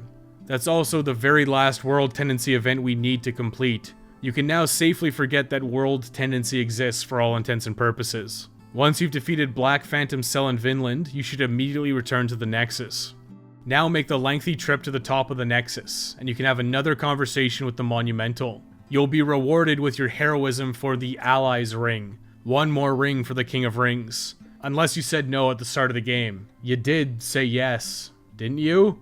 Well, you know what? If you said no, that's on you. Once you have the Allies Ring, you can stop caring about being pure white character tendency. It's almost time to tank it down to pure black. Head back down to the center of the Nexus. It's time to do some trading with the Crows in Shrine of Storms. This is going to be a bulk trade, so you'll want to adjust your inventory at Stockpile Thomas. You'll want to bring the following items: the Gold Mask, the Talisman of God, the Pure Blade Stone, the Gold Coin. There are more trades available, but these are the main ones. Once you have these 4 items in your inventory, head to Shrine of Storms and choose Island's Edge. You'll have to fight your way through this level once again. Cast Second Chance and then take out the skeletons. These guys should be pushovers at this point. Work your way up to the wall, and head left to go inside once again. Climb the stairs and clear out the skeletons at the top. Now head back down the ramparts like when you were going to rescue Grave Robber Blige. Head through the tunnel and clear out the enemies. Now head to the top and take out the final skeleton, and head through the door that he was guarding. Follow this path around to find a tree. As you approach, you'll get some dialogue about the crow wanting sparkly and twinkly items. To trade with the crow, drop an item on the ground and then go into your menu and exit the game. Now immediately head back in and the crow will have traded you a new item. Start by dropping your gold coin, and you'll receive the Ring of Uneven Scales in return. Next, drop the Pure Blade Stone, and you'll receive the Ring of Longevity. That's 2 rings for the King of Rings trophy. Extremely close now. The third trade is to drop the Gold Mask. You'll receive a very valuable colorless Demon Soul. Fourth and finally, you can trade the Talisman of God for a second colorless Demon Soul. You need 3 colorless Demon Souls for a miracle from Saint Urbane. If you picked up the one from the Execution Grounds in Boletaria Palace, and did these 2 trades, it's a guarantee. You don't have to get one from one of the primeval demons, but you should have a couple extra. Since we're here, we may as well take out Vanguard for some revenge. Drop down, defeat the Crystal Lizard, and then head for Vanguard. Unload a Firestorm and kill him in one attack. Easy peasy. You'll get the Grey Demon Soul for defeating Vanguard, but it's not required for any trophies. You can plunder the courtyard for treasures now if you like. You can also head through the Fog Gate here. Defeat the enemies up here and you can find the Adjudicator shield. This is a great shield that grants slow HP regeneration. However, it doesn't block that much damage. It's mostly for regenerator focused builds. Once you've grabbed everything, you can return to the Nexus. Only one boss left to complete. Head to the Archstone of the Covetous King and select the King's Tower. Our goal for now is simply to head to the end of this level. We need to get a key from Ostrava's questline. We may as well open up a Demon Souls PS5 remake shortcut while we're here as well. Open up with Second Chance as per usual. Now head forward to approach the Felled Dragon. Getting a little Drakengard vibes here. Head to the archers and slice them down with your Crescent Falchion. They should crumble easily. Now head to the pillar on the left side and take aim at the first Black Phantom. He has a penetrating sword. Pull this Black Phantom away from his cohorts. Now fight him as per usual. You're strong enough at this point to slaughter most of these enemies with ease. With the first Black Phantom down, you can now rush the archer. You can attempt a Firestorm, but she has very low health. You can simply run her down with the Crescent Falchion two-handed. The last Black Phantom has a Tower Shield and the Scraping Spear. Tackle this guy exactly the same as all the other Black Phantoms. Wait for him to attack and then for the attack to be deflected. Now counter with a hit from the Crescent Falchion. These Black Phantoms do not respawn, so you can take as many attempts as needed. If you clear one, then die, well, that's one less you have to deal with. Once you've cleared out all 3, plunder this immediate area for resources and then head to your right down the path. There is a crystal lizard hiding behind this barricade. You can kill it for hardstone and or sharpstone chunks or even pures. Now head to the end of the path and enter the building on your left. There's a red-eye knight on the stairs to your right. Don't let him have the high ground. Pull him down and kill him with the crescent falchion. Now head up the stairs and turn left onto the landing. There are several enemies here, so take them out. You will likely aggro the red-eye knight and he'll fall to the platform. Take him out as well. This is a slaughterhouse now that we're at endgame.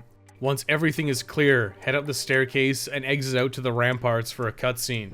The blue dragon is here now, burninating the countryside. You can kill this blue dragon with bow and arrows or through use of the Death Cloud spell. It's all very possible. If you want to have as easy a time as possible getting through this part, you should use Hyper Mode and shoot the dragon with magic arrows. Hyper Mode, once again, is the Clever Rat's Ring and Morian Blade with critical HP that you achieve by holding onto the Makoto and waiting. If you manage to stock up on rotten arrows from the Filthy Woman in Valley of Defilement, hey, this is a great opportunity to use them. Once you get the dragon to 50% HP, he will move to the upper path and you won't have to deal with it until later. You can now safely loot the bridge and engage or run past the fat official. At the end of the bridge, there's a crystal lizard you can attempt to take on for more hardstone chunks and pures. Now continue up to the second level. It's possible to hit the dragon at the second location, but you'll only likely hit his armored head. This doesn't do very much damage at all, even in hyper mode. Oh yeah, Bjor will be here too, just doing his best, but all he's accomplishing is getting burned by dragon flames. If you have rotten arrows or the Death Cloud spell attuned, you can poison this dragon and potentially save Bjor. Otherwise, you need to bring a lot of arrows to take down the blue dragon, even in hyper mode. Personally, I just didn't bring enough, so I didn't finish it off. This isn't a big deal. Don't run into the tower just yet. Instead, head down towards the staircase and head to the new path on your left. Activate the lever at the end here. This opens up a shortcut, allowing you to bypass the first dragon encounter on the bridge. Not a huge shortcut by any means, but it is a shortcut nonetheless, especially if you choose not to defeat the dragon. Once the shortcut is active, double back and head down the stairs to find the knight's sword and shield.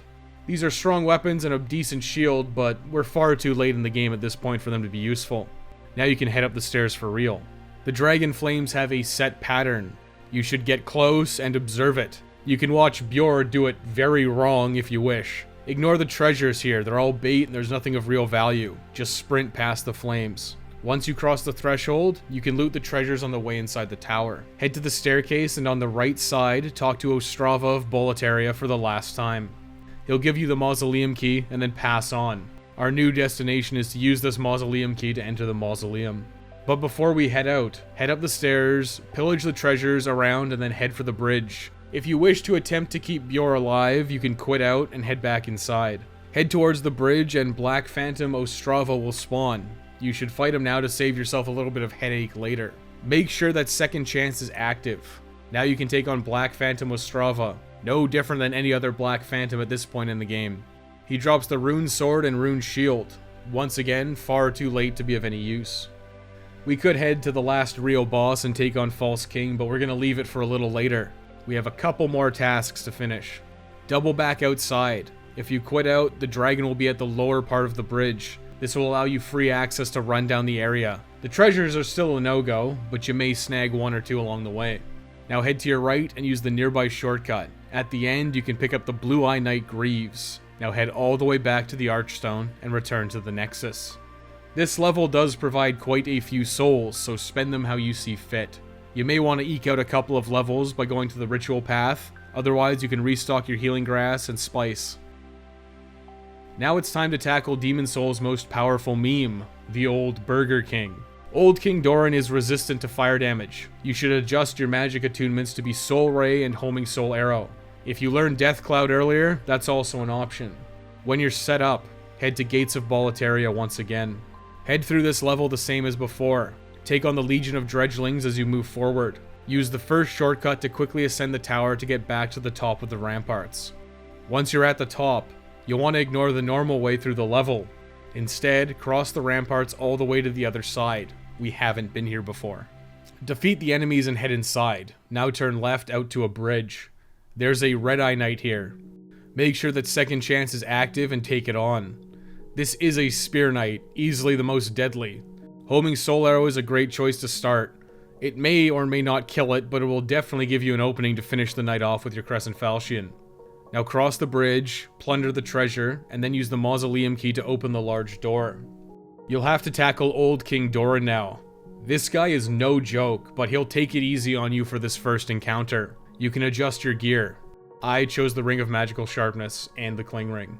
When you're ready, enter the Mausoleum. Start by casting Homing Soul Arrow and cut Old King Doran's speech short. 2 castings of Homing Soul Arrow was all I needed to prove myself worthy here.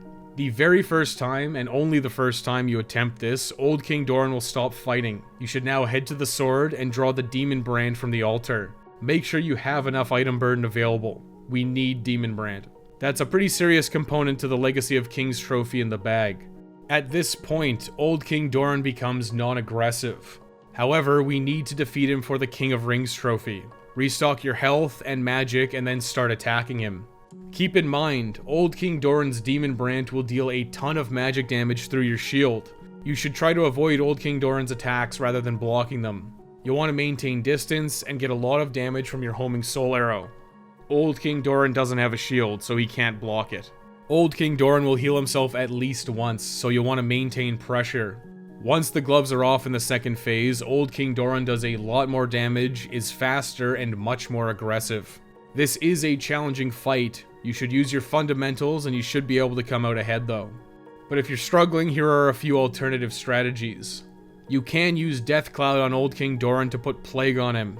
I find this less effective than the simple way of just fighting him straight up. If you're struggling, you can attempt to use Death Cloud to Plague. You can also attempt Hyper Mode. This will make you much more threatening, but Old King Doran will probably one-shot you. That's only if he can hit you though through your bombardment of Homing Soul Arrows and Crescent Falchion attacks buffed with the Clever Rat's Ring and Morian Blade.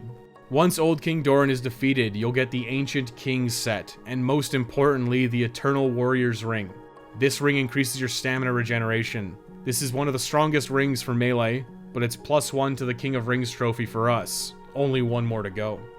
We're done in Boletaria Palace for now. It's time to head back to the Nexus. Spend your souls on whatever you see fit. Repairs, levels, and consumables are all on the table. Now, the fun begins. You need to push your character to Pure Black Character Tendency. This is to unlock Mephistopheles' assassination questline for the final ring. You also need to kill Yurt the Silent Chief, but we did that already.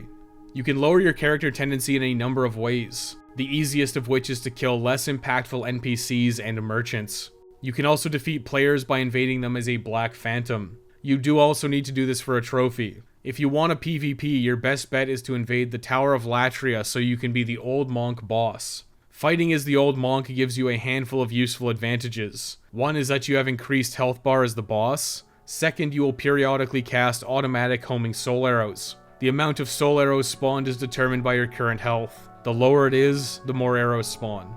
You can do some very scummy tactics such as waiting for your opponent to enter the boss fog and immediately casting Firestorm. This one's one of my favorites. If they happen to survive, you can simply chase them down as they attempt to heal. If you manage to win as the Old Monk, you have a chance of getting the Monk's Head Wrapping. This piece of headgear will increase your magic damage output and stacks with all bonuses. This makes it easily the best headgear in the game for a caster. You can and probably should turn your helmet off in the settings when you're wearing it. This Tornado Turban will obstruct your view and make it significantly more difficult to see around in confined spaces. If you wish to do the majority of this playthrough offline, which I do recommend, then you should look into taking out the less desirable NPCs and merchants to lower your character tendency. Starting off, Boletaria Palace's Dredgeling Merchant is not overly useful. He only sells some mediocre weapons and armor. You can purchase anything that you might like from him and then safely take him out in the inner ward. He's hiding on the upper levels, near where you faced off against the Red-Eye Knight. Simply enter his building on the right after climbing the stairs, then head inside to find him. Talk to him for dialogue if you wish, take a look for anything you might want to buy, and then give him the old homing soul arrow treatment. Next up, the filthy woman in Valley of Defilement doesn't have much of value besides Faintstone, some weapons and armor, which we will not be using, and some Stone of Ephemeral Eyes. She does also sell Rotten Arrows, which can be useful for cheesing strategies. We're basically done the game at this point, but if you want to take out the dragons in New Game Plus, stocking up on Rotten Arrows now is actually a pretty decent idea. You can head to Swamp of Sorrows and head through the level the traditional way. Alternatively, you can use the shortcut and then pass through the depraved village to get to her. Or you can start from the Dirty Colossus Archstone. Either way, get to the Filthy Woman, peruse her wares, talk to her for dialogue if you care, and then give her the business. I can feel the character tendency blackening already. Once she's down, you can return to the Nexus. Now you can safely take out Saint Urbain's followers to absolutely no detriment. Simply kill the man and woman around Saint Urbain. He does not even flinch as you kill his followers. So much for being a saint. The easiest way is to simply prepare a homing soul arrow. Now you can just take a swing at them. The soul arrows should auto-fire and you'll 100 to 0 your target. If you're really worried about not getting a one-shot, equip the Morian Blade and Clever Rat's Ring, and then use the Makoto to enter Hyper Mode. This should be more than enough to kill anything that moves in the Nexus. These followers in particular are weak, so simple combos with two-handed Crescent Falchions are more than ample to kill them. After the man's down, head to the woman sitting near the candles. Even though she's a bit of a cutie patootie, you have to lower your character tendency. Kill her now. A real shame. +2 towards black character tendency. Next up, since you have Yuria and Sage Freak to attune magic spells, Sage Freak's apprentice is kind of worthless to us and can be safely dispatched. Only one string of Crescent Falchion combos later. Serves him right for giving us so much lip earlier. Sage Freak does not care. He's just after the power of the Demon Souls at this point. You should now be at pure black character tendency. I guess killing people is stronger than killing black phantoms. Who knew?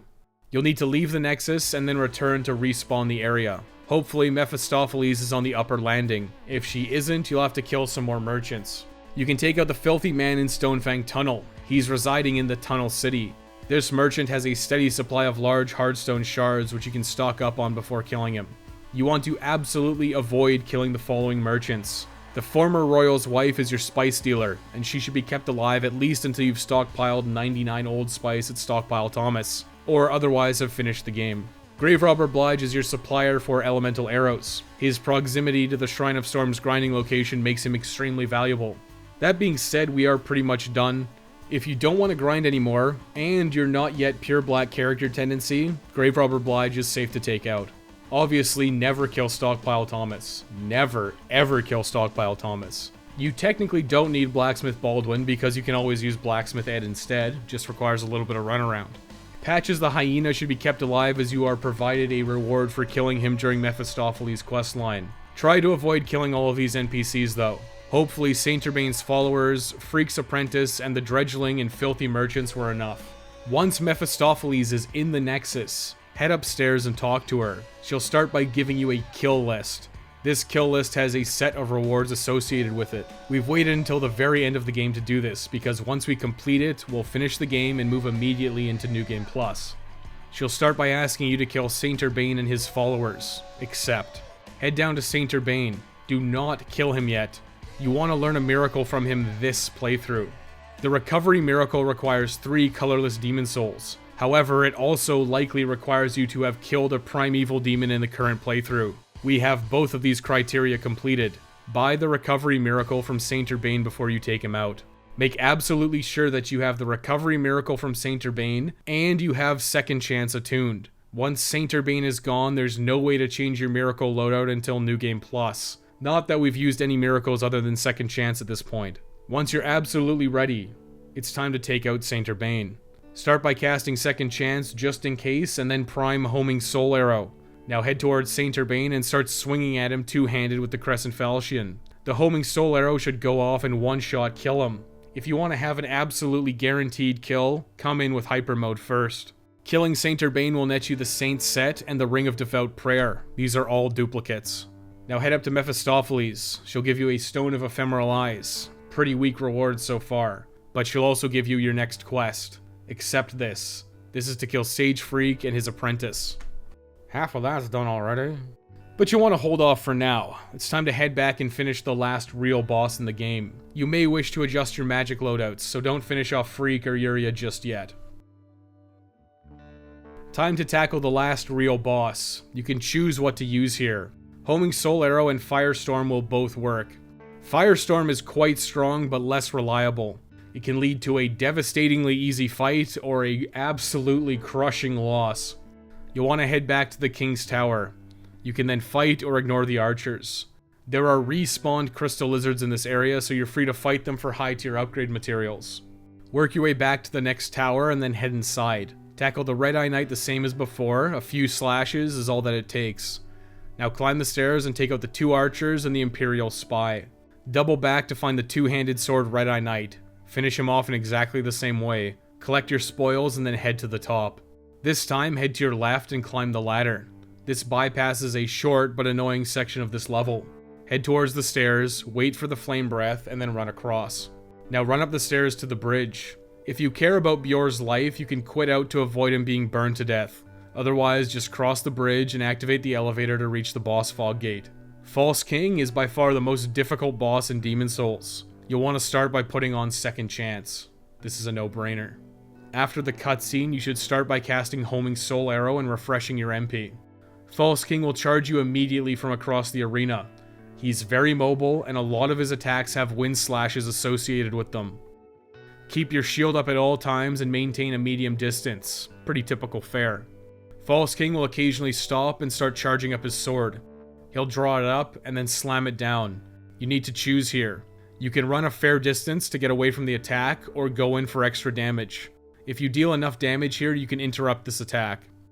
False King's combos are pretty deadly, but your shield can weather the storm. Wait for combos to end, and then 2-hand your Crescent Falchion to combo him back. You can get a bit of a stun lock going. False King has the ability to soul suck, and it's very dangerous. Not only does it do a ton of damage, but it will also remove your last level up. He'll suck your brains out and quite literally level you down. There's no limit to soul sucks either. He will use them multiple times, and he can and will drain multiple levels if possible. These are best rolled away from. This is a command grab, and thus unblockable. When you're damaged, make sure to get some distance and heal when it's safe.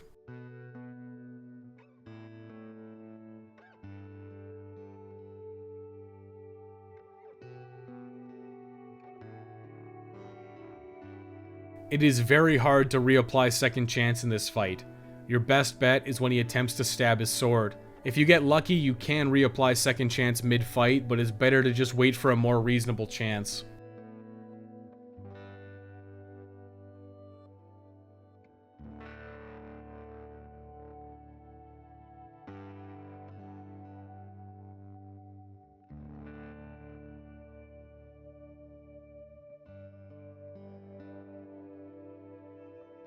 With enough patience and grass, this fight is easily doable. It's just a matter of waiting and taking safe damage whenever you can.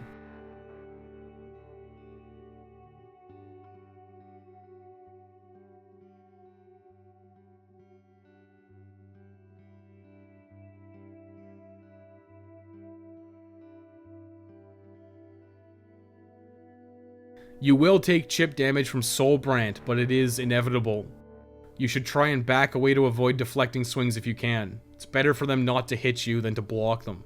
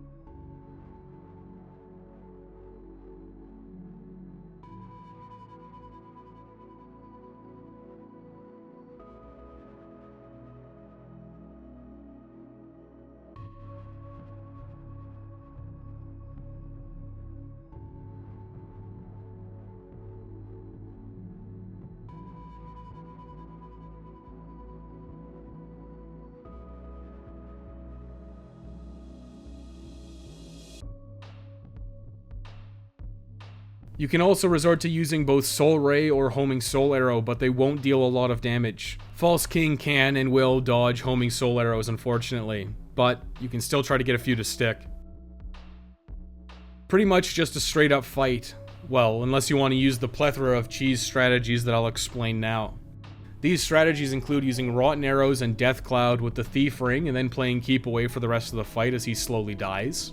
You can also use Hyper Mode with Firestorm and 40 plus magic to hopefully one-shot False King. It's a possibility. A 1 or 2 shot strategy with Firestorm does work. You can check out my magic-only stream VOD for proof. I didn't even use Hyper Mode in that one. And listen, if you're really struggling, you can try to Firestorm False King. A win's a win. Otherwise, this is a fairly lengthy fight, and when you finally land that killing blow, the Platinum Trophy is basically in the bag. Once you've defeated False King, you'll get the False King's Trophy. You'll be returned to body form and get some dialogue once you claim the False King's Demon Soul from the Archstone. Listen to it if you wish, and then return to the Nexus. Once you return to the Nexus, you'll get a cutscene of a sword smashing through the seal to the Old One. This is the point of no return. You can no longer level up at the Maiden in Black until this game cycle is complete. If you want to continue to level up in this game cycle, don't defeat False King until you're ready to move on. We have some final wrap-up to accomplish. The final task is to finish Mephistopheles' questline to get the last ring for the King of Rings trophy. She last tasked us with killing Sage Freak, so head there now. With the seal shattered, Sage Freak has some new dialogue. He'll give you a hint to an alternative ending. Unfortunately, he has suggested killing my wife, the Maiden in Black, so he's gotta go. Prime second chance, just in case, followed by homing soul arrow. You can also set up hyper mode if you wish. Now attack Freak, and the soul arrows will obliterate his entire body. Absolutely nothing's left, and he got exactly what he deserved. Except, you know, there's still a baby's nail, his sage is set, and the ring of magical sharpness. So I guess there's quite a lot of him left. Oh well. Head back up the stairs and return to Mephistopheles. She'll reward you with a Stone of Ephemeral Eyes. Talk to her again to get her next target. Patches the Hyena. Accept. Head down to Patches. You're free to buy some of his wares, otherwise prime up homing Soul Arrow and attack him. The Soul Arrows will impale his bald, pudge-like body and he'll be decimated. Never even saw it coming. You'll get a third Thief Ring from Patches' non-existing corpse. Head back up to Mephistopheles and claim your reward. This is a colorless demon soul. Nice. Talk to her again and you'll get your next mark. This is going to depend on a couple of factors. Mephistopheles' kill order is Saint Urbane, Freak, Patches, then Bjor of the Twin Fangs, Astrava, and finally the Witch Uria. Bjor of the Twin Fangs might still be alive in your game. If he died fighting the dragon, he'll get skipped. Ostrava will also get skipped because, you know, he just died of a broken heart on a staircase. This fast forwards the questline to Uria. If Bjor's alive, you'll have to take him out at the Archstone of the Chieftain. Same strategy as everyone else. Although Bjor might survive, you should hyper mode just in case. Otherwise, it's on to the final task, the Witch Uria. Head down to Uria, prime up homing Soul Arrow and attack her. This should kill Uria just like it kills everyone else, but if it doesn't, she'll immediately start spamming Firestorm. She knows how strong it is. You can loot the Witch's set and a Ring of Magical Nature from her. All duplicates. Now dump most of your stuff off at Stockpile Thomas. You want to make absolutely sure that there's no way you can't get the final ring from Mephistopheles. Once you're unburdened, you can head up the stairs and talk to her. Listen to her dialogue and she'll threaten you, but she'll give you the foe's ring regardless. Once the dialogue's run, this will instantly unlock the King of Rings trophy. That was quite an endeavor.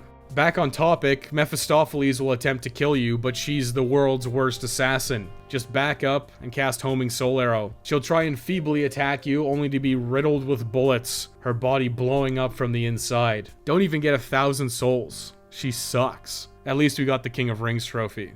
Let's end the game now. Make sure that you have enough item burden available. You don't need arrows or grass or extra armor or shields. Bank it all at Stockpile Thomas. Now simply head to the center of the Nexus and speak to the Maiden in Black. You'll be transported below the Nexus. You can take in the sights, but there's really nothing here. You'll want to head forward and into the maw of the Old One. If you want, you can technically get both endings here. Simply set up a cloud storage save, but where's the fun in that? Crash your way through the Old One's branches and enter the boss fog at the end. King Allant is now a pathetic, wretched thing. The fact that he has a boss health bar is deceiving. You can slaughter him in whatever manner that you see fit. Standing your ground, then riddling him with bullets from homing Soul Arrow seems fine to me. Once King Allant is down, make sure to pick up the sword Soulbrand. You have to pick this up, it's required for a trophy. You should drop anything extraneous to make room for Soulbrand. The Ring of Herculean Strength can help you pick it up in a pinch. Once you have Soulbrand, approach the final fog gate. You'll be given a choice here. You can kill the Maiden in Black, or you can appropriately walk away. You will eventually need to do both endings, but for starters, the good ending gives you the Maiden in Black's Demon Soul. This is used for the Soul Sucker spell from the Witch area. You'll want to do this ending first. Simply walk away. If you made a backup cloud save, you can do the bad ending first, then after the trophy unlocks, head back and complete the good ending. We're doing 2 full playthroughs, so simply leave the old one and the final cutscene will play out. You can watch the credits, and afterwards you'll be back in the Nexus, in the second game cycle of New Game Plus.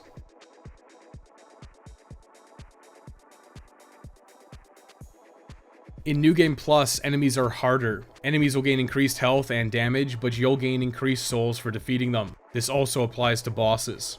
With all of the world and character tendency events completed, you're now free to do whatever you want.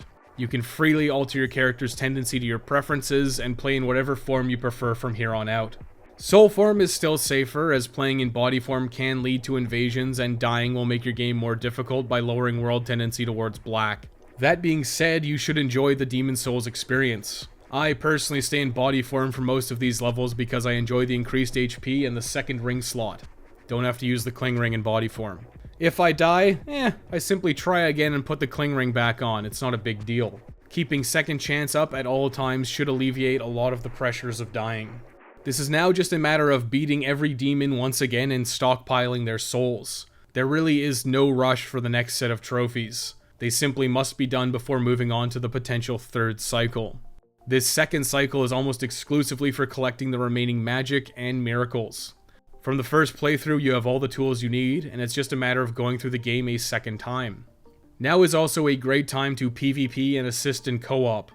You'll have a well-established build that's reasonable for both PvP and helping others, so now is a great opportunity to get those online-only trophies. Depending on how much you leveled up, you may be much higher level than the average player. If you're finding PvP and co-op difficult, you're free to make a new character.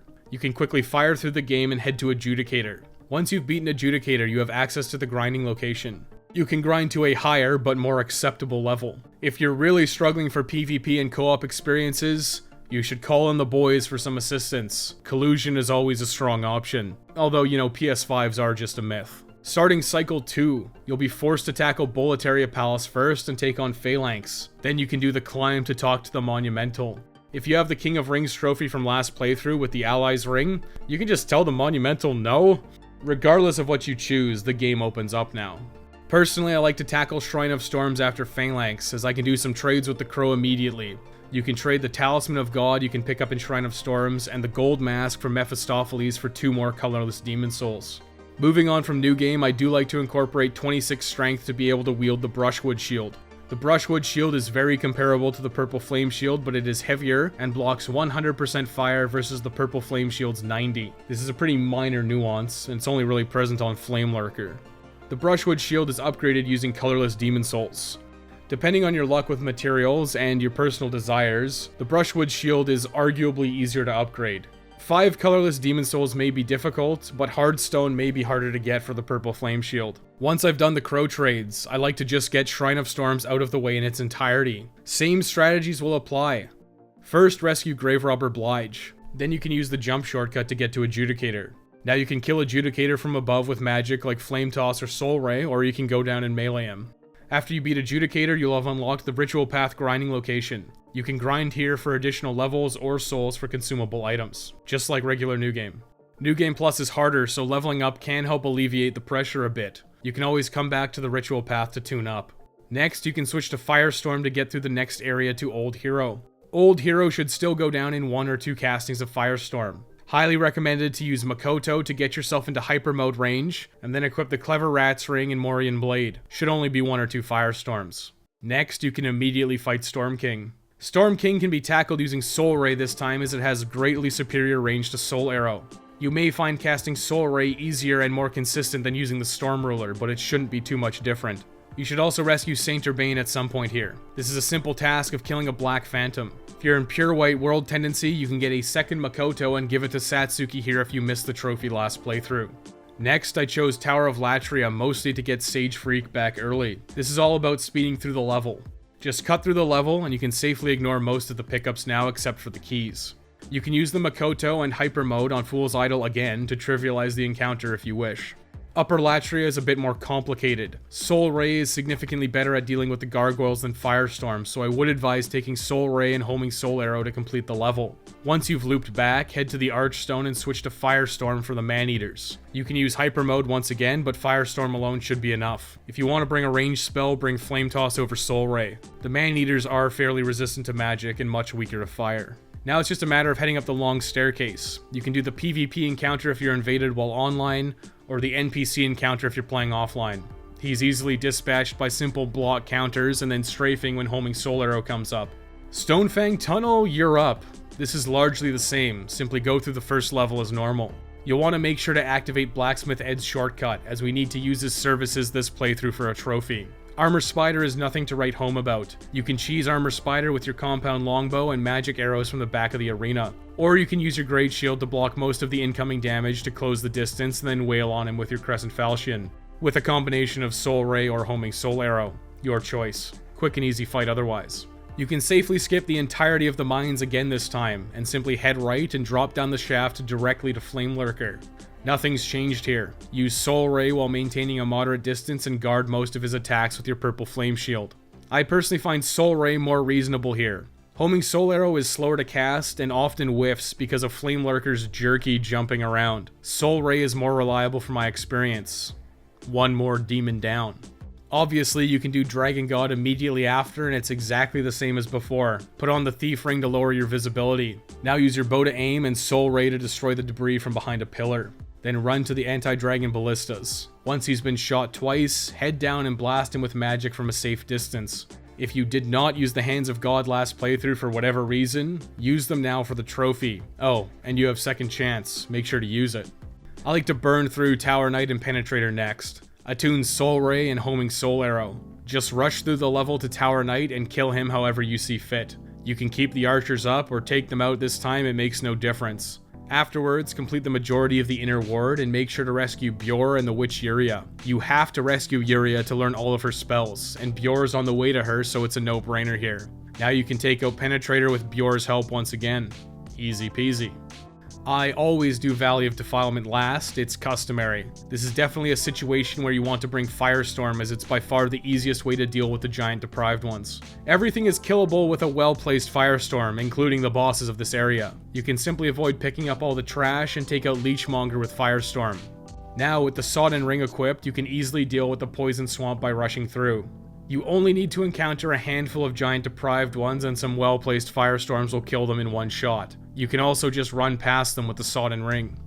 I did get unlucky, so it took a few attempts to get through Swamp of Sorrows. Every attempt is quick, and getting through the swamp is pretty easy if you ignore all the bonus treasures. You're free to unlock the shortcut if you want, but Dirty Colossus is a simple encounter.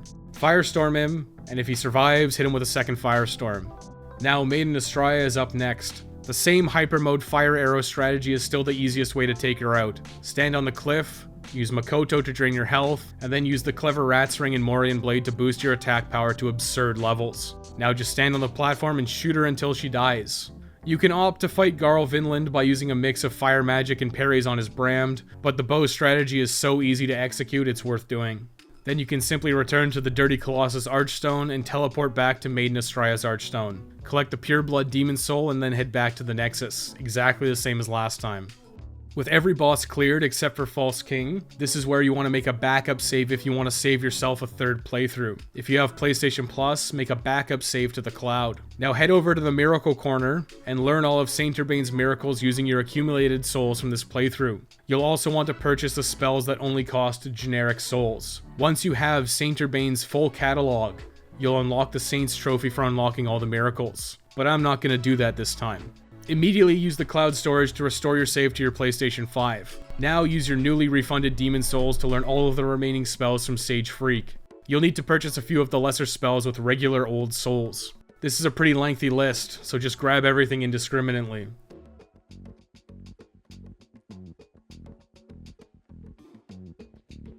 Now head to the Witch Yuria, time to complete her catalog of spells as well. Most notable is Soul Sucker from the Maiden in Black's Demon Soul. You did choose the good ending first, right? If not, you're off to another New Game Plus cycle. Once you have every available spell from Sage Freak and Uria, you'll unlock the Sage's Trophy. About time, only took 2 whole playthroughs. If you wish to avoid the save backup technique, you will need a 3rd playthrough. Well, at least a partial one. When you're done with your Demon Souls for spells and miracles, it's time to do a bit of smithing. Bring your Soul Brand and Demon Brand along with the False King's Demon Soul from last playthrough. Make sure you also have the new Searing Demon Soul from Flamelurker, and head to Blacksmith Ed in Stonefang Tunnel. Give Ed the Searing Demon Soul to unlock Demon Soul Smithing. Now combine the Demon Brand and Soul Brand together with False King's Demon Soul into the Northern Regalia. This will unlock the Legacy of Kings trophy.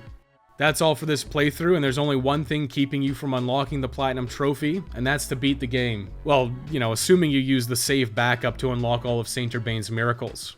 You should attune Soul Ray and Homing Soul Arrow, or Firestorm, and then head back to Boletaria Palace to take on False King once again. You can also try unloading a few Firestorms, it's pretty effective. You can also try Firestorm with Hyper Mode. I really like this fight, so I don't like cheesing it. Once you've beaten False King, return to the Nexus and head below with the Maiden in Black. Defeat the true King Allant, pick up a new Soul Brand, and then commit a grievous sin against all of mankind by taking a swing at the Maiden in Black. My wife. I can't even look. You'll unlock the Seek's Soul Power trophy for completing the game with a bad ending. If you use the cloud storage trick, you'll have unlocked the Platinum Trophy here as well, assuming you did the 2 online trophies.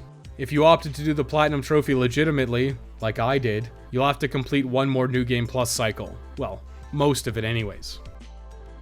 Thankfully, you don't actually need to complete this playthrough this time around. Your reward for the bad ending is the Soul of the Old One. This will give you 200,000 souls when consumed. It's quite a bit. This is the only use for the Soul of the Old One, by the way. Save it for when you want to level up at the Maiden in Black, or buy 100 Old Spice. All you need to do this playthrough is the following: rescue Saint Urbain, defeat Dragon God, defeat Old Monk, then defeat Maiden Astraea. This playthrough is virtually identical to the last one. You can just safely avoid most of Boletaria Palace and the second half of Shrine of Storms. Of course, you do need to beat Phalanx, and then talk to the Monumental once again. That climb gets real old in multiple New Game Plus cycles, I tell you what. All of the same strategies will apply here, just head through the areas as quickly as possible. Head to Shrine of Storms and then beat the Adjudicator. Now you can head down to rescue Saint Urbain right away. Next, go to Stonefang Tunnel and beat Armor Spider, followed by dropping down Tunnel City and taking on Flamelurker, then sneaking around Dragon God before blasting his chin. You can follow Stonefang Tunnel up with Tower of Latria. Start by beating Fool's Idol, heading across the towers to find the Maneaters, and then finally up the staircase to destroy Old Monk once again. Lastly, head to Valley of Defilement to beat Leechmonger, brave the Poison Swamp for the last time, then torch Dirty Colossus. Now use Hyper Mode once again to snipe Maiden Astraea while Garl Vinland cries in the distance, unable to do anything about it. Now you can learn the final miracles from Saint Urbain.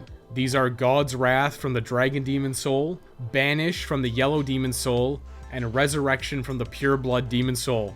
Anti-Magic Field is also available, but you could have snatched it up last playthrough. Once that's completed, you should earn the Saint's Trophy, followed immediately by the Slayer of Trophies Platinum Trophy for Demon Souls. That is, of course, if you completed the PvP and co-op trophies earlier. If not, you're gonna have to figure those ones out one way or the other. Grab a buddy and cheese the trophy, or try your luck with randoms. You can use your existing character or make a new character specifically tailored to low-level co-op and PvP.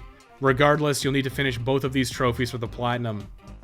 That's how you unlock the Platinum Trophy in Demon Souls step by step. Not a bad little series of playthroughs. The collectathon aspect is a little bit lame, but you know what? I'm always happy to play through Demon Souls. It's one of my all-time favorites.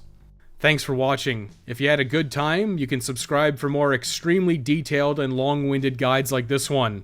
A special thanks to Default, also known as Metakami here on YouTube. He helped me get some PvP and cooperative footage, so big thanks to him. Also thanks to the randoms who showed up in this video.